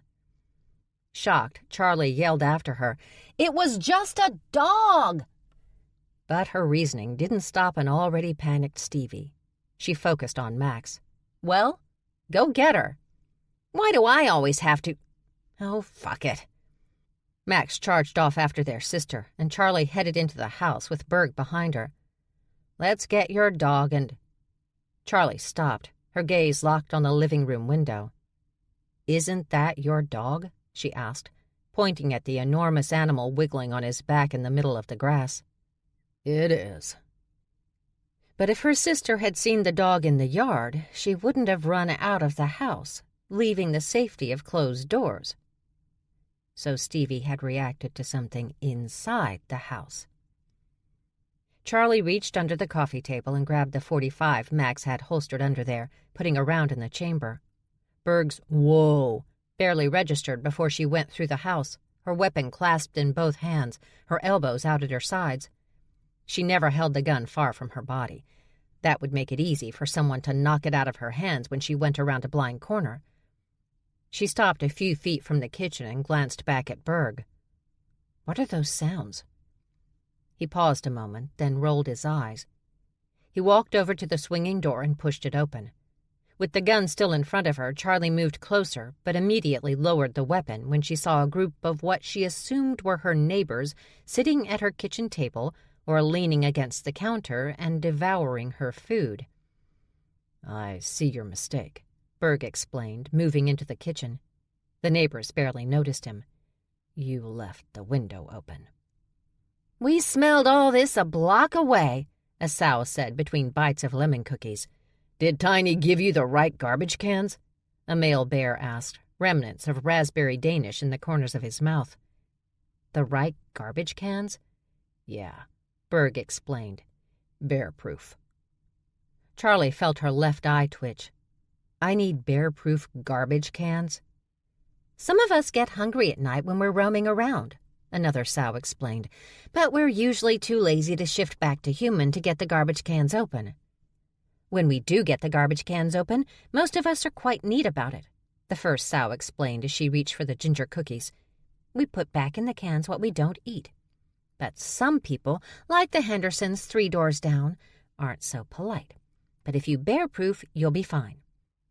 Charlie nodded a silent thank you to the intruders before glancing at Berg and growling, "Can I speak to you outside?" Berg followed Charlie into the backyard, but he was a little surprised when she suddenly spun toward him, an angry finger pointing at his chest. "You said we'd be safe here." "You are." "How can you—" She stepped back to allow a hysterically screaming Stevie to run past her. A snarling Max followed close behind, with Berg's ridiculously happy dog after both of them. "Say that when there are bears in my kitchen."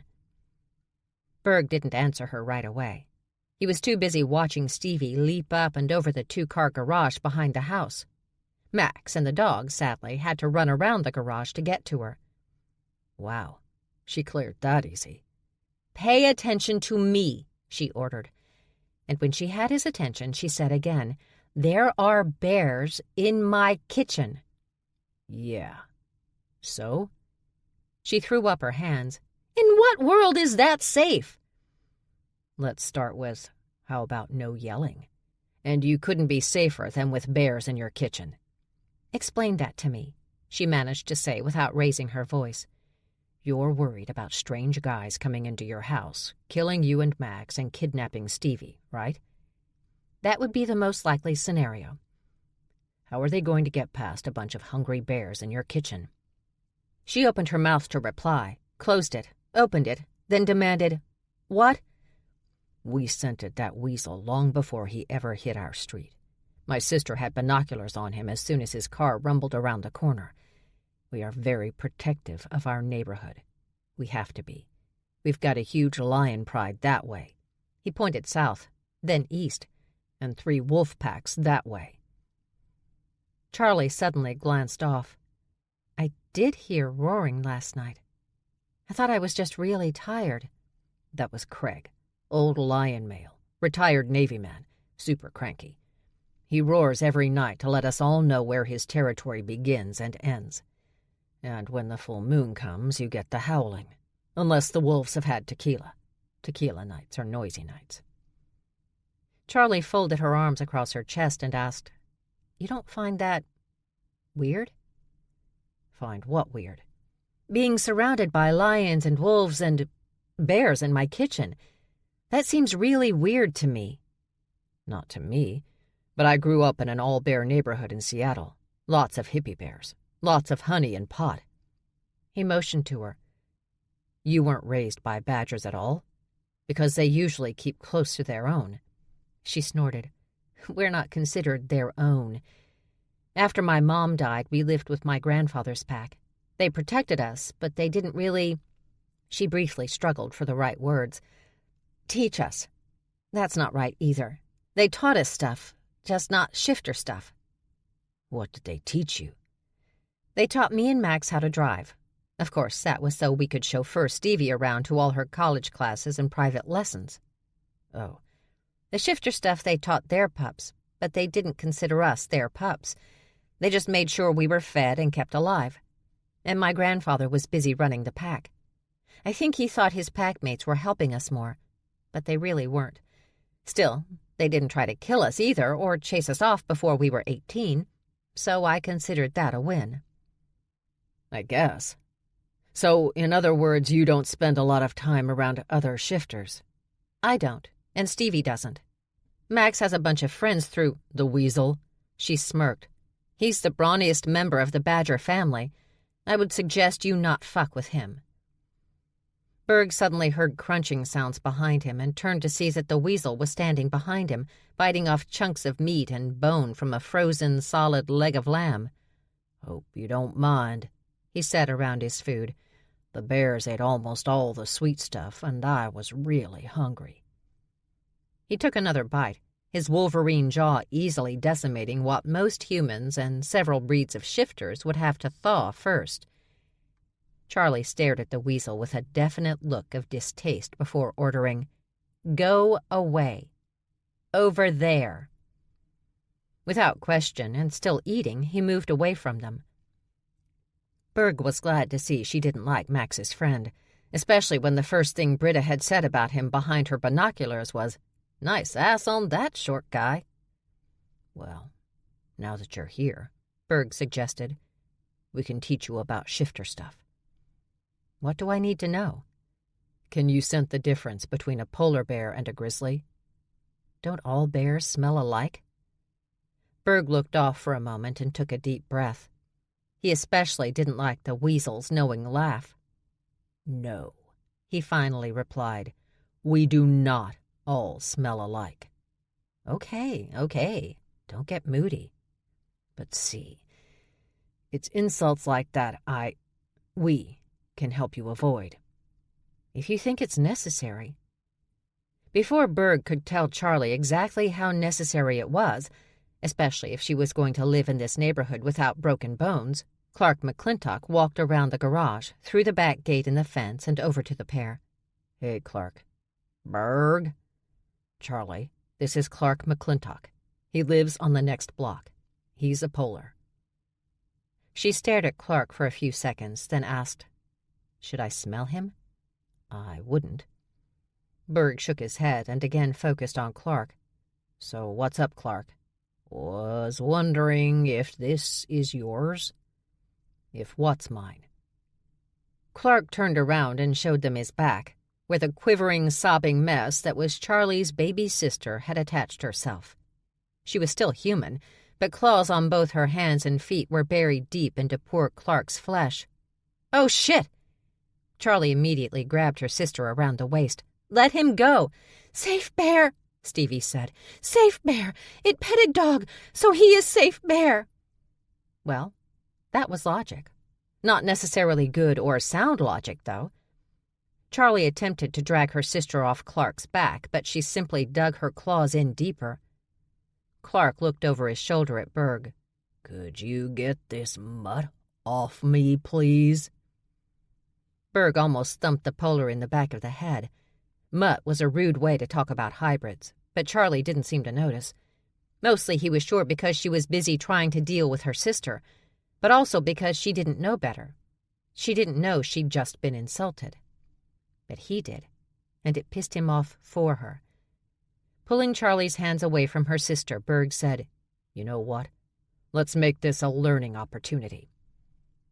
Charlie frowned at him, but after a moment she took a step back. "Now," Berg said, using his best professorial voice, "this may appear bad, and it is, but your sister still managed to choose well in this instance." Now completely confused, Charlie looked over at the weasel. At this point, he only had a hunk of frozen bone left, and he was gnawing on it like a chicken bone. He grinned around his meal at Charlie's questioning look and nodded. With a shrug, Charlie said, "Is that a fact? Please explain." "First, polar bear is always a good choice. It never occurs to them to react to anything. They just lope along. You do know that what she's doing to me now hurts, right?" Clark asked. "Whereas," Berg continued, "grizzlies are fast to react. Chances are if she had done this to my sister, Britta would have shifted to her grizzly form and dropped back first onto the ground. But a polar, I'm surprised he even noticed. They're so slow and dull-witted." "Hey," Clark complained, "wait a minute." "They're also slow-moving physically, compared to grizzlies, I mean, and almost every other shifter. Ever. You and your sisters could easily outrun them, and you can easily outthink them, without much trouble, because they're that fucking stupid." Clark jerked around and pushed him, which pissed Berg off, so he shoved the Polar back and let the muscle between his shoulder blades grow, making his shoulders larger. But before he could go after the big idiot, Charlie stupidly jumped between them, her arms spread wide to keep them apart. Had she lost her mind? She couldn't be that clueless to the shifter life, could she? Then again, he and Dag had gotten in the middle of a badger fight, so who was he to talk? Hey, gentlemen! She looked at both of them. Stop it right now! With her arms still outstretched, she pointed one finger at Berg. "And I don't need you to protect me from big, slow-moving assholes." "I'm not slow," Clark said, and when they stared at him, he added, "mind or body." "Ow!" Eyes wide, he stared at Charlie. "I think her claws are getting longer." "They're totally getting longer," she said with no obvious sense of urgency. "In fact, they can get so long that they can sever your spine in at least 10 places." She stepped in close to Clark, gazing up at him without any fear. "Because me and my sister are mutts, and that's what we do. We are freaks of nature, and we can erase you. So be nice to us, or I'll show you exactly what I can do to you." She stepped around him, stopping by his side and adding, "And you won't even have time to scream." Moving away from the stunned Polar, she barked, "Let him go, Stevie." Stevie suddenly hit the ground, her ridiculously long claws covered in blood and gore. The poor girl was panting and sweating and completely freaked out. With her gaze locked on Clark, Charlie ordered the weasel, "Take her inside, Dutch." "With the bears?" he asked. Charlie scrunched up her nose, annoyed. "Shit." No, Stevie ground out. "I'll be fine." Pressing her fists against the ground, she forced herself up. "I can be around the bears." Charlie sighed. "Sweetie, I can be around the bears." That slightly hysterical bellow had both Berg and Clark taking a big step back, away from the thin hybrid. Her sister, though, moved closer, and she laughed a little. "Brave woman," Clark muttered low to Berg. "You sure?" Charlie asked her sister. "I'm sure the idiot wouldn't mind taking you out for ice cream." "The idiot you love," the weasel corrected. And Berg wanted to slap him, just once, back of the head. "There's a great place a few blocks over. Sammy's Ice Cream Palace, only a few minutes away," Berg told her. But when Charlie raised an eyebrow, he quickly added, "A full human place. Lots of full humans. You can find the address on your phone. But I'd suggest using any water hose at any house to wash off her hands and feet, since full humans usually freak out at the sight of young women covered in gore." "Excellent." The weasel pushed himself away from the house and came toward Stevie. From around the corner, Max came running in, panting, with Berg's dog beside her. He seemed happy and entertained. She, however, did not. She started to speak, but the panting kept her from anything more than harsh breathing sounds. Max rested her hand against her hip and bent over at the waist. Laughing, the weasel went to his friend. He turned away from her and, with some sort of unspoken offer and acceptance, Max climbed onto his back. She rested her arms on his shoulders, and he held her with his hands under her legs. He started off, and Stevie fell in beside them. She seemed much calmer now, but who knew how long that would last? "Is she going to be okay?" Berg asked Charlie. "This is New York. There are a lot of bears in New York, and Jersey." "She'll be fine once she's back on her meds." "Why would she be off her meds?" Charlie didn't answer him, just walked back into the house. "You know you don't have a chance with her, right?" Clark asked about Charlie. Unable to resist any longer, Berg slapped the back of the polar's head. He probably put more force behind it than was necessary, but Clark was getting a little of the residual anger Berg felt toward the weasel, too. Clark spun around, fist pulled back, but all Berg had to say was, "Don't make me get my sister." Lowering his arm and sneering, Clark headed back toward his street. "Just keep those honey-stealing badgers off our territory," he warned before disappearing around the garage. Although Berg wasn't really as worried about the McKilligans' honey-stealing ways as he was about what would make a very careful Charlie suddenly allow her panic-riddled sister to go off her much-needed medication. Chapter 9. The waitress placed a giant Viking boat in front of her sister filled with what was called a banana split, but, to Max, looked like a wide bowl of useless calories, and Stevie dove into it like she hadn't eaten in days. "Is this why you're so thin?" Max asked. "Because you're eating all this crap instead of real food? You haven't gone vegan, have you?" Mouthful of ice cream, banana, nuts, chocolate, and caramel, Stevie gazed at Max. "Really?" she finally asked, chocolate and caramel already smeared on her chin and upper lip. "Let her enjoy her ice cream," Dutch said between sips of his strawberry shake. "And since ice cream is filled with dairy, doubt she's become a vegan." "I wouldn't put it past her to become some hippie freak just to get under my skin." Stevie said something, but her mouth was full of banana split, so Max leaned forward and asked, "What?" She swallowed and said, "Fuck you." Dutch laughed loud, causing the Ice Palace patrons to look over at them. "The best part," Dutch explained while still laughing, "was that you leaned forward to get that." "Shut up," Max said. Then she laughed too. This was why she kept Dutch around.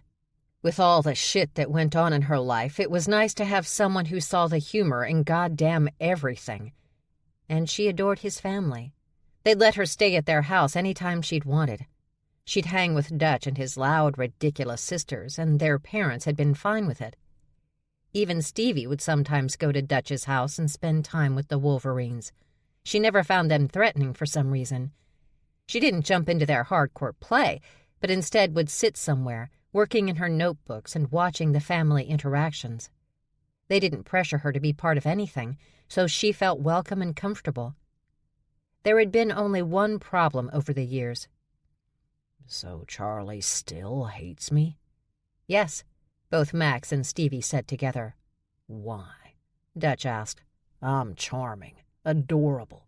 Everybody loves me. Stevie swallowed her ice cream before replying. She thinks you're a bad influence on Max. Max and Dutch laughed at that, but they stopped when Stevie continued to eat her banana split and stare at them. You're serious? Dutch asked. Very. She doesn't trust you. She thinks you'll be the one who will put Max in prison.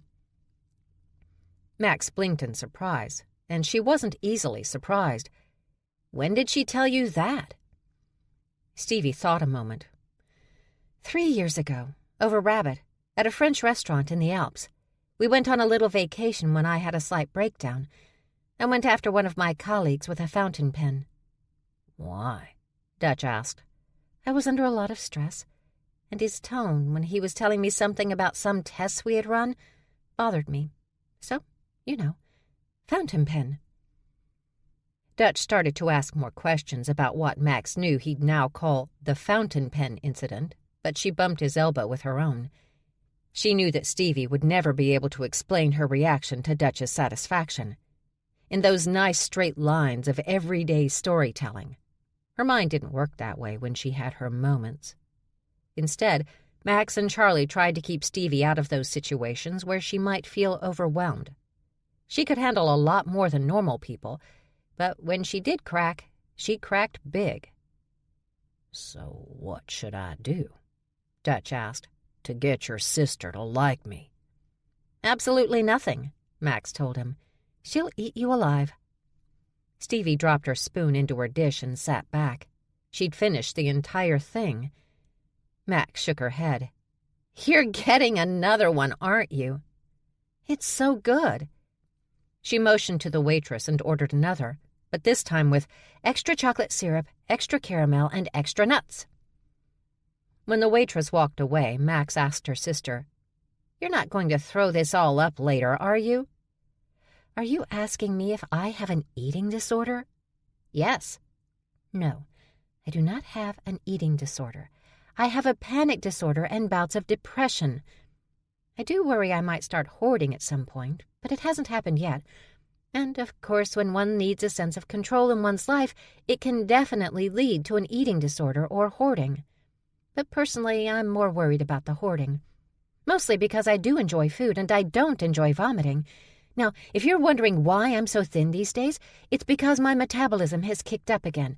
I've had to adjust my meds accordingly, take them 4 times a day, which is unpleasant, but necessary because my system grinds through them so quickly. Thankfully, my doctors have really been on it, but they're in Germany, so I guess I need doctors here, at least until we can head back. Not that I necessarily want to go back. I mean, don't get me wrong, working at CERN has been amazing, but I don't know. I don't know if it's still right for me, but I could just be under a lot of stress right now, and it's probably not a good time to make those kinds of decisions. She glanced off, looked back at Max and Dutch. Does it seem like I'm talking a lot? I feel like I'm talking a lot. I can't wait to get back on my meds. Tomorrow can't come soon enough. What's happening tomorrow? Dutch asked. Max silenced her rambling sister with one raised finger. Not a word. Oh, come on, Dutch smiled. You're not going to tell me? No, because you'll want to help and you can't. I'm very helpful. This is on us, and you can't be there. Max's phone vibrated in her back pocket, and she slid out of the booth. I can't be responsible for protecting you. Dutch reared back like she'd slapped him. When have you ever had to protect me." Max pulled her phone out of her pocket and answered it. "Hold on." She lowered it and said to her best friend, "Trust me on this." Another mountain of ice cream, bananas, syrup, and nuts was placed in front of Stevie, and she'd already dug in before Dutch attempted to woo information out of her. "So?" he began. "Nope." Stevie cut him off before putting a spoonful of ice cream and banana into her mouth. He dropped back in his seat. "Come on, tell me." He began to wiggle around like he was still a teenager with what she was sure had been a form of shifter ADHD. "Tell me." "You never did listen to my advice about taking Ritalin, did you?" "I don't need Ritalin. I have laser-like focus." "Hello," he said to a pretty young woman walking by. "Beautiful day." Stevie rolled her eyes. Men, in general, were disgusting. She knew that. That's why she had very little tolerance for them. "Why were you never afraid of me?" Dutch suddenly asked. "Pardon?" "You were completely freaked out by those bears, and we won't discuss why you ladies are currently living in an all-bear neighborhood, but you've never been afraid of me or my family." "Bears eat people," she said plainly. "Their paws can crush heads like I can crush a cracker in my fist." "But I'm a wolverine," he announced, as if that explained everything. Stevie reached across the table and pinched his cheek. "And such a cute little wolverine you are, too." He gazed at her. "The worst part of that statement was your weird little girl voice." "If it makes you feel better, I have always worried that one day I would have to testify in court because someone was rude to me and my sisters in front of you. No, Your Honor, I have no idea how that man's head got separated from his body. I blacked out. Dutch wasn't even there. I have mental issues, you know." She grinned, and Dutch laughed. "I appreciate that you'd lie for me." "Of course. You're like family, which should be obvious because Charlie doesn't like you." Dutch shook his head. "I still don't get that. I am adorable." "Of course you are." He gazed at her banana split until Stevie said, "Just get one already." "I am starving." "When was the last time you ate?" "Like 2 hours ago." Stevie smirked. "That's nearly forever for you." "I know. It really is." He motioned to the waitress and pointed at Stevie's banana split. 2 of these, please." "You sure Max will—" "Oh, Max. Make it 3, he called out. Stevie went back to her split and, in between bites, said, "You know what you can do for us?" Dutch, flirting with another woman across the shop, missed her question, so Stevie snapped her fingers in front of his face to get his attention back. "You can do something for us." "Oh, cool. What?" "Get us a clean car, one that you don't really need to return to anyone." "A getaway car." She hated using that term, but basically. "Consider it done." "Excellent." "I can also drive for you guys." Stevie started to argue that, but she had ice cream in her mouth. "Don't worry," he quickly added. "I promise not to get out of the car. I'm just better at getting rid of cars than Max is." Stevie shrugged. "Fine," she said, "but Charlie's not going to like it." "Crazy." He suddenly looked at her. "But you like me, right?" "I tolerate you." "Which for you is good." "It's very good. Although the guy I went after with a fountain pen, I tolerated him, too." "Good to know." Max came back into the shop and dropped into the booth next to Dutch. "We're all set for tomorrow's meeting." "I'm driving," Dutch told her, sounding smug. But Max snorted. "Don't act like Stevie told you everything. She didn't. She just hates when I drive." Stevie pointed her spoon at Max. "Because you drive like a maniac. We're safer with the crazed Wolverine." Dutch winked at her. "See, you do like me." "Nope," Max corrected. "She tolerates you, and that does not stop her from hurting you with a fountain pen." Stevie sneered.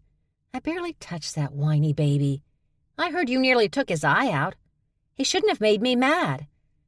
Dutch put his arm around Max's shoulder, smiled at them both. God, I missed you guys. See, he's just proving my point. Stevie pointed out to her sister. Crazed Wolverine. Deanne Smith, wearing a Tennessee Titans t-shirt and her daddy's old trucker cap, sat on the floor and warded off the blows from the plastic knife with her bare hands. "Good," she encouraged. "Keep going." Her mate walked into the kitchen. Deanne, we have No! He reached down and took the plastic knife from the small hand gripping it. We have had this discussion, he told Deanne, and the ball of energy glaring at him. He cleared his throat. Knives are not toys or weapons. They are for cooking and eating. That's not what Granddaddy says. Ulrich Van Holt sighed and tossed the plastic blade into the recycle bin. We've got to stop sending you to Tennessee every summer. Do that and I'll walk there on my own. Lizzie Ann Van Holt Smith stared up at her father a few seconds to get her point across before turning and walking away from him. Rick glared down at Deanne. "What are you looking at me like that for?" You know why. He pointed at their 6-year-old daughter and whispered, She's your fault. "I was never that arrogant. That's a Van Holt's trait." "Did you forget we're waiting?" a voice yelled from the front door of their Manhattan apartment. "That's because you don't matter," Deanne retorted while getting to her feet and ignoring another glare from her mate. Growling a little, he went to walk their guests into the kitchen. Why, she didn't know. They'd been here enough. They knew the layout of the apartment. Did they really have to keep all these airs and graces for a cat and a bear? Deanne looked over and saw that her daughter had put out plates, napkins, and utensils on the island in the middle of their kitchen. "What are you doing?" Deanne asked. "Being a good host." The refrigerator door opened and closed. A few seconds later, her baby girl attempted to climb onto one of the stools while holding a platter with a sizable hunk of angel's food cake on it. When Deanne tried to assist her, she pulled her little arms away. "I've got it," her daughter practically hissed at her. "Watch that tone, Missy. I ain't your daddy." Obviously. Unable to get her ass up on the seat of the stool, Lizzie braced her legs on one of the stool rungs and the base of the island. Using all her strength, she lifted the plate of cake. Cringing, Deanne quickly placed her instep against the outside of the stool so it didn't slip, and, making sure her daughter didn't see her, she placed one forefinger under the plate and kept it balanced as Lizzie pushed it onto the island's marble top. Once it was in place, Lizzie dropped to the floor and looked up at her mother with those cold blue eyes. "Told ya I had it." Deanne flashed her fangs, accompanied with an appropriate growl of warning. Lizzie hissed back. There were no fangs, but she got her point across, as had once been pointed out by Lizzie's extremely frustrated teacher, until she'd looked up into Dee's yellow-eyed gaze. After that, Rick went to all parent-teacher conferences. "Is that my favorite girl?" a voice rang out. Lizzie grinned and went around the island. "Auntie Sella!" Marcella Malone crouched low and opened her arms. "Come here, brat." Lizzie Ann ran into her godmother's open arms, giggling when Sella kissed her on the neck and hugged her tight. "What are you up to, brat?" "Risking a good scruff yankin'," Deanne volunteered. Lizzie ignored her mother and took Malone's hand. "I have the table all set for you, ma'am." Malone bit her lip to stop from laughing. "Why, thank you." "This way." Lizzie led her to the island and pointed at a specific chair. "You sit here." Malone sat down as her mate and Rick came into the kitchen. "Uncle Crush." She took Lou Crushic's hand and led him to another stool before she climbed up on the island, resting on her knees. "Cake?" she asked, using her best restaurant voice. "Yes, please," replied Crush, one of Lizzie's many unofficial uncles. Already Deanne feared for any boy who came sniffing around her little girl. It would not end well for hopeful suitors. Lizzie held her hand out. "Knife, Daddy." "Nope." He went to one of the drawers and pulled out a cake server, placing the handle in his daughter's pudgy hand. "This will do to cut a cake." Lizzie stared at the cake cutter and back at her father. "You don't think I could use this as a weapon?" Rick went pale, and Crush's mouth dropped open, but Malone's hand flew to her mouth, trying to stifle the laughter and failing.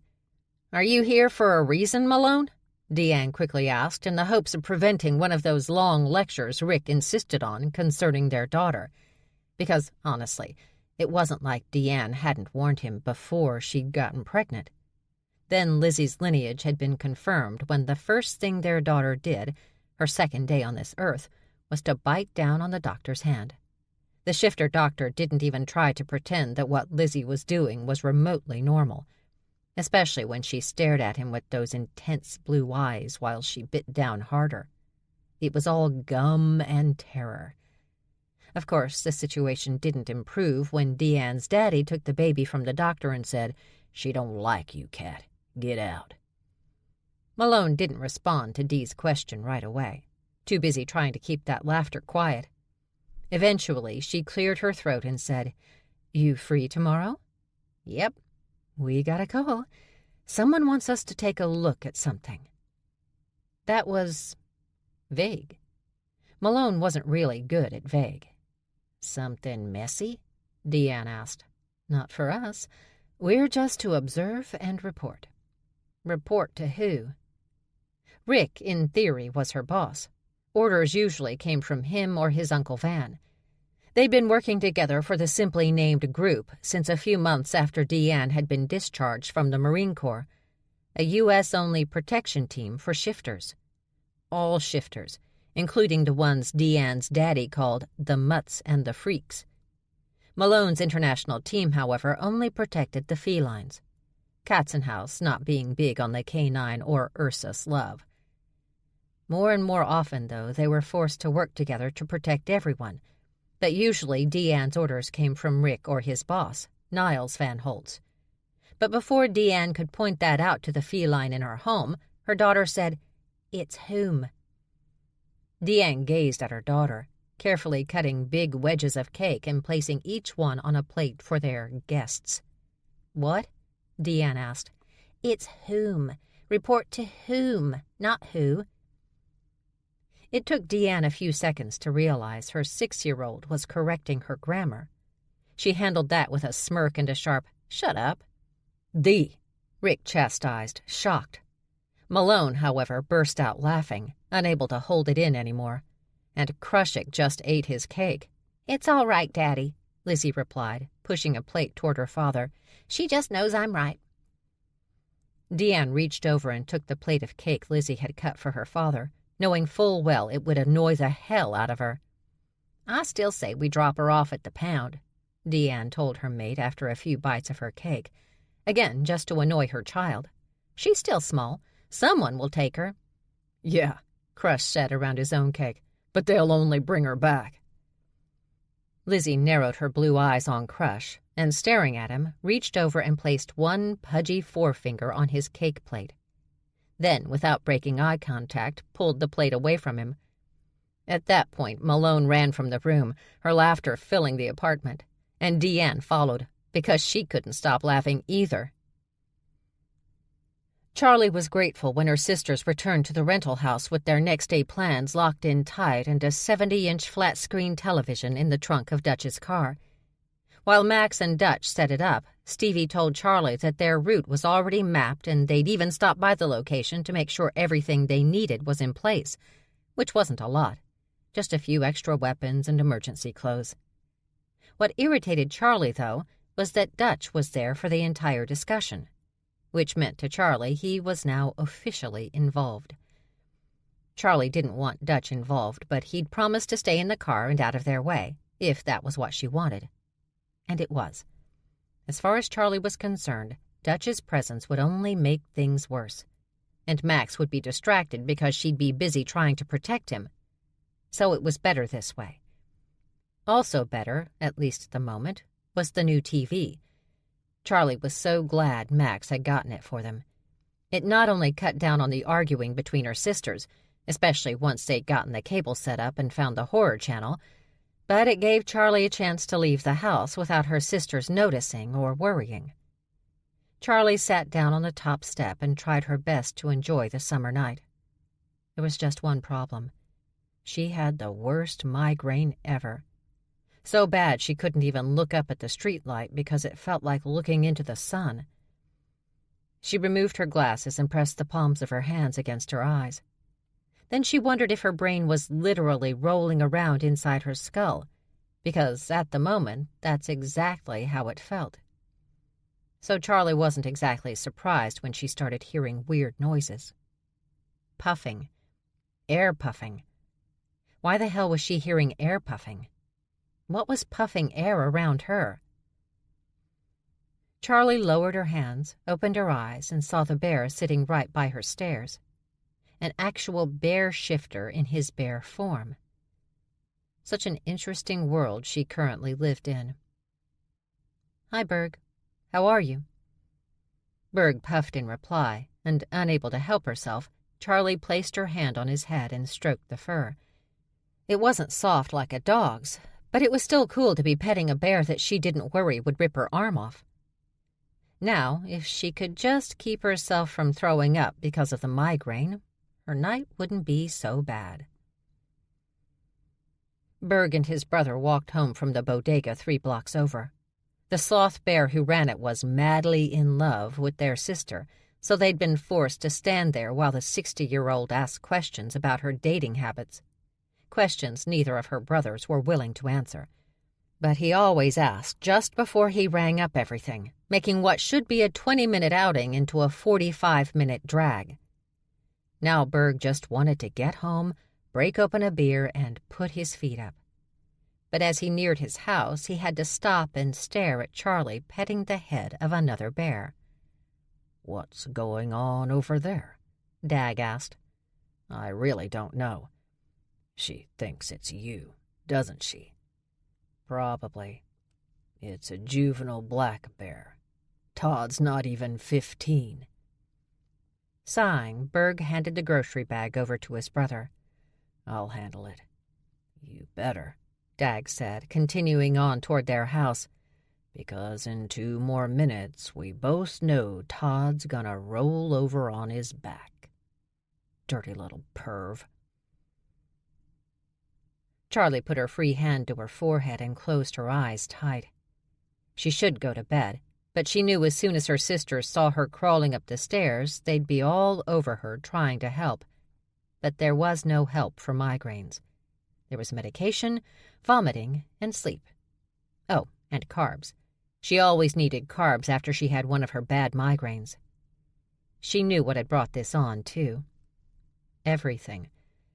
Her life right now was stressful, but this had been the first time in days when she'd been able to relax, when she'd felt remotely safe, despite the bears wandering around her house, eating her baked goods, and terrorizing her baby sister. And because she was able to relax, her adrenaline had gone down, and whatever caused her migraines had gone up. Now she was in complete misery with her migraine meds somewhere in goddamn Milan. "Hi, Charlie." Charlie opened her eyes and squinted up. She recognized that blur, but she put her glasses back on anyway. She gazed up at Berg and asked, "If you're there, who is that?" She looked down at the bear she was still petting. "That's Todd. He lives down the street with his parents." "So he's a child?" "Pretty much." Sighing, Charlie pulled her hand away. "Go away," Berg ordered the kid. But apparently feeling a little sassy, the young bear rose to his hind legs and gave a short roar, which did not help Charlie's migraine. Berg's chin dropped and his eyes narrowed. He glanced at Charlie. "Excuse me a minute, would you?" She shrugged and watched Berg suddenly walk around to the other side of the house. Once he was gone, the kid dropped back to all fours and placed his big bear head on her leg. "You must be kidding," she snarled at the little bastard. But the kid wouldn't move, and Charlie wasn't sure she was in the mood to get in a fight with a bear. But then Berg returned, only now he had shifted. And he was huge. So huge her mouth dropped open as she watched him stomp his way around her house. He, too, was puffing and growling a little, but he wasn't running. He didn't have to. The kid stepped away from Charlie and went up on his hind legs again. but so did Berg, and he was at least a foot or more taller. Then Berg roared and Charlie winced, her brain making it very clear that it hated the sound by sending a searing pain to a spot right behind her eyes. The kid took off running, and Berg went after him. Neither made it far, though, because Berg swung out his front leg, slapping the kid against the side and sending him flying into the middle of the street, where he hit the ground hard, bounced up in the air, and landed on the other sidewalk. Charlie had to admit she found it kind of entertaining. The kid, unharmed, although Charlie was guessing his ego was badly bruised, scrambled back to his feet and ran off. But Berg turned around and trotted back to Charlie's house. He briefly stopped in front of her and rubbed his snout against her leg. "Dude, you're drooling on my leg." She scrunched up her nose. "Ew." Berg went back around the house and a few minutes later returned, human and fully dressed. He sat down next to her on the step. He pointed to where the kid had been standing. "Black bear." He pointed to himself. "Grizzly or brown bear. Huge difference." "I see that now." She laughed, but immediately regretted it. Her head was screaming. She put her fingertips to her forehead and began rubbing, shutting her eyes. "Ow." "Hey, what's wrong?" "Migraine." "You don't have anything for it?" He was silent for a moment, then asked, "Does Stevie have anything for it?"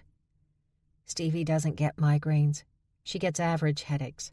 Generic aspirin works for her, and I kind of hate her because of that." "My sister has over-the-counter migraine meds. I can get you that, and some Coke." Charlie stared at him, and he was momentarily confused before he finally said, "Coca-Cola, not cocaine.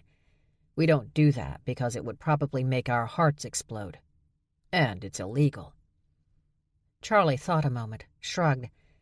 "Actually, anything that could possibly help this would be greatly appreciated." Berg grinned. "I'll be right back." She watched him jog off toward his house, and only one thought made it through the pain in her head. He's got a great ass. Berg returned to a wounded-looking Charlie, still sitting on her stoop. His sister had handed over an entire bottle of meds and a freezing cold bottle of Coke, as well as her recipe for managing her own migraines. "Okay," he said when he stood in front of her. "Take 4 of these and then drink the Coke, the entire bottle." Charlie opened her eyes and held her hand out. He put the pills in her palm and she popped all 4 into her mouth. He gave her the Coke and she drank half the bottle, took a breath and drank down the rest. "Now give it a few minutes."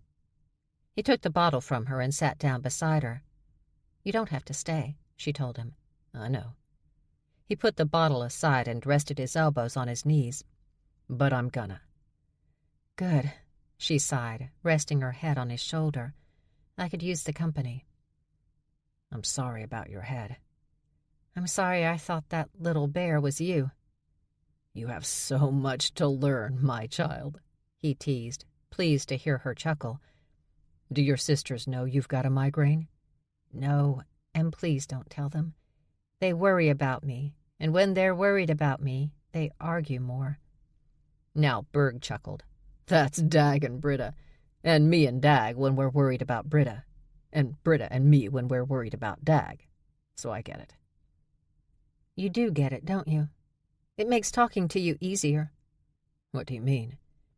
"I've been with a few people, friends, boyfriends, who don't quite understand why I drop everything to rush to Stevie's side, or why I can't go on a last-minute getaway because the money I have is set aside in case I have to bail Max out of jail or, if she's in prison, bribe gang members not to kill her. If you don't have the kind of relationship I have with my sisters, you don't understand. But you seem to get it." "I was trapped in a very tight space with 2 other people for 9 months. When that nightmare is over, you either love each other or hate each other. We're lucky. We actually get along. We protected a set of quadruplets once who were actively trying to kill each other. Now they all have restraining orders, which just seems sad." "Very." Charlie looked up at him. "Do you 3 all own the house?" "We do. Together we had enough for the down payment. Separately, we could only afford human-sized condos. We checked a few out. We couldn't clear the doorways. Our beds and couches wouldn't fit. And the showers were absolutely impossible for any of us to fit in. This made more sense. She smiled. I think it's cool. The question for me is, how long will Max and Stevie be able to stay in the same house without killing each other? As long as you're here, they should be fine. Oh, really? She asked, her smile growing a bit. You may not realize it, but you have a lot of control on those two. I learned the hard way. Trial by fire. Berg studied her face, noticed the deep frown had eased. Feel better? Actually, I do. Thank you. And Britta. No problem. She loves helping migraine sufferers. We're a very loyal group. Our suffering is kind of unique. It bonds us. She glanced back at her house. I should get inside. Make sure Dutch hasn't filmed my sisters beating the shit out of each other and sold it online. Oh, is the weasel here? Berg sneered, unable to help himself. Don't worry. Now that I'm feeling better, I'm throwing him out in 10 minutes. Good. So, breakfast tomorrow? She smirked. I thought I said no date. Not a date. Breakfast. Meeting for breakfast. It's something you do with your mother or an old aunt. Charlie laughed. Sorry, I can't. Have plans tomorrow morning. She glanced at her phone. Or today. I've lost track of time. Maybe lunch then. I'm free all day. Charlie patted his shoulder. Night, Berg. Good night, Charlie. She stood, then disappeared into her house. Berg grabbed the empty Coke bottle and walked back to his house. When he went inside, his sister and brother sat at their kitchen table. Did it work? Britta asked. It did, thank you. He dropped the Coke bottle into the recycle bin. You like her, don't you? Britta asked. Berg faced his siblings. I really do. You do know her sisters are kind of nuts, right? She's great, but she's not alone. You mean as opposed to me? We may be with you until the end of time, brother, but we're normal, Britta argued. Berg walked over to the kitchen table and reached into the wild beehive his siblings had placed on a piece of wax paper before tearing into it. He tore off a honeycomb, ignoring the angry killer bees stinging his hand, and put it into his mouth. It was still warm and delicious. You were saying? Berg asked before he slapped at the bees now attacking his face. Chapter 10. Right after the sun came up, Charlie and her sisters piled into the clean car Dutch had found and headed toward the Bronx, with Dutch driving. The whole thing was not exactly what Charlie would call a good idea, but it was really all they had. Because if her aunt was right, this would be their only chance to let their Scottish kin know that they should never involve Freddie McKilligan's daughters in Freddie McKilligan's bullshit. If he'd really stolen money from his brothers, and Charlie was sure he had, then they should deal with Freddie directly, not try to use his daughters to get revenge. Freddie's American half-siblings already knew that, but not the Scottish ones, it seemed. Although there was still a small, sadly hopeful part of Charlie that wanted her assumptions to be wrong, that hoped this would just be a normal meeting between relatives and not a grand plot for something else. They reached the abandoned building in the Bronx, and while her sisters got out of the back seat, Charlie crouched in the open passenger doorway. Drive down the street like you're leaving us here, and then loop back after a couple of miles, okay? Meet us on the other side of the building. Dutch nodded. Got it. She started to stand, but he leaned in a bit and said, Whatever you guys are doing, be careful, and be lucky. Pushing her glasses back up on her nose, Charlie couldn't help but snort. Luck is not something we McKilligan girls ever really have. But thanks, Dutch. She stood and closed the door, walking toward the boarded-up building. Looking down both sides of the street and across it, Charlie nodded at Max, and her sister yanked off a few of the boards so they could get into the building in a different way than her sister had the day before. No one else would know they'd already been in the building to prepare for what was happening right now. Max went in first, and Charlie helped Stevie through. Once they were all inside, Charlie took the lead, heading up to the 10th floor of the building on the shaky stairs, since the elevators no longer worked. This had once been a school of some kind, and there were still desks and chairs in the classrooms.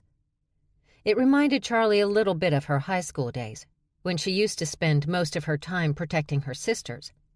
Max had been a year behind, and Stevie was about to start taking college prep classes because she'd quickly advanced out of middle school. They reached the 10th floor and entered a very large room that was once a science lab. The large, long tables and cabinets were still in place, but the equipment had been stolen or damaged by squatters over the years. One of their cousins stood at the opposite end of the room in a tailored dark suit. His black and white hair freshly cut, his black leather shoes expensive. He looked a lot like their dad, and, despite herself, Charlie held that against the men of the McKilligan clan. She couldn't help it. "Cousin Charlie," Dougie McKilligan greeted with that lilting accent. He was part of the Scottish side of the family, and, like their American kin, they barely acknowledged that Charlie and her sisters were related by blood, unless they needed something from them. Charlie used to think that their family acted this way because of racial prejudice. But no, it was because they were Freddie's offspring. It was Freddie they wanted to pretend didn't exist. Freddie they wished wasn't blood, and, by extension, his 3 daughters. "Long time, Dougie," she replied. He motioned them into the room. Come, let's talk." The 3 of them entered the lab, and as soon as they reached the middle of the room, they were surrounded. Not by more McKilligans, unfortunately, but by military types, like the ones who'd already come after them. "This seems a little harsh," Charlie said to her cousin, "letting them kill us." No, Dougie quickly corrected. "That's not what's happening here. We've worked out a lovely deal for you 3. Max snorted. "Really?" "Yes, cousin, really." He held up a finger. "One thing, though." 2 men quickly checked Charlie and Max for weapons, and Charlie was really impressed. Max didn't kill even one of them. The guy checking Charlie stepped away from her after a few seconds, but the one checking Max was still finding weapons. Dougie rolled his eyes. "You haven't changed, Maxine." "It's Max. Just Max."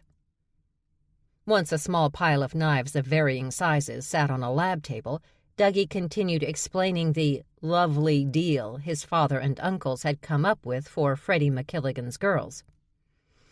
"Now, we know you lot have no say in the shite your father does, and we also know that threatening any of you with death, well, to be honest—" "He's not going to care," Charlie reminded him. Dougie smiled. "Exactly. But, dear Cousin Charlie, we know how persuasive you can be with your father. So this is the deal. These gentlemen will take your baby sister." One of the men grabbed Stevie's arm and pulled her close, all the men in the room ignoring how Stevie's eyes widened and her body went completely rigid. "But, and this is an important but, they're not going to kill you, and they will never hurt her. In fact, you'll even be able to get her back." His eyes locked on Charlie's. "Once me da gets his money and she helps out our associate." He spread his arms, palms up, smile wide. "That seems fair, don't you think?" "You really think you can trust these men?" Charlie asked, a little disgusted by her cousin. "They want one thing. They want Stevie." "Me?" Stevie demanded, her panicked voice hitting new notes that had the wolf in Charlie nearly howling. "What did I do? Why do you want to kill me?" she screamed hysterically. Dougie's eyes crossed, and he raised his hand toward Stevie. "No one wants to kill you. You are safe. You cooperate and your sisters cooperate. Everyone will be fine." "Do you really believe that?" Charlie asked her cousin. "Not everyone's like your father. I made the deal. It's solid. Just don't do anything stupid." "But we're McKilligans. All we do is stupid things. And I can't let them take my sister." The door leading to the lab suddenly closed, and one of the men stood in front of it. Charlie smirked. "Do you really want to play it this way, gentlemen?" "Charlie," her cousin said, his voice calm, "don't do this." He stepped closer and whispered, "These men may be full human, but even a honey badger can't handle a shot to the head. And once they get over the shock of your shifting, that's exactly what they'll do. Shoot you in the head, and they'll still take your sister."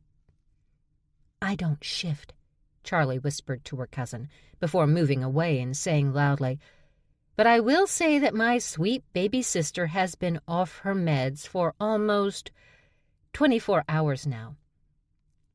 Unable to help herself, Charlie smiled. "And Stevie is anxious." They both had their rifles aimed at the building across the street, using their scopes to see what was happening inside the old lab classroom.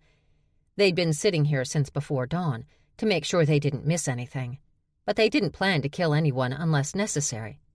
Their task was to observe and report to their bosses. The problem for Deanne, though, was that she didn't rightly know what the fuck she was observing. "This just went bad," Deanne said to Malone. "I don't like that they've locked them girls in with them." "Me neither." "Then let's start picking them off." "No," Malone said coldly. "Observe and report. That's it. We're just here to see what they do." "Don't seem right. They're outnumbered, outgunned." "I know, but they're not our problem. Badgers say they take care of their own. We should believe them." "Then why are we here?" "For something new. So could you just calm the fuck down, hillbilly?" "Their deaths will be on your head," Deanne muttered before returning her gaze to the scope.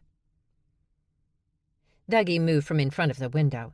He wouldn't put it past his crazy American cousins to have someone on another building with a rifle and a scope, ready to start shooting them all. And to think he'd volunteered for this job, wanting to help his father and to keep things from spiraling out of control.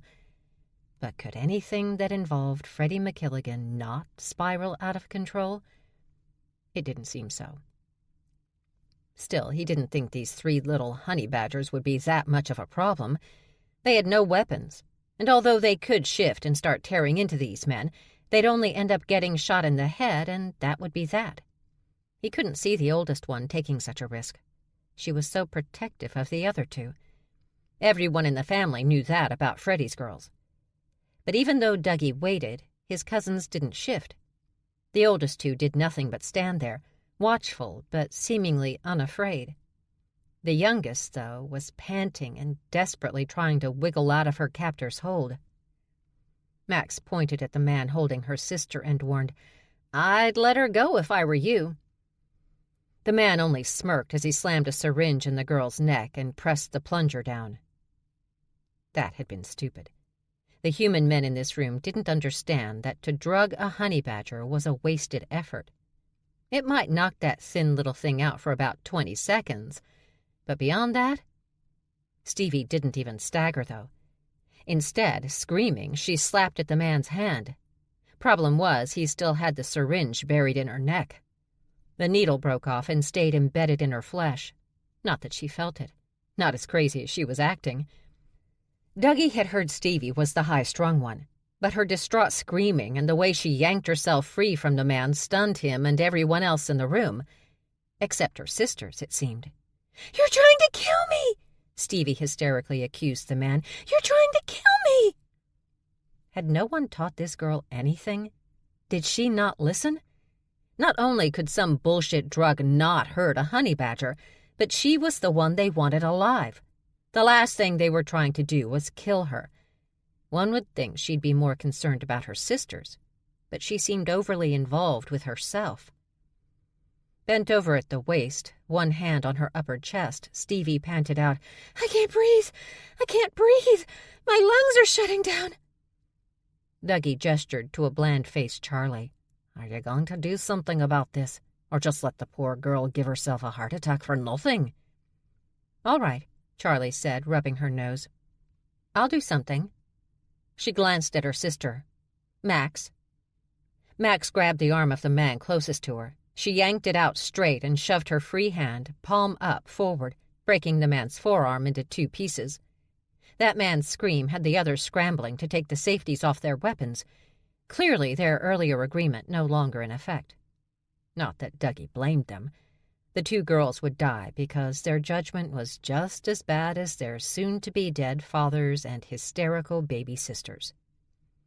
Charlie scrambled over one of the lab tables, but bullets slammed into her back, sending her flipping forward.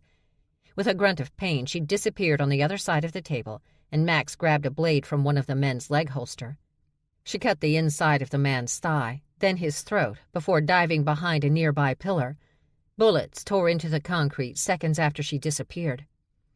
Stevie's breathing was so hard now, Dougie was sure she was truly going to give herself a stroke. And sadly, she'd witnessed Charlie getting shot in the back. So now she was screaming, "Charlie! Oh my God! They killed Charlie! We're all going to die!" Shrieking and crying, she shoved past 2 men trying to grab hold of her and dove face first behind a lab table. As one sister disappeared, another reappeared. Max and her stolen blade came up behind another man. She cut his throat and slammed the blade into the neck of the man standing beside him. A new attacker grabbed her from behind, big arms pinning hers to her body.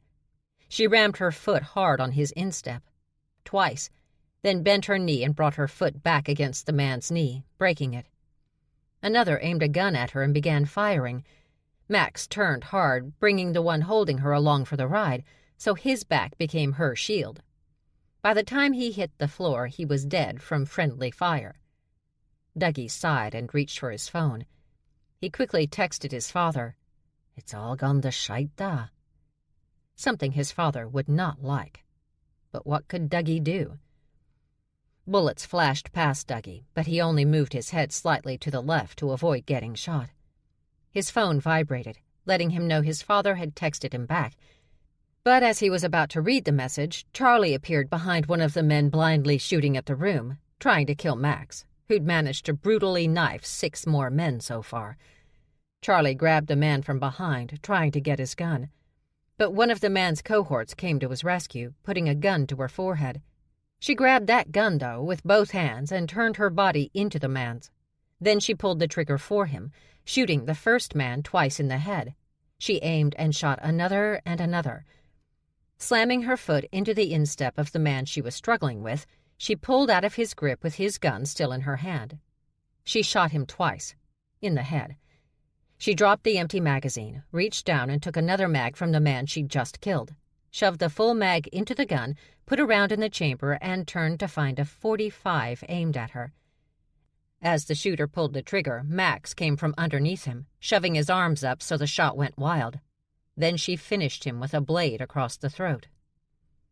That's when they all froze. Even his 2 cousins, which was what made Dougie a tad concerned. Nothing had fazed them so far, so what would exactly? It started out like a low rumble. Then it became a roar. A big cat roar. Orange, white, and black striped paws the size of massive platters landed on the lab table, crushing the thick slab of granite under the weight of each paw, like someone putting their hands in snow. Then the biggest honey badger head Dougie had ever seen appeared. "Oh, fuck," Dougie whispered. While they all stared, Stevie's shifted form began to rise, and rise, and rise, until her head nearly reached the ceiling. And even then, Dougie got the distinct feeling that she wasn't standing completely straight yet, that she was still bent over. Staring down at the remaining men, Stevie suddenly leaned forward and roared, shattering the windows throughout the room and, Dougie was sure, the entire building based on the screams he could hear from outside. No longer thinking about the women kicking their asses, the men aimed their guns at the thing bearing rows of massive fangs at them, honey badger fangs that were quadrupled in size. Then Stevie did something Dougie didn't expect from any badger or cat, because they weren't physically capable. She charged up the wall and onto the ceiling. All 20 or so feet of her hung from the ceiling tiles. Her long tail snapped down and wrapped around the neck of one of the men, tossing him across the room and out the shattered window. "Kill it!" one of the men bellowed, and the rest began firing. Stevie skittered across the ceiling until she reached the man who'd given the order. She landed on him, grabbing the wailing man in her maw and dragging him off to the far corner of the lab, ignoring the bullets and screams of the other men. And while Stevie had their full attention, her sisters, without shifting or unleashing their claws, went around killing. Max stuck with the blade, but now she had two, one in each hand. She moved fast and quiet. With no mercy, she killed. Her sister stayed with the .45, moving through the remaining men with the weapon held in both hands, raised to eye level, but held close to her body. Each of her victims got a headshot, unless the male tried to move on her first, in which case she shot twice in the chest and then in the head. As for Stevie, all Dougie could hear were screams. All he could see was her back arching each time she pulled more flesh from bone. Some men managed to make it out the door, climbing over each other. No longer were they a smart, elite unit of killers. Not after meeting the McKilligan sisters. Dougie heard sirens and glanced out the window next to him. "Cops!" he yelled at Charlie. She shot another head before she looked at him and nodded. "Go," she told him, not even out of breath. No fear or panic or even anger in her dark brown eyes. "And tell Uncle Will we said hi." Max started to go after the men who'd managed to get out the door, but Charlie called her back. "We have to get Stevie." Max glanced around at the carnage. "Where the fuck is she?" Charlie pointed up and, yep, that's where their baby sister was. Again hanging from the ceiling, but now with part of some guy hanging from one of her fangs, a part she was not going to want to give up. Shifted Stevie tended to play with her prey, and guard it territorially, like most house cats. "Dude," Max told her sister, "we don't have time to calm her down." "I've got it." Charlie moved closer to her sister, but not right under her, because she didn't want any more blood dripping on her. "All right, you," she said, pointing a finger at her sister. "You get down here right now. Right now, Stevie McKilligan. This instant." Stevie lowered her eyes and made a little mewling sound. She took a step back, still on the ceiling, not wanting to give up her prize. "Don't you dare run away from me, Stevie. You come down here right now. This minute." Stevie released her grip on the ceiling and came crashing to the floor. "Spit it," Charlie ordered her baby sister. "Spit it." Annoyed, Stevie spit the torso out of her mouth. "Shift back to human. Right now." With just a thought, Stevie returned to her human form. Now naked and covered in blood, she stood there, eyes downcast. It wasn't shame, though. Charlie knew that. It was more like contrition, like a little girl caught tearing the head off her sister's favorite doll. "Cops are securing the building and coming up the stairs," Max announced after checking the windows. "Let's move." The three of them ran out of the lab and up the stairs until they reached the roof. There was a long summer dress already waiting on the ledge of the building. Max tossed it to Stevie, and she slipped it on while Charlie went from corner to corner, trying to figure out where the cops had set up. She found that they hadn't made it to the back of the building yet, so she motioned her sisters over. "Go," she ordered Stevie. "Have you lost your mind?" Stevie asked, already beginning the panic process all over again. "When you consider the physics of—" Pressing her hand against Stevie's chest, Max shoved her sister off the roof. Screaming, Stevie fell, but as she neared the ground, she suddenly turned over and landed on all fours. "Always with the drama," Max announced before following her sister over. Sadly, she didn't have any cat in her, so she landed hard, the concrete under her cracking from the impact. But the honey badger still got to her feet and shook it off. Charlie got on the ledge and was preparing to jump when she felt eyes on her. She spun around, gaze searching all the nearby buildings. She saw the scopes, the rifles, the women holding them. She bared her fangs in rage, and in answer, the dark-haired one bared her fangs back. Well, at least they were shifters. "Charlie!" Max yelled. "Move your ass!"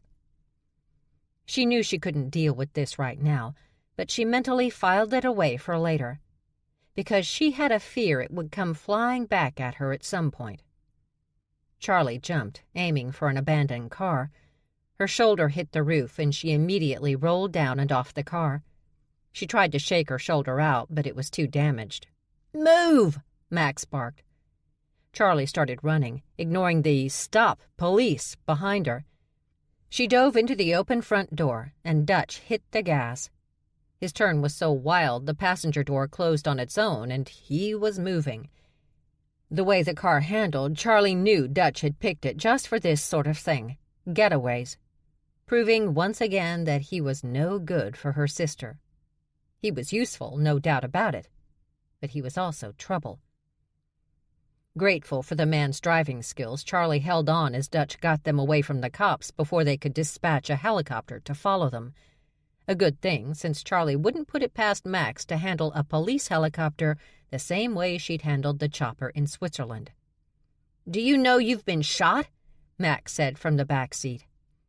Charlie spun around, resting on her knees to stare at her baby sister. "Stevie, you've been shot?" Stevie blinked at her. "She was talking to you." Frowning, Charlie looked down at herself, but saw nothing except her wounded shoulder, and she just needed to get Max to yank that back into place for her. Max leaned forward, reached around her, and when she sat back, she held up 2 fingers covered in blood. "Oh, guess I was shot." After a moment, she dismissed it with a wave of her hand. "It's a scratch. It'll be fine." Charlie settled back in her seat and looked at Dutch. "We need to get rid of this car." "Already on it, sweetness." She gritted her teeth. "Don't call me that." "Honey pie? Lady divine? Pretty ass?" Charlie glared at him.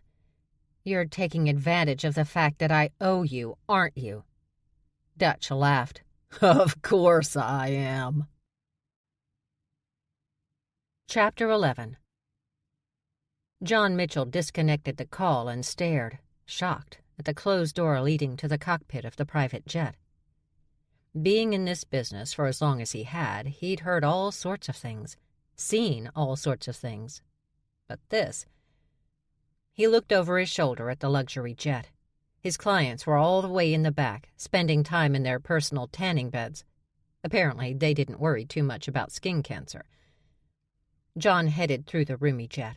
He hadn't been in a jet this luxurious since his military days when he was lucky enough to work on Air Force One. His clients had serious money and were not afraid to use it. For anything. The 2 ladies were already out of the tanning beds, both wrapped in white terry-cloth robes, their personal staff giving them pedicures and manicures, while others massaged their shoulders. "Excuse me, ladies," he said, stepping into the cabin. "I have word." One looked up from her copy of Italian Vogue, and he realized they both had green mud smeared all over their faces. It was not attractive. "They have her?" she asked with that Italian accent he was starting to find less sexy and more irritating. "They killed everyone," he said plainly, "except their cousin and about 3 of my men who managed to escape." "How is that possible?" She threw her magazine, frustrated. "Why does this keep happening?" "Calm," the other ordered. And to John she said, "Now, what happened?" "I'm not quite sure. My man talked about fangs and claws and giant tigers." Both women laughed. "What?" "I think they must have drugged the men," he reasoned. "Some hallucinogenic. That made it easier to shoot and stab them all." "So we do not have the youngest?" one asked. "No, ma'am, we don't." The pair stared at each other through all that mud until one shooed away their staff and the other took out a slim gold case. She opened it and pulled out a cigarette, lit it, and focused on him. "You failed. Again. You and the people you've hired. That makes us unhappy. You don't want to keep making us unhappy, do you?" "Of course not." "Then you," she said, pointing her cigarette at him, will arrange a jailbreak for us." "A jailbreak?" "I think that is the term, yes. We will be hiring someone who understands the McKilligans better than you do, and I'm guessing hate them as much as we do." She took a drag off her cigarette before asking, "Think you can handle that, Mr. Mitchell?" "I can handle that." "Good," she said, relaxing back with a sigh. "I'd hate to kill you, too." Berg sat on his front stoop, attempting to pry his sister's favorite towel from his dog's mouth. "Give it to me, now." His sister had been right. Taking the dog his mother had given her triplets had been a bad idea. Not that he didn't like dogs. He did. Sort of. And he'd grown up around them. His mother dabbled sometimes in breeding the enormous canine so that local bears could have the extra protection. But these dogs were strong-willed and, to be blunt, bitchy. They were often used in Russian prisons to keep the convicts in line. "She's going to kick both of our asses if you don't give me this towel." "Hi, Berg." Berg looked up from the tugging dog to see Charlie's sister standing in front of him. "Hi, Stevie. What happened to your neck?" "Oh, nothing. It's already healing. But I was wondering if you have a first aid kit." "Sure." He leaned back and yelled through the screen door, "Dag, get the first aid kit." "Which one?" Dag called back. Berg focused on Stevie again. "What do you need it for? A sprain, a cut, your neck?" "Gunshot wound," she replied casually. So casually that Berg didn't realize he was yelling, "Gunshot wound!" to his brother until his brother yelled back, "Who the fuck was shot?" Was all she got out before Berg dropped the towel and charged over to what the rest of the neighborhood was now calling the Badger House. He ran inside and bellowed, "Charlie!" She appeared in the hallway wearing nothing but her blood-soaked jeans and bra. Her shoulder appeared weirdly fucked up. "What are you yelling for?" she asked calmly, frowning. "You were shot?" She waved it off. "Oh, that. Yeah, I'm fine." "You're covered in blood." "Covered is a bit of an exaggeration, wouldn't you say?" "No." She came close and whispered, "If you're going to get hysterical—" "I'm not hysterical. You've been shot." "You were shot in Milan. You didn't get hysterical." "I'm a bear." "Uh-huh." "Which means a .45 isn't going to do anything to me except piss me off." "What about bear spray? Does bear spray work?" "Why are you asking?" "Why aren't you telling?" Dag ran into the house, a giant metal white box gripped in his big hands. He froze when he saw Charlie. "Oh my God," he gasped. "You're dying." Charlie's eyes crossed. "Can we all calm down? There's no need to be hysterical." "How are we hysterical?" Berg asked. "By running in, assuming I'm dying." "You are drenched in blood," Berg reminded her. "And your shoulder looks really weird," Dag flatly added. "That just needs to be yanked back into place." She scratched her chin. "And a little duct tape on the gunshot wounds will stop the bleeding." "You're not a headlight on an old Chevy," Berg told her. She rolled her eyes, but before she said anything, she suddenly sniffed the air. "I got a pie in the oven. Wait here." Charlie walked away, and Berg looked at his brother. Together they headed toward the kitchen behind Charlie, but Berg's dog ran in first, his sister's towel still caught in his mouth. He stopped in front of Berg and stood there, being annoying. "You are killing me." "Is that Britta's Restoration Hardware towel?" Dag shook his head. "She's gonna kick your ass." "Good," Stevie said from behind them, and loudly, "You have the kit." To be honest, Berg had forgotten about Charlie's little sister. Looking at her now, he saw something different about her. First, she was speaking to them without either of her sisters being there. Second, her eyes were open really wide, like she was perpetually stunned by something. Third, back to the talking. She was talking. A lot. And fast. "Thanks for loaning us this first aid kit," she said, taking the kit from Dag. "We really appreciate it, but wow, is it big. I'm really surprised how big it is. Do you guys get injured that much that you need such a big case? We do, of course, but that's not surprising. I mean, just today Charlie got shot, but that was before what happened. Not that I blamed them. It was either them or us, and so her and Max had to kill all those men. I mean, if they hadn't, no matter what our cousin said, they probably would have held me for a long time and killed both my sisters. So, yeah, Charlie and Max totally had to kill them all. Sorry if I'm talking fast. I sense I'm talking fast. But I just took my meds and they haven't kicked in yet. But when they do, I'll be way calmer. But at least I'm not afraid of you guys right now. But I always feel better after I shift. The problem is that no one else feels better after I shift, right? Then she laughed, patted Berg on the arm, and reminded him, "Stray dog it," before disappearing down the hallway toward the kitchen. Stunned, the brothers stood there, silent. Because, really, what was there to say? Ignoring the excruciating pain in her shoulder, Charlie quickly put her glasses back on before she bent down and, with oven mitts on, pulled the lemon custard pie out of the oven and placed it on the counter to cool. She smiled at its perfection. "Bear in the kitchen," Max said, and Charlie turned around, expecting to see the Dunn brothers behind her.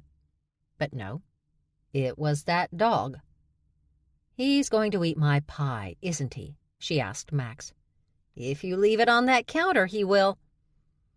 Charlie moved the pie to the open window, pretty sure the dog couldn't lean that far over to reach it. But that's when Max reminded her, "You're gonna attract bears again." Damn it! Holding the pie in her hands, she studied the kitchen. Max looked up from the newspaper she was weirdly reading. Weirdly, because it was an actual newspaper, made of actual paper. Charlie had only seen her use her phone the last 10 years to read anything. Books, magazines, anything. Charlie didn't even know where her sister had found a newspaper. "You could just get rid of the dog," Max said. "I'm not killing a dog." Max quickly looked up, eyes blinking. "I meant throw him out, not kill him." "Aw, I'm glad that's what you meant," she happily replied. Max glared at her before going back to the paper. That's when Stevie walked into the kitchen. "Who's killing a dog?" Stevie looked down at Max. "Why are you killing a dog?" "I'm not—" Max suddenly stopped talking and stared at Stevie. "Were you outside talking to those bears?" "No." "Good. And I'm not killing any—" "I was inside talking to those bears." Max closed her eyes and Charlie asked her baby sister, "What did you say to them?" "I don't really remember because I was talking so fast. And you know what happens when I'm off my meds and start talking. I just go and go and go. And I kind of just kept going without really stopping because you know how I get when I'm not on my meds, but I've panic shifted. And I may have told them nothing. But then again, I may have told them everything. I'm really not sure, but—" With pie still in hand, Charlie ran out of the kitchen and returned to the living room to find both bears just standing there, staring at each other. "Pie," she announced, shoving it under their noses. "Lemon custard. Bet you two like that. Want it? You can have it. Take it." Berg gazed at the pie and then her before asking, "So, how many people did you kill?" Charlie cringed. They should have locked Stevie in her room, but she could claw her way out if she was anxious enough. "It's not what you think," she promised.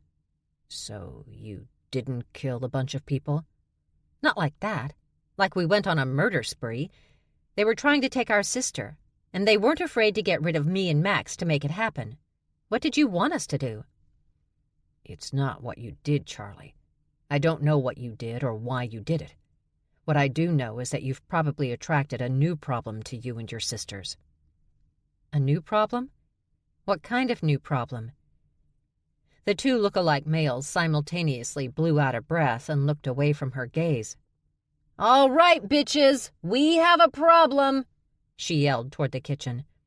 "I thought we killed our problem," Max yelled back. "Apparently that wasn't effective. Is it Stevie's fault?" Charlie frowned at Max's question. "No. So I can't hit her? Because I feel like hitting her."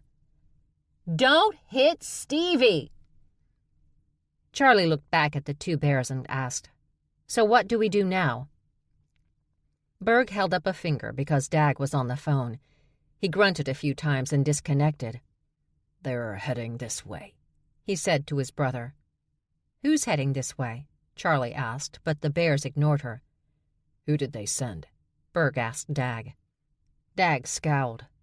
"A Smith." Berg took an abrupt step back like he'd been struck. "We have to get them out of here. And take them where?" "Someplace with a lot of people. Smiths don't like to strike with an audience."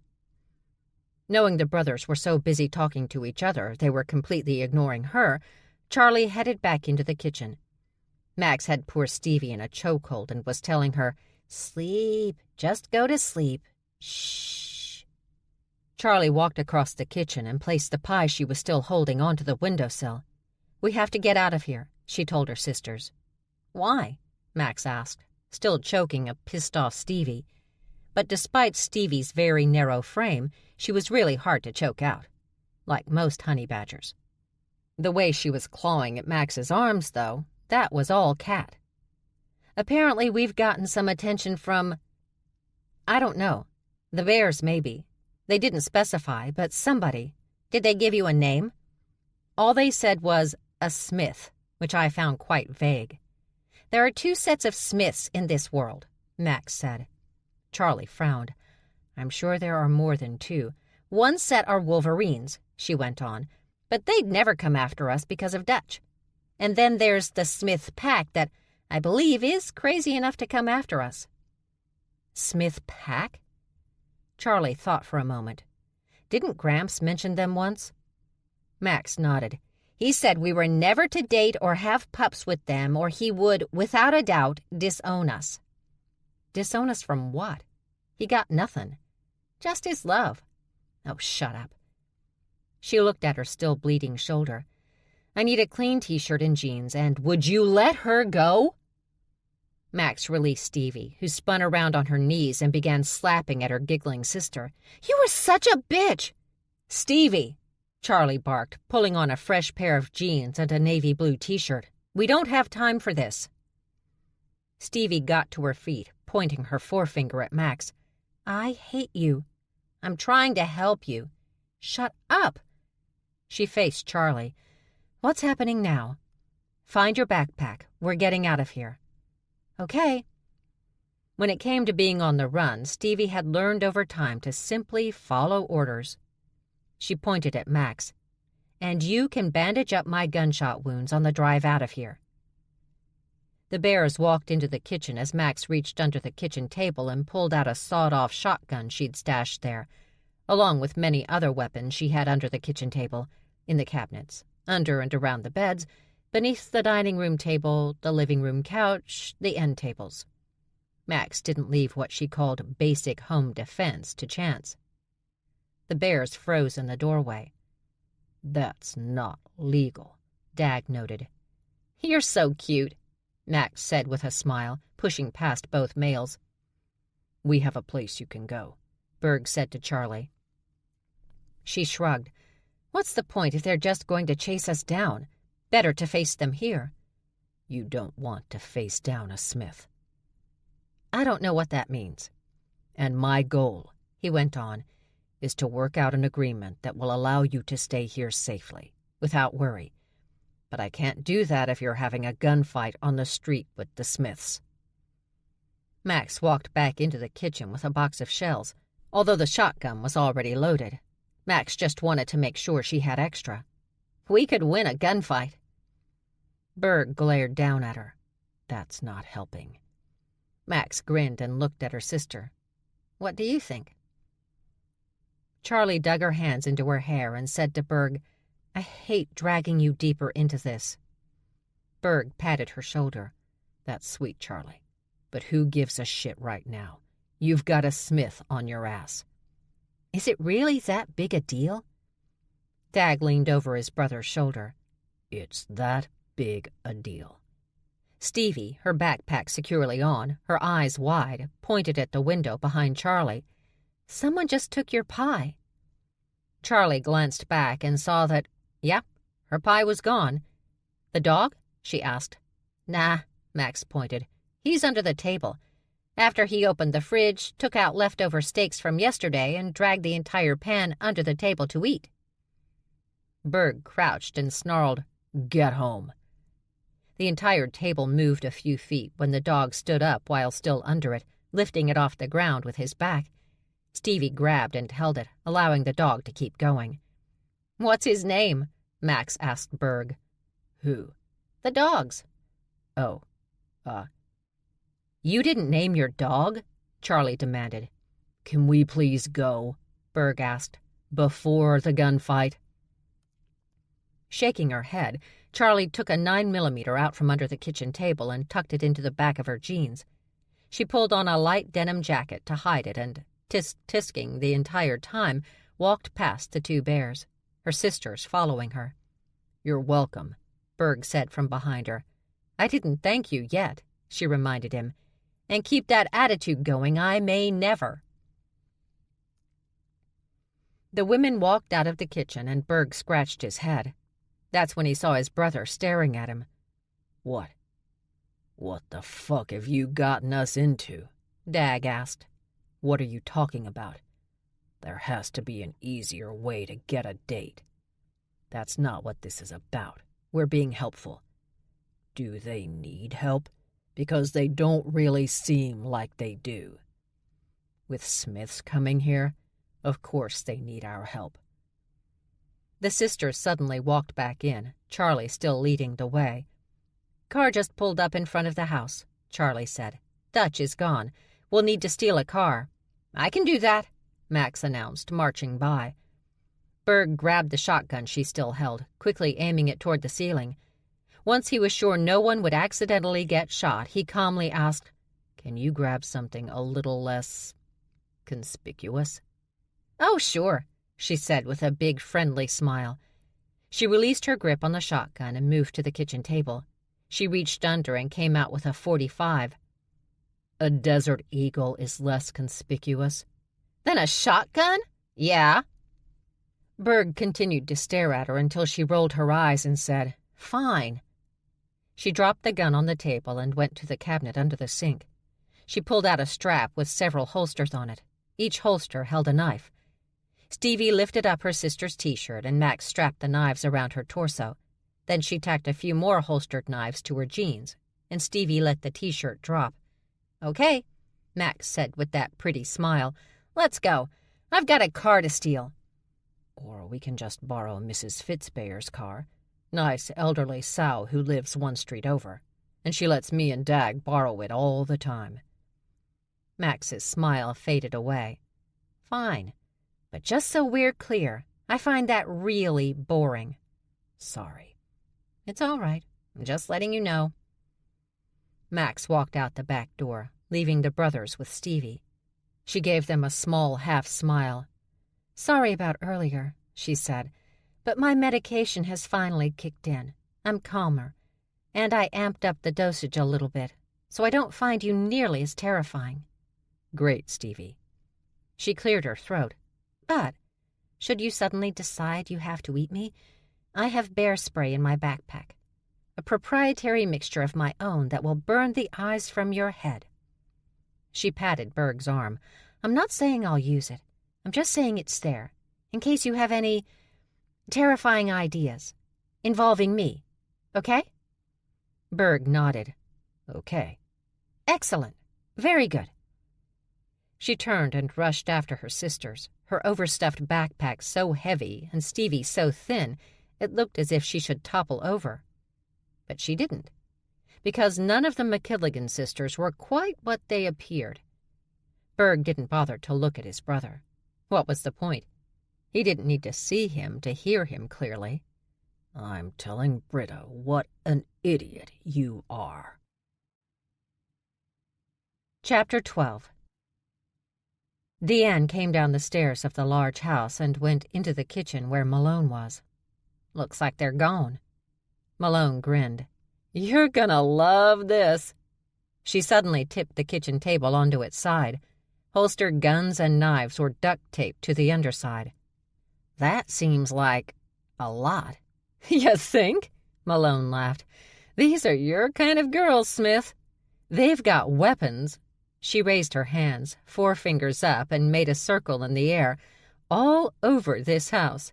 In cabinets, behind doors, under beds, next to beds, in beds. I'm trying to figure out where they got all this shit. We need to find these girls. Malone lifted her nose, sniffed the air, then opened her mouth wide, pulled back her lips, and stuck out her tongue. She'd done it before when they were tracking. She called it a flamin' response. But Deanne just called it nasty, because that's what it was, just nasty. Malone closed her mouth and made a smacking sound. There were bears here, she announced. There are bears everywhere. It's a bear neighborhood, genius. I mean, there were bears here, in this space, and one of them was hot for one of those girls. How do you know that? Pheromones. She made that tongue sucking against the roof of her mouth sound again. I can taste it in the back of my throat. Deanne held up her hand and told Malone, "You cats are just plain nasty." Malone walked across the room and stared out the window. If he likes her, he'll want to protect her. None of those girls need nobody protecting them. You know how guys are, though, especially bears.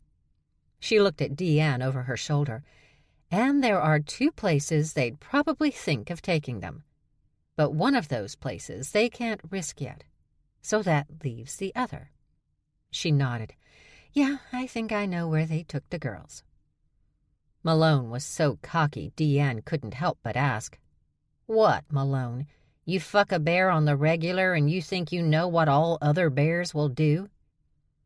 Malone thought a moment before replying. Yes, I do. And do you know why, Air Bud? Because I am awesome. She giggled. God, I love me. Don't you love me? No. Go, Berg said to Charlie from the front seat of Mrs. Fitzbayer's Hummer. We'll park the car and be right in. Don't talk to anybody or go anywhere. Just stay in the lobby, okay? Okay. Charlie opened the back door and climbed out of the enormous vehicle. Of course, after seeing the elderly sow who owned this behemoth, she understood why the woman needed it. She had to be nearly 7 feet tall. Charlie had made the assumption she was a lonely old maid. But nope. She was a widow whose polar bear husband had been nearly 8 feet tall, and together they'd had 6 giant children who were scattered all over the world trying to help with global warming to assist the full-blood polar bears trapped on melting ice caps. She was really starting to find this shifter life interesting. Living with a pack that barely noticed her, was terrified by Max, and a little freaked out by Stevie, hadn't really shown Charlie the entire shifter world that existed out there. All this was new to her. They made their way into the sports center's main lobby. Kids with basketballs or ice skates pushed past Charlie and her sisters, all rushing to their practices. There were sports stores of all kinds and restaurants on the first floor. The ice rink was also on this floor. But the basketball courts, gymnastic practice rooms, and some admin offices were up on floors 2 through 18. There was also a state-of-the-art high-end gym that probably cost a small fortune to join, and a bunch of sports physicians and surgeons who probably only worked on Olympic athletes and pro ballers. Wow, Stevie gasped, her gaze raised to the high ceiling. All this for sports? Sports is big business, Charlie noted, and this is what big business buys. All this money, but scientists still have to beg for funds in the search to end cancer. She shook her head, lips pursed. Disgusting. Now that Stevie was back on her meds, she was once again rational, if a little nervous. Thankfully, Charlie wasn't so easily spooked. She didn't have time, always too busy keeping her sisters safe or stopping them from doing something stupid. A group of laughing girls walked by, roller skates hanging from the bag one of them held. Hey, look, Max pointed out. Derby girls. You want to play derby? Charlie asked, surprised. Max was not exactly a team player. Oh, God, no. But I do love watching them beat the shit out of each other. She began to follow. Come on, let's see if we can find out if there are any bouts coming up. We're supposed to wait for the guys, Stevie reminded her. We'll be gone 2 minutes. Come on." They followed the fast-moving women expertly cutting through the crowd until they disappeared into a stairwell guarded by 2 security guards. "Okay, we're done," Charlie said, grabbing Max's arm and holding her back. "Why?" "Whatever is going on back there, I don't want to know." Max pulled her arm away. "Don't be such a drag." "How are we supposed to get past security?" Stevie asked. "Leave it to me," Max said with way more confidence than either of her sisters felt for her. She sauntered up to the 2 guards and smiled. "Hey."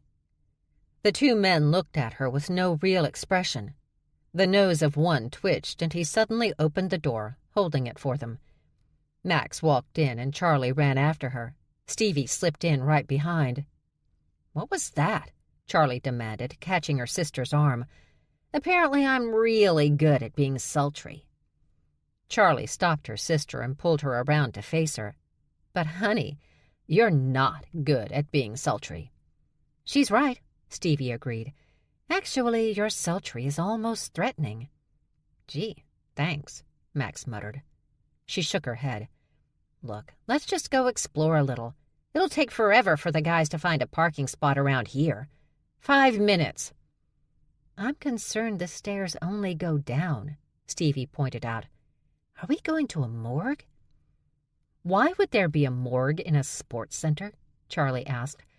"Because Soylent Green is people." "I am so sorry I let you see that movie," Charlie sighed. Come on, come on." Max started down the stairs, and they followed.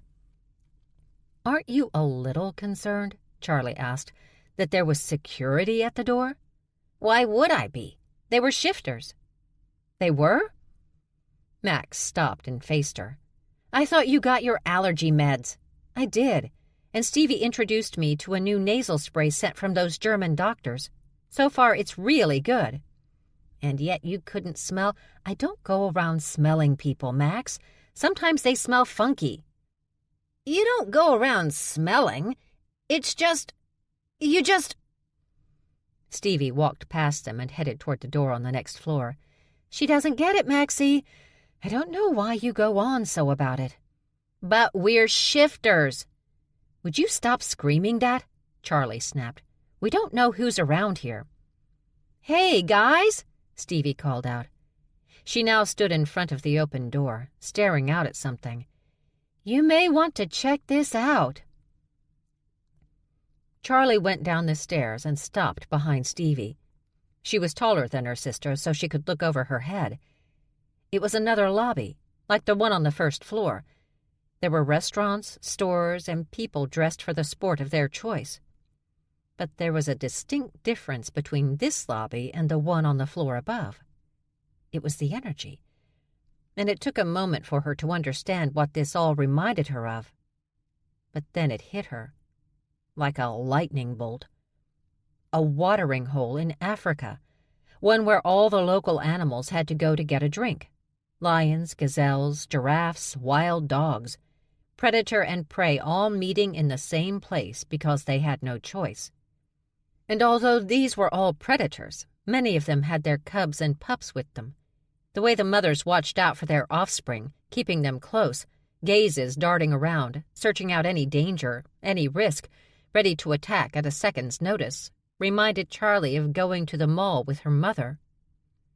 "They're all shifters," Stevie said, fascinated, her mouth slightly open. "All of them." "I've heard about places like this," Max explained. "Been invited to a few, but never went." "Why?" She shrugged. "Seems weird. Being around a bunch of people where the only thing you have in common is that you can shift into an animal." "I get the appeal," Charlie said. "Kind of like that time I went with Gramps to that family reunion. Being around people who connect with you on a very specific level can be nice. Seeing all those different shades of brown in one place was very comforting, and none of them were shifters because it was my great-grandmother's side of the family. But I still felt connected." "I go to Chinatown," Max stated flatly, "and I don't feel connected." "Aw, sweetie." Charlie put her arm around Max's shoulders. That's because you're you." "Excuse me," a low voice said from behind them. Charlie and Max separated, and 3 very large men walked by. One of them smiled at Charlie. "Hey, beautiful." "Hi," she replied, unable to stop a surprised chuckle. Max rolled her eyes. "Oh, my God. Really? "You can't let me have that. Cute guys notice me and you can't let me enjoy the moment?" Cute guys notice you all the time. "No, short guys notice me, and guys who like big tits. Neither ever look me in the eye or call me beautiful. He did." He's 7 feet tall. You could give him a blowjob without getting on your knees. The point is, Stevie cut in, that you already have a tall guy who thinks you're beautiful. Then she smiled. Weirdly. Charlie stared at her baby sister. "What are you talking about?" You know. Stevie fluttered her eyes, which was, again, weird. "Sweetie, you don't do coquettish well, so stop that." "Come on." Max moved around them and out the doorway. "Let's check this out." "We have to meet Berg and Dag," Charlie reminded her. 5 minutes. "No. Let's just get back upstairs and—" "There's a Starbucks." "Ooh." Charlie stepped past the doorway. "Coffee?" Max pushed Charlie toward the very large Starbucks. "Go get us coffee and something with honey." "Cinnamon for me," Stevie corrected. Realizing she'd never get her sisters out of here any time soon, Charlie went into the Starbucks and got in line. Might as well get herself a cup of coffee to soothe her nerves before she went to track down Berg and Dag. She didn't want them to worry. As it was, she couldn't believe how amazing the Dunns were being, going out of their way, constantly, to help her and her sisters. How was she ever going to pay them back? How was she ever going to pay back Berg? She'd never known a guy like him. He was just so nice. And she really liked that. She liked how nice and responsible he was. Only her grandfather had ever been that responsible, but he was also grumpy. Sometimes very grumpy. Not Berg, though. He was just a really nice guy, who also happened to be really hot. Charlie rubbed her forehead. She had to stop thinking about Berg that way. He deserved better than McKilligan crazy in his life. He was too nice for her. What was she going to do with a nice guy but ruin his life? The line grew even as she moved forward, and it didn't take her long to realize that the woman standing behind her was sniffing her. Not enjoying that one bit, Charlie looked over her shoulder and asked, "Can I help you with something?" The woman was black, long, and lean, in a designer dress that looked perfect on her. She was beautiful, but Charlie found her bright gold eyes disconcerting, especially the way they were locked on her, and the way her nostrils flared as she leaned in to take another sniff did nothing but make Charlie want to slap the holy hell out of her. "You're bleeding," the woman finally said. "I've got my period," she lied, hoping that would end the conversation. It didn't. "I'd believe that if I didn't smell the gunpowder." "When were you shot?" Charlie glanced around, but no one seemed to be paying much attention to their conversation. "Don't worry about it," she insisted. "I got it handled." "Doubt it." The woman suddenly grabbed her upper arm, and it took everything Charlie had in her not to pull her gun and shoot the female directly in the head. "Come on." "Look, lady, I'm a doctor. We'll get it cleaned out and wrapped up in a few minutes, and you won't get the fever." "I don't get the fever." Charlie knew about the fever. She'd been hearing about it ever since she'd moved in with the pack. The fever that allowed shifters to heal themselves in about 24 hours. A fever that Charlie and her sisters didn't get. Instead, they healed in their own unique, individual ways. Ways she was not in the mood to discuss with this beautiful, lean woman who was making her insecure about her own looks. "Sure you don't." The woman pulled, and gritting her teeth, Charlie let the stranger take her out of line. What was wrong with her? If this had happened among full humans, Charlie would have just handled it, like she handled everything else, quickly, brutally, and with no remorse. But she wasn't doing that here. Maybe because a fellow shifter wouldn't be so easily put off. She couldn't scare this woman with a silent stare or a low-volume growl, and it wasn't until this moment that Charlie realized how frustrating that was. As the woman led her through the crowded lobby toward a set of elevators, Charlie glanced back in the hopes of spotting her sisters. But nope, they'd wandered off as she'd known they would, like two exploring bear cubs wandering away from the mama bear.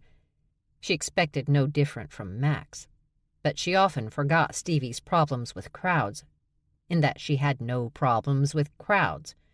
Her panic disorder reared up when she felt trapped and alone. But Stevie didn't feel alone in crowds. In her mind, she could call for help and someone would come running to her aid.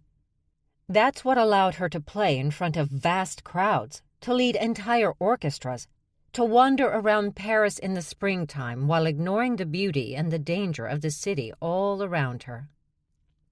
Once, Charlie and her sisters had been separated at a peace rally in England that turned violent. When the three sisters met again, Max had a bruised face and swollen knuckles. Charlie had a bruised throat and broken ribs. And Stevie was singing "Give Peace a Chance" with a bunch of hippies. Untouched, unbruised, happy as hell. But one bear in the yard and Stevie was up a tree, screaming and unable to breathe. Weird. They stepped into the elevator and went down a few floors. The woman still had a grip on Charlie's arm while she held her phone in her free hand and read emails.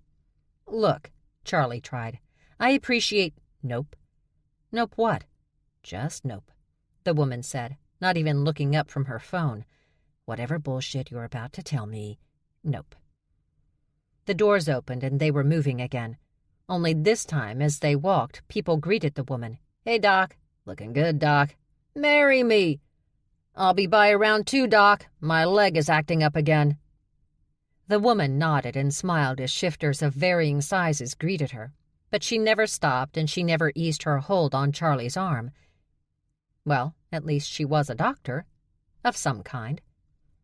The woman dragged Charlie into a very active medical facility, filled to the brim with shifters of varying sizes. "Hey, Doc," the receptionist said. "Your 1 o'clock is here." "Ask them to wait, would you, Sal? I've got an emergency." "Yeah, but—" The doctor didn't wait for the receptionist to finish.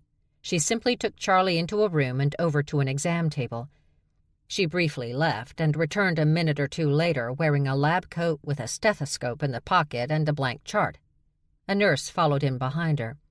"Okay, hun," the doc said, opening up the chart and beginning to fill it out.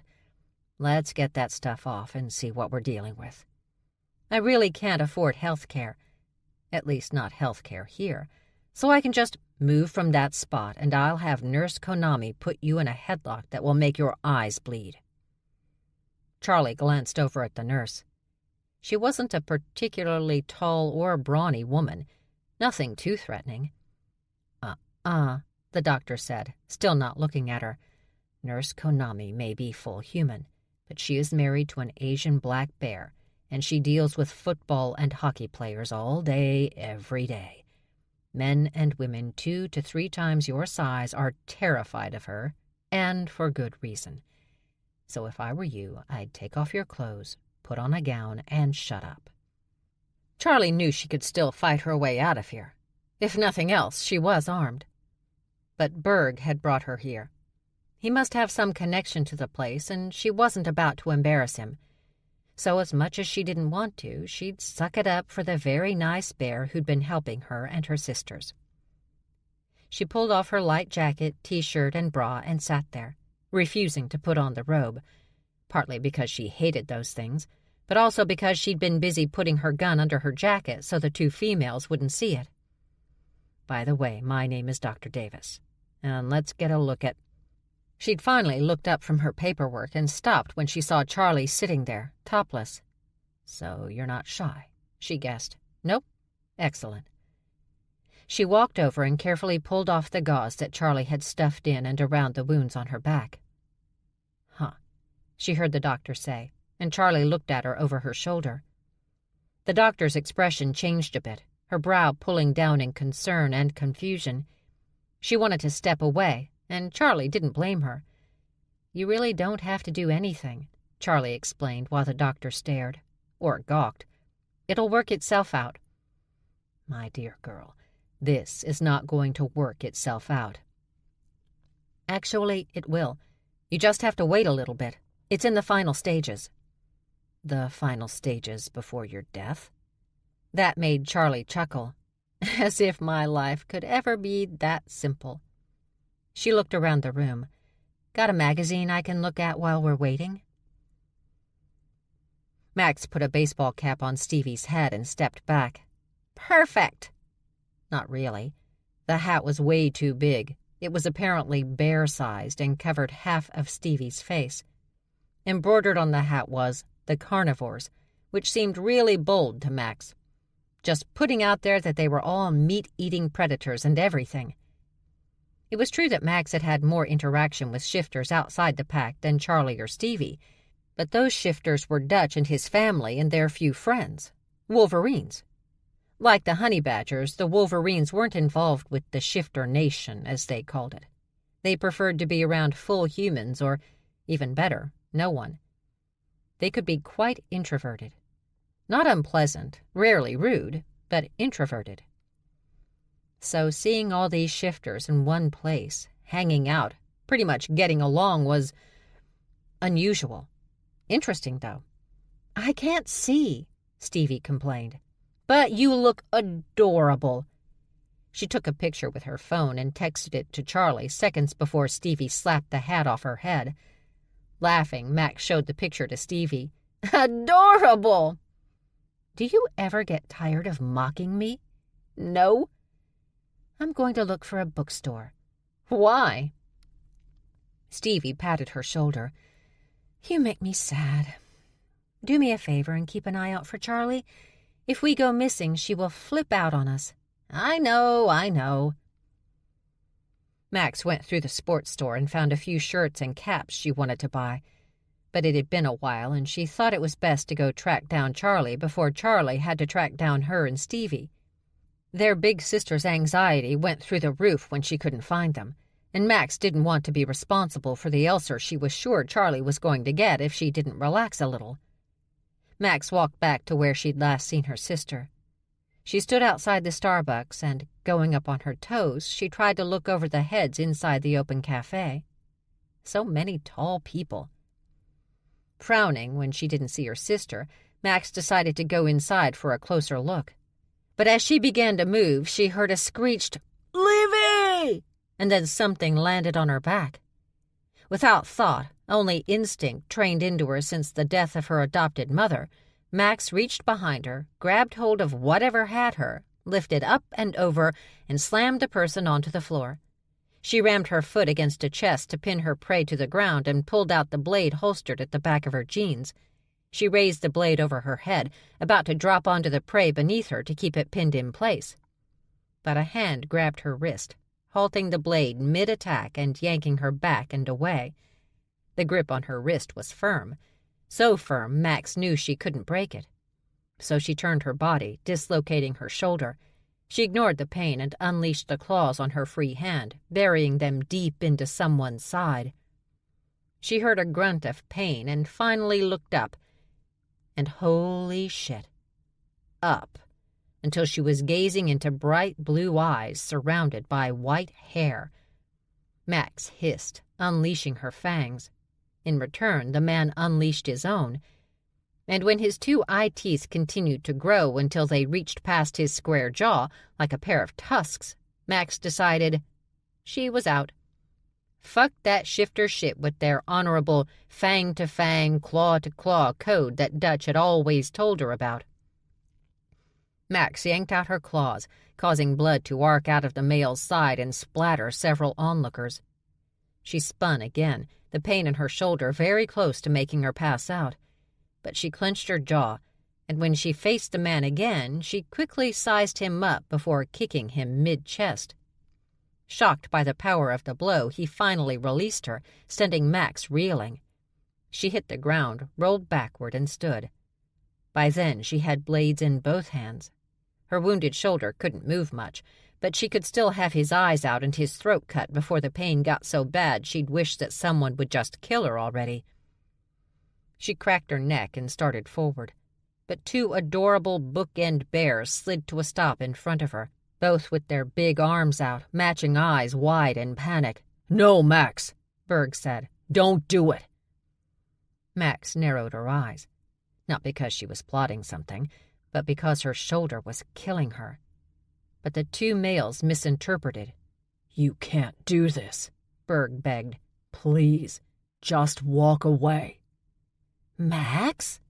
Max looked away from the two bears and saw her cousin standing a few feet away. What the fuck are you doing? Livy walked closer, shoving the two bears out of the way. Starting shit again? She growled before yelling, "Again? It wasn't me. It was—" Max started to point at the man who was behind the bears, bleeding from his side. He'd done the damage to her shoulder, but he hadn't actually started anything. Max looked over the crowd, finally pointing at a black woman in roller skates.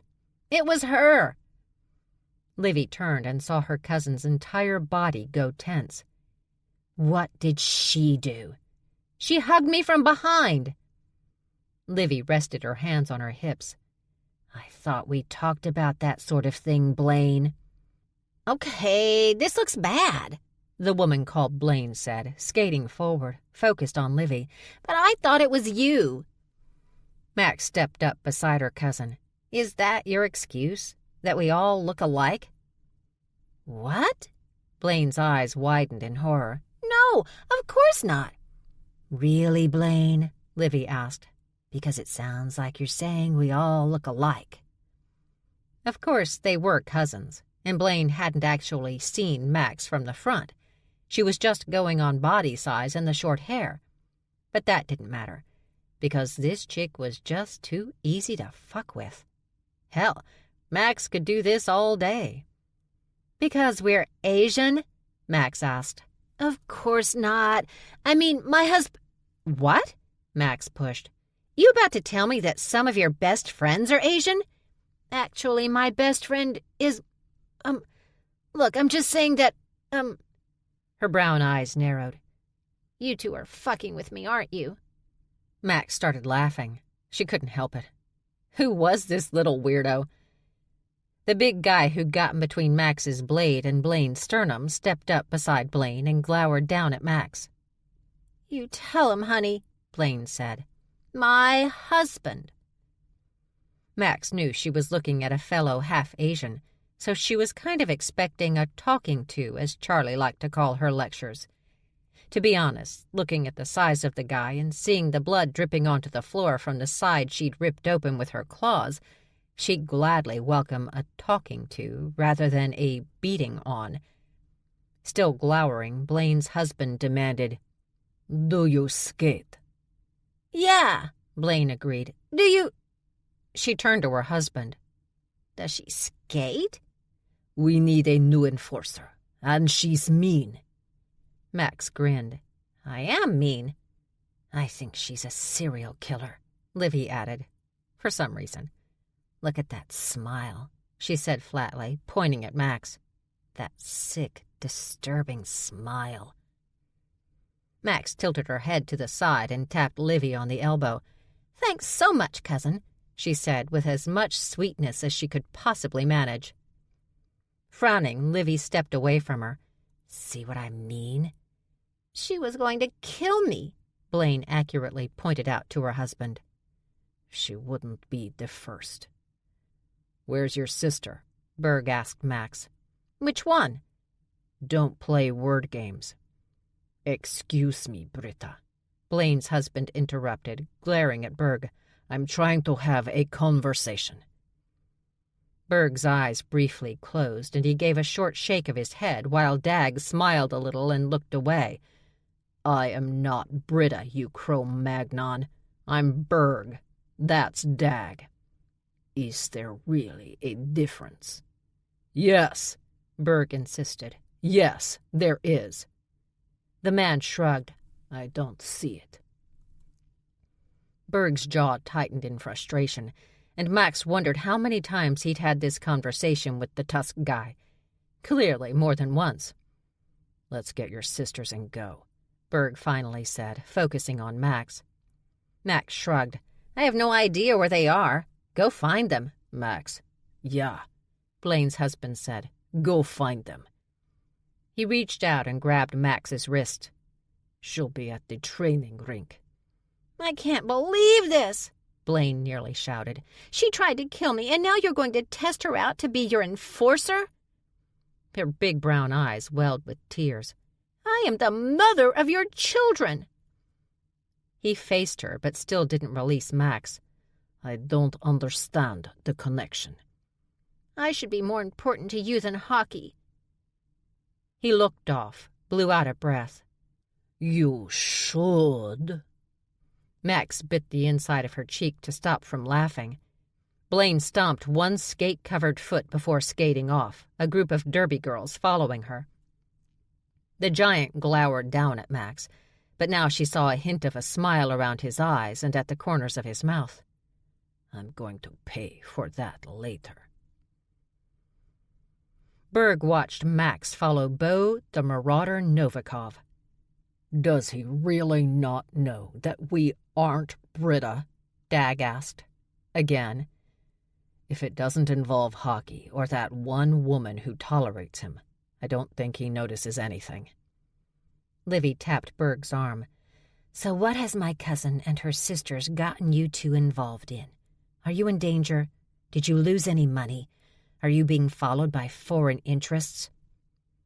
Berg frowned. What are you talking about? Look, as someone I don't necessarily want wiped from the face of the planet. Aw, thanks, Liv. Berg stared at his brother. What's wrong with you? Be careful that you don't get too involved with the McKilligan sisters. Why? Well, according to my mother and aunts, they're cursed. Cursed, Berg repeated. Uh-huh. By ghosts.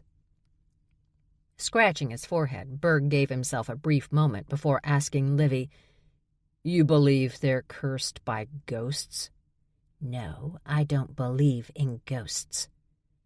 So you just think they're cursed in general? Yeah, I definitely think they're cursed. It's their father's fault, though. I think he pissed off a witch or something. You don't believe in ghosts, but you believe in witches? Witches exist. Berg nodded. Okay, I'm walking away now. He did, and Dag followed behind him. If I were you, Livy called out, I'd find the little sister before you go looking for the big one. If you don't have the little one, the big one is going to flip the fuck out. Berg stopped walking and let out a sigh. Livy's right, isn't she? Dag asked. Yeah, but Stevie could be anywhere here. Well, let's try to think like her. Dag folded his arms over his chest and said in all seriousness, So where would a former child prodigy and genius with an extreme panic disorder who is being hunted by all sorts of people go when in a shifter-filled sports center? Berg began scratching his forehead again, first with one hand, then the other, until he finally just buried his face in both hands and let out a very large, very pained sigh. There was a food court, and a shockingly large and well-stocked bookstore. She even found an entire store devoted just to honey. Honey. She'd gone in there, despite the large grizzly sow behind the counter who wouldn't stop glowering at her. She'd started to panic a little, but she swallowed it and put in a large order to be sent to the house for her sisters. She was actually not a fan of honey, too sweet for her taste. But once the order was in, the sow went from glowering to glowing. Suddenly, she was more than happy to help Stevie, even without knowing what the hell Stevie was. She kept sniffing. At one point, when Stevie was looking at a large display of chocolate-covered honeycombs — Max loved honeycombs — she felt the sow standing right behind her, and Stevie was almost positive that she sniffed the back of her neck. Thankfully, her meds were working well, and Stevie, after years of group and individual therapy, was able to deep breathe her way through the oncoming panic until the sow moved away from her.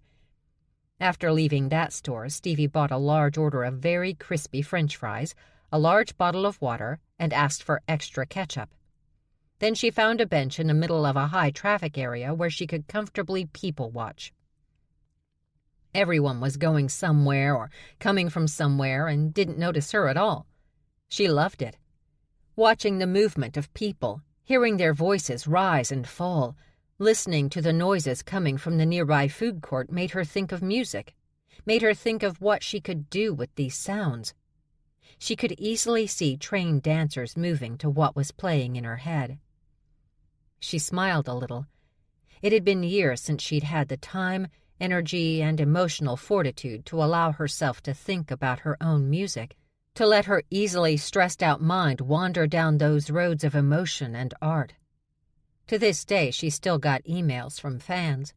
Her work was still discussed in music schools and prestigious university music programs. Some classical orchestras still attempted to play her beloved but most complicated symphonies to sold-out audiences. At one time, she had been the one conducting those orchestras, even though she'd only been about 7 and had to have a specially made podium in order to see and be seen by the orchestra and audience.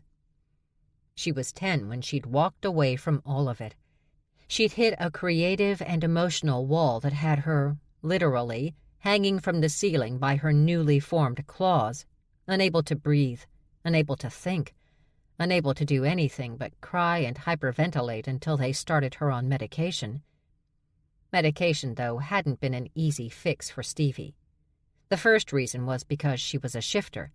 Shifters had very amped-up internal systems that allowed them to heal quickly without medication, which was great for physical ailments, but a real problem when one had mental issues. Then add in that Stevie was also half honey badger.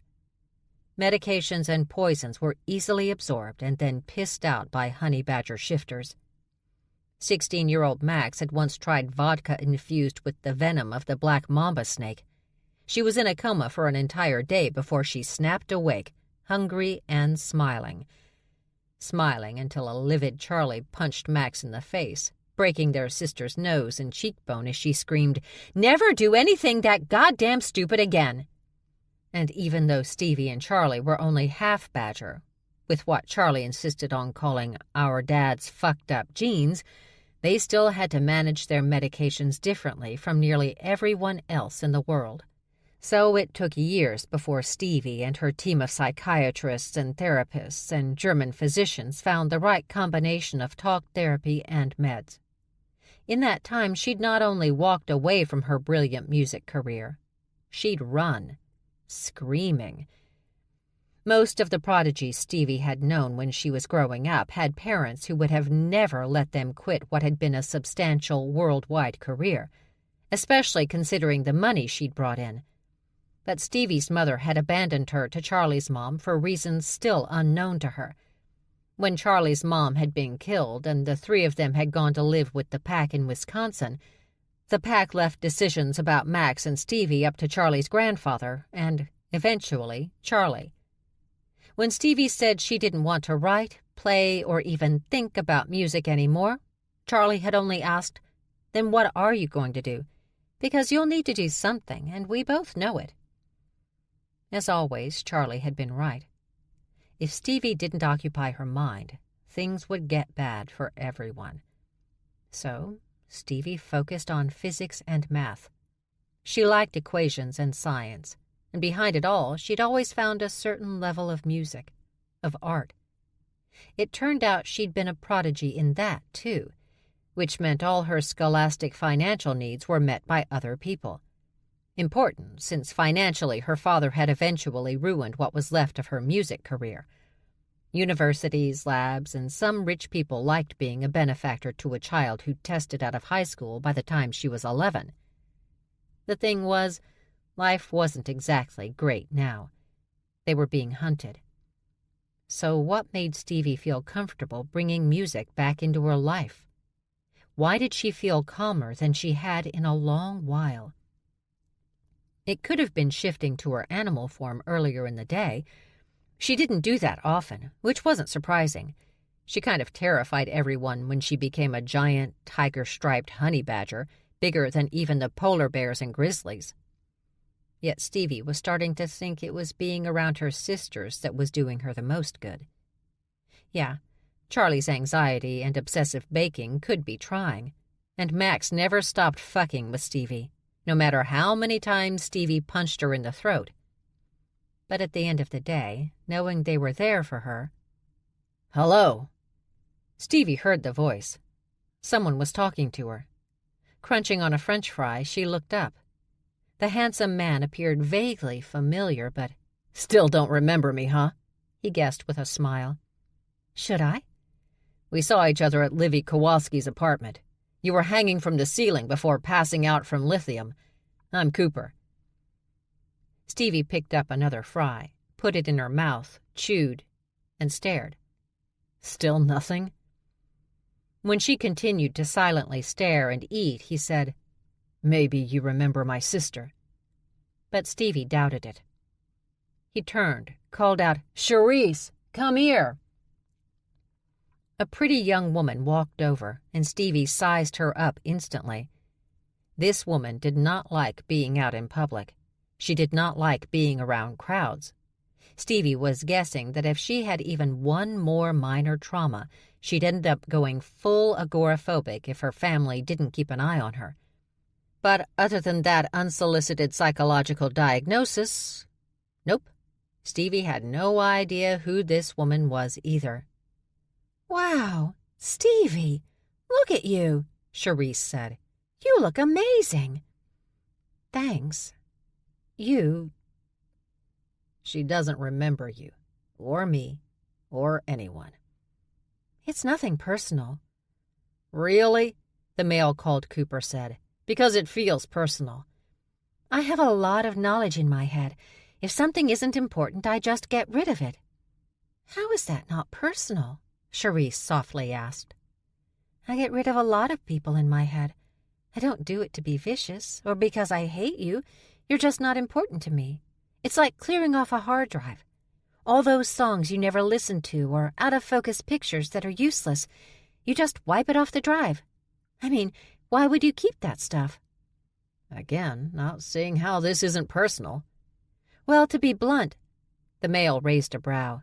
"You mean you weren't being blunt before?" "My brain is important. I refuse to fill it up with meaningless crap. I really don't know what else to... Oh my God." Stevie put her fries aside and stood. "Kyle?" she asked the tall young man walking toward their small group, smiling at her. "Oh my God. Kyle!" Stevie ran into the open arms of Kyle Jean-Louis Parker, hugging him tightly. Behind her she heard, "Him, you remember?" "Of course I remember Kyle," she said, keeping one arm around his waist while Kyle's arm curled around her shoulder. "He's Kyle." Kyle nodded. "Exactly. But you do remember these guys, Stevie." He pointed at Cooper. "Mr. Needy, Charisse, pathologically shy." He gestured to the young woman walking up behind them. "Genetic freak." "Oh, of course, you're siblings." "Seriously?" Cooper demanded. "I'm leaving," Charisse quietly announced, before doing just that. And "fuck you," from the sister that Stevie now remembered was a prima ballerina in an important ballet company, somewhere in America. "See," Kyle pointed out, "the genetic freak is sad because her brain can only do so much." "That's it, I'm out." The genetic freak walked away, her middle finger held high in the air. "Wait," Cooper called out. "Tony is coming to meet us here with..." "Okay, well, she's gone." "That restrictive diet sure does make her cranky," Kyle observed. "Why do you do this?" his brother asked. "You'll have to be much more specific." But before his brother could bother, he turned to Stevie. "So what are you doing in New York?" "Running for my life." "Oh, I'm sorry. Your father again?" "Of course." "Peruvian drug lords?" "Who knows? My sisters are here, though." "Ooh, the infamous Charlie and Max. I've been dying to meet them for years." "Well, now you can. I told them all about you." So what are you doing in the city?" "He was kicked out of another art school." "I was not kicked out," Kyle argued. "I was asked to leave because some people can't handle criticism, or the suggestion that they might have a borderline personality disorder that should get treated." "Borderline or bipolar?" Stevie asked. "People often get those two confused." "Definitely borderline. She came at me with a knife, nearly took my eye out." "That actually could have been anybody, with or without a disorder," Cooper muttered. Kyle glanced at his brother before admitting to Stevie, "He's so jealous of me, he doesn't know what to do with himself." "Jealous?" Cooper asked. "Of you?" "You wish you had as much talent as me and my dear sweet Stevie." "I do have as much talent as your dear sweet Stevie, and God knows I'm better than you." "See," Kyle said to Stevie, "how he lives in his sad fantasy world." Although Stevie doesn't remember it, and it was at different times, we were both trained by the same maestro. We even played together at one point. "But did you ever conduct the St. Petersburg Orchestra in a symphony you wrote when you were 9?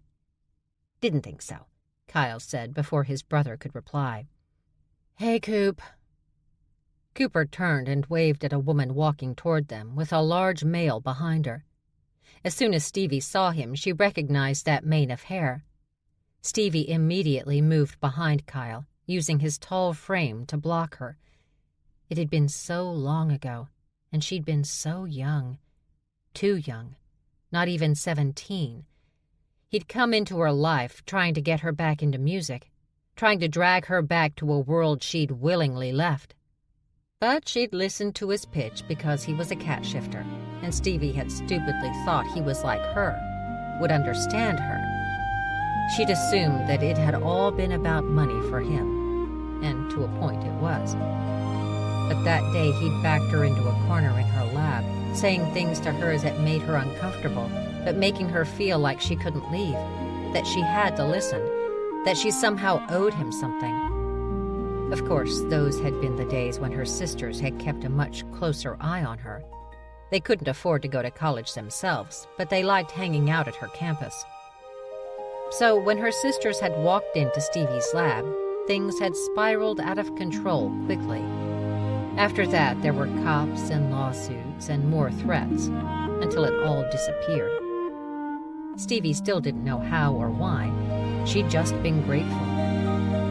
But seeing him again, after all these years, all these changes in her life, Stevie turned her back and prayed neither of her sisters suddenly appeared. Coop saw Stevie move away as soon as Tony walked up with that lion male she was considering as an agent for Charisse and Oriana.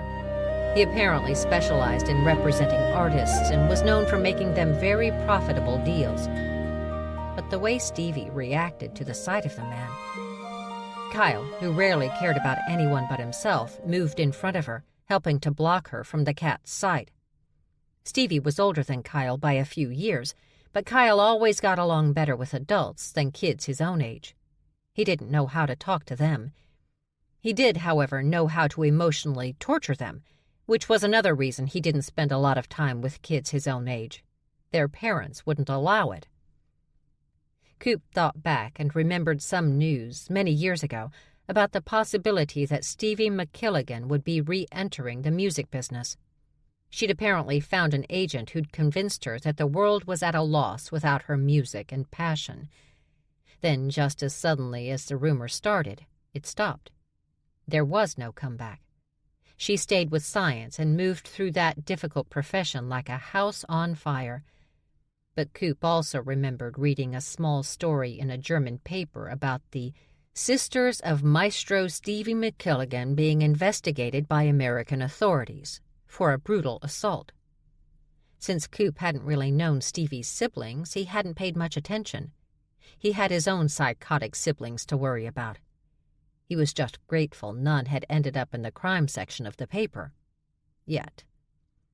Now Coop studied the man with Tony, another arrogant lion wearing a tailored suit, necessary for males that size, who couldn't seem to control his hair. "Where are Charisse and Oriana?" Tony asked. I told them to meet us here. Well, Kyle... Okay, enough said. Tony had been more on edge since Kyle had come back to the States. Add in the attack on Coop's hotel room, and his sister was, to put it mildly, less patient than usual. Any idea where they went? I don't know about Charisse, but Oriana likes to watch the hockey players, and your mate's brother invited her to check out practice. Tony's eyes narrowed. Is she dating one of those idiots? She hasn't told me anything. Kyle? I don't care. Coop sighed, and Kyle doesn't care. We'll walk over to the practice rink. See if you can track down Charisse, please. If she hasn't already gone home. Why don't you just call Oriana or text her? Tony moved past Coop, lovingly bumping her shoulder against his as she went by, letting him know her terseness had nothing to do with him, a gesture he appreciated at the moment. Apparently, she explained as she moved, the lion walking beside her, she's blocked me on her phone. The little cow. Coop smiled and waited for the pair to turn the corner before he walked past Kyle and stood in front of Stevie. She wouldn't look at him. The confident artist and scientist who couldn't be bothered to remember Coop's name suddenly appeared as painfully shy as Charisse. It was clear she didn't want to talk about any of this, but he still had to know. He decided to go with the direct but non-invasive approach. "If you had a little sister," he asked Stevie, "would you hire him?" Kyle put his arm around Stevie's shoulders, a form of protection he didn't even bother to show his own sisters. If I had a little sister, Stevie said, her arms wrapped around her waist, I'd keep her as far away from that fucker as humanly possible. She leaned against Kyle and added, And he'd better pray that my sisters don't spot him. Jai Davis watched, mesmerized, as the bullets that had been pumped into the hybrid female sitting on her examination table began to pop out of the wound on her shoulder. According to Charlie McKilligan, this was what her body did. The wound began to heal from the inside, without stitches, without surgery. At first, infected fluid poured from the wound while Charlie sat and read a 3-year-old Vogue. So much fluid that Jai was surprised the girl didn't have a brutal, possibly fatal fever. Then some blood. At that point, Charlie said, "Almost done." It was clear the hybrid was used to this. She didn't even have to look at the wound to know what stage it was in. She was still reading a magazine. Jai and Ellen waited, and 30 minutes later, bullets. "That is fascinating." "Is it?" Charlie asked. "Not for you, I'm assuming. How often has this happened?" "A few times over the years." "You've been shot a few times?" "Not just shot. There were a couple of knife fights, bar fights, fight with a pit bull once, but she started it." "Sure she did." Pieces of the third bullet slid out, and once out, the skin began to knit shut on its own. Amazing. Jai straightened up and walked around until she stood in front of Charlie. Really amazing. "When you shift, do you heal faster?" "I don't shift." Jai was surprised. She'd heard about a few shifters who refused to shift. Religious zealots from every branch who thought being a shifter was evil. Was this female one of those? Is that a moral choice? Charlie looked at Jai, frowning. "Huh? Is it a moral choice that you don't shift?" "Why would that be a moral choice? There's nothing morally wrong with shifting." She leaned away slightly. "Are you one of those weird, crazy religious people?" No, Jai chuckled. "I'm actually a Buddhist. But you said you don't shift." "Oh, well, let me rephrase. I can't shift." Jai folded her arms over her chest. "You can't?" "Nope." "Are you sure?" "Positive. My sister started shifting very early, but me? I just didn't.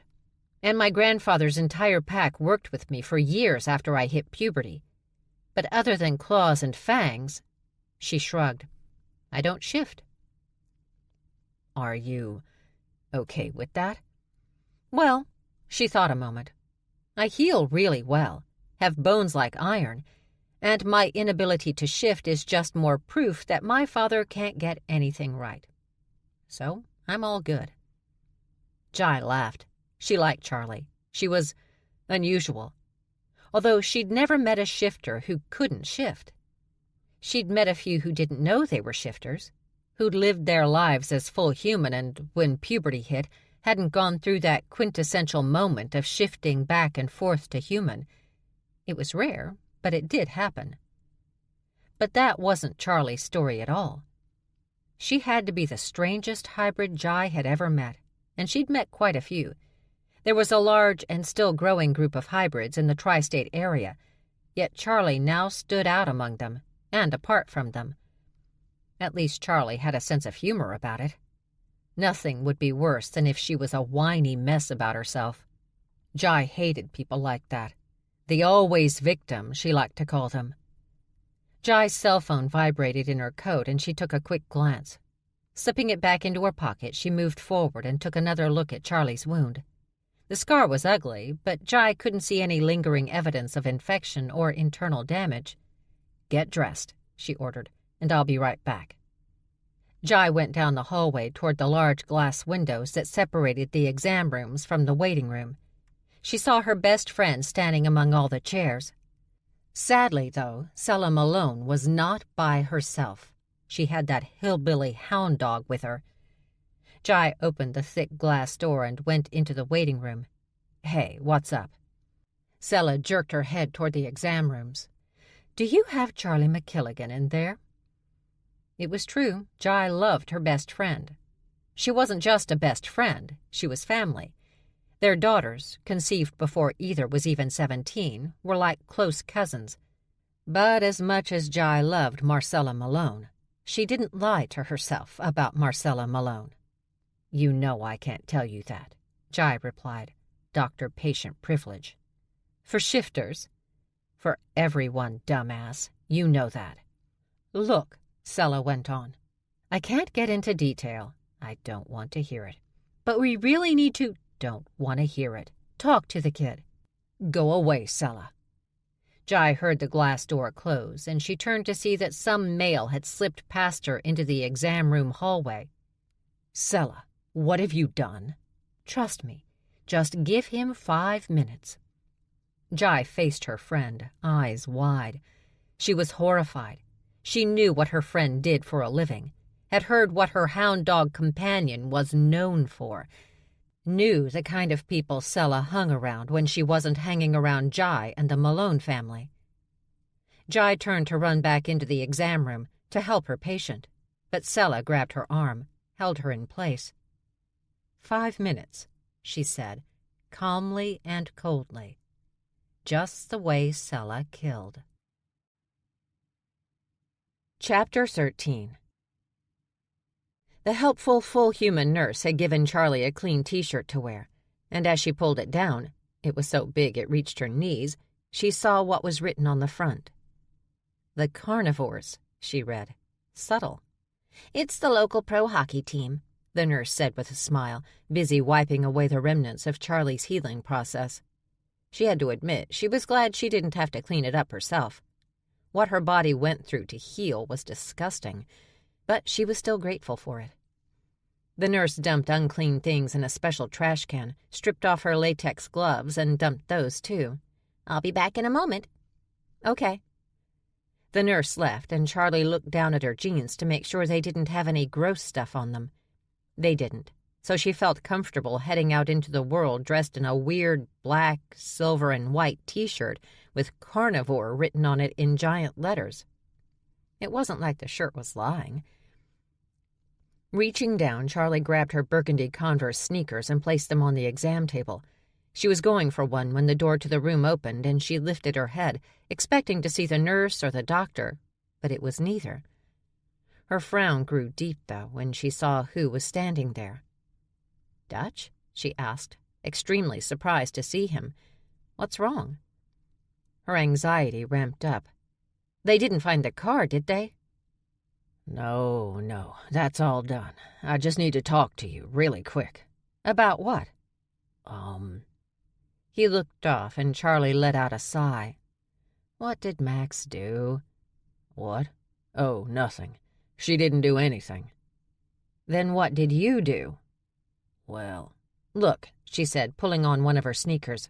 I'll pay for Max's fuck-ups, but I'm not paying for yours. You've got family. Ask them for money. I'm not asking you for money. Then what? He paused another moment before he just sort of spilled everything. The people who came by your house earlier, they weren't there to hurt you, Charlie. They wanted to talk to you. Initially, they just wanted to talk to Max. But after seeing you, Stevie, and Max in, from what I understand, rare form up in the Bronx, they want to talk to all of you about a job. The second shoe forgotten, Charlie stood up straight, her mind churning, trying to make sense of what Dutch was telling her. You, she said, pointing her finger. You sent those people to us. The people I saw on the roof. The ones watching us. They wanted to see Max in action and, well, it just so happened Max was in action. But so were you and Stevie. I mean, it really worked out well. Did it? Yeah. They're really interested in you guys, and I have to tell you, it's an awesome job, Charlie. Excellent money, benefits, protection. I've been wanting to get Max hooked up with them for a while now, but he shrugged. I knew you wouldn't be too happy about it. Really? Did you really know I wouldn't be too happy? Look, Charlie, I know you haven't been crazy about me all these years. I'm not sure why. I'm amazing. But I think even you know that I wouldn't do anything to hurt Max or Stevie. I love you guys. Charlie scratched the side of her mouth. She had a little itch there. But then her fingers started to bother her, and she curled one hand into a fist, placed the palm of the other over it, and cracked her knuckles. She did the same to the other hand. Now, Charlie, Dutch tried to soothe. Let's be calm about this. You know I adore you, but I'm not going to just let you flip out on me either. You understand what I'm telling you? Yeah, she said calmly. I understand. Berg, after sending Dag off in the opposite direction, had continued his search for either of the two McKilligan sisters. He knew where Max was, so he was intensely focused on finding Charlie or Stevie, preferably both. When he walked into the health center, where all the athletes went to get their torn artery repair, he wasn't sure why he'd come. Maybe because it seemed logical Stevie might be here. She seemed remarkably comfortable with the medical profession. But when he took a quick look around and his gaze locked with the yellow eyes of a Smith Pack female, he realized that he was probably right about finding at least one of the McKilligan sisters here. He also realized that they were in real trouble. Berg smiled and fought the natural urge to let his grizzly hump grow.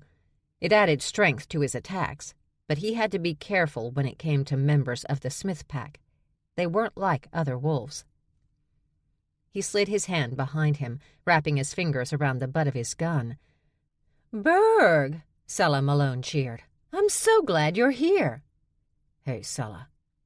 He knew Sella Malone pretty well, and he liked her, but he never forgot who and what she was. "So what's going on?"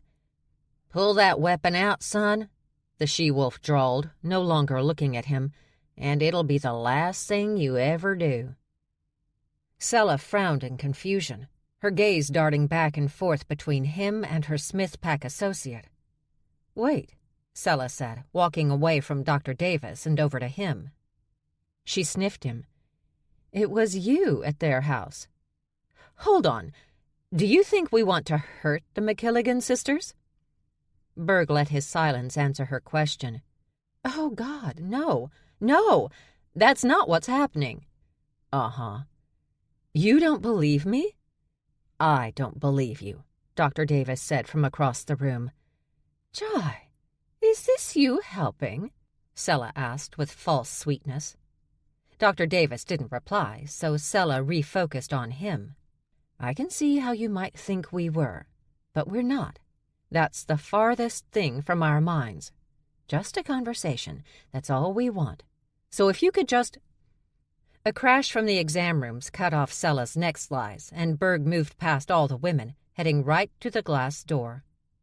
He just opened it when the glass and blinds of one of the exam rooms exploded out, nurses, orderlies, and other doctors making a panicked run for it, and an annoying weasel landed hard on the hallway floor. A few seconds later, Charlie followed Dutch out, glaring down at him.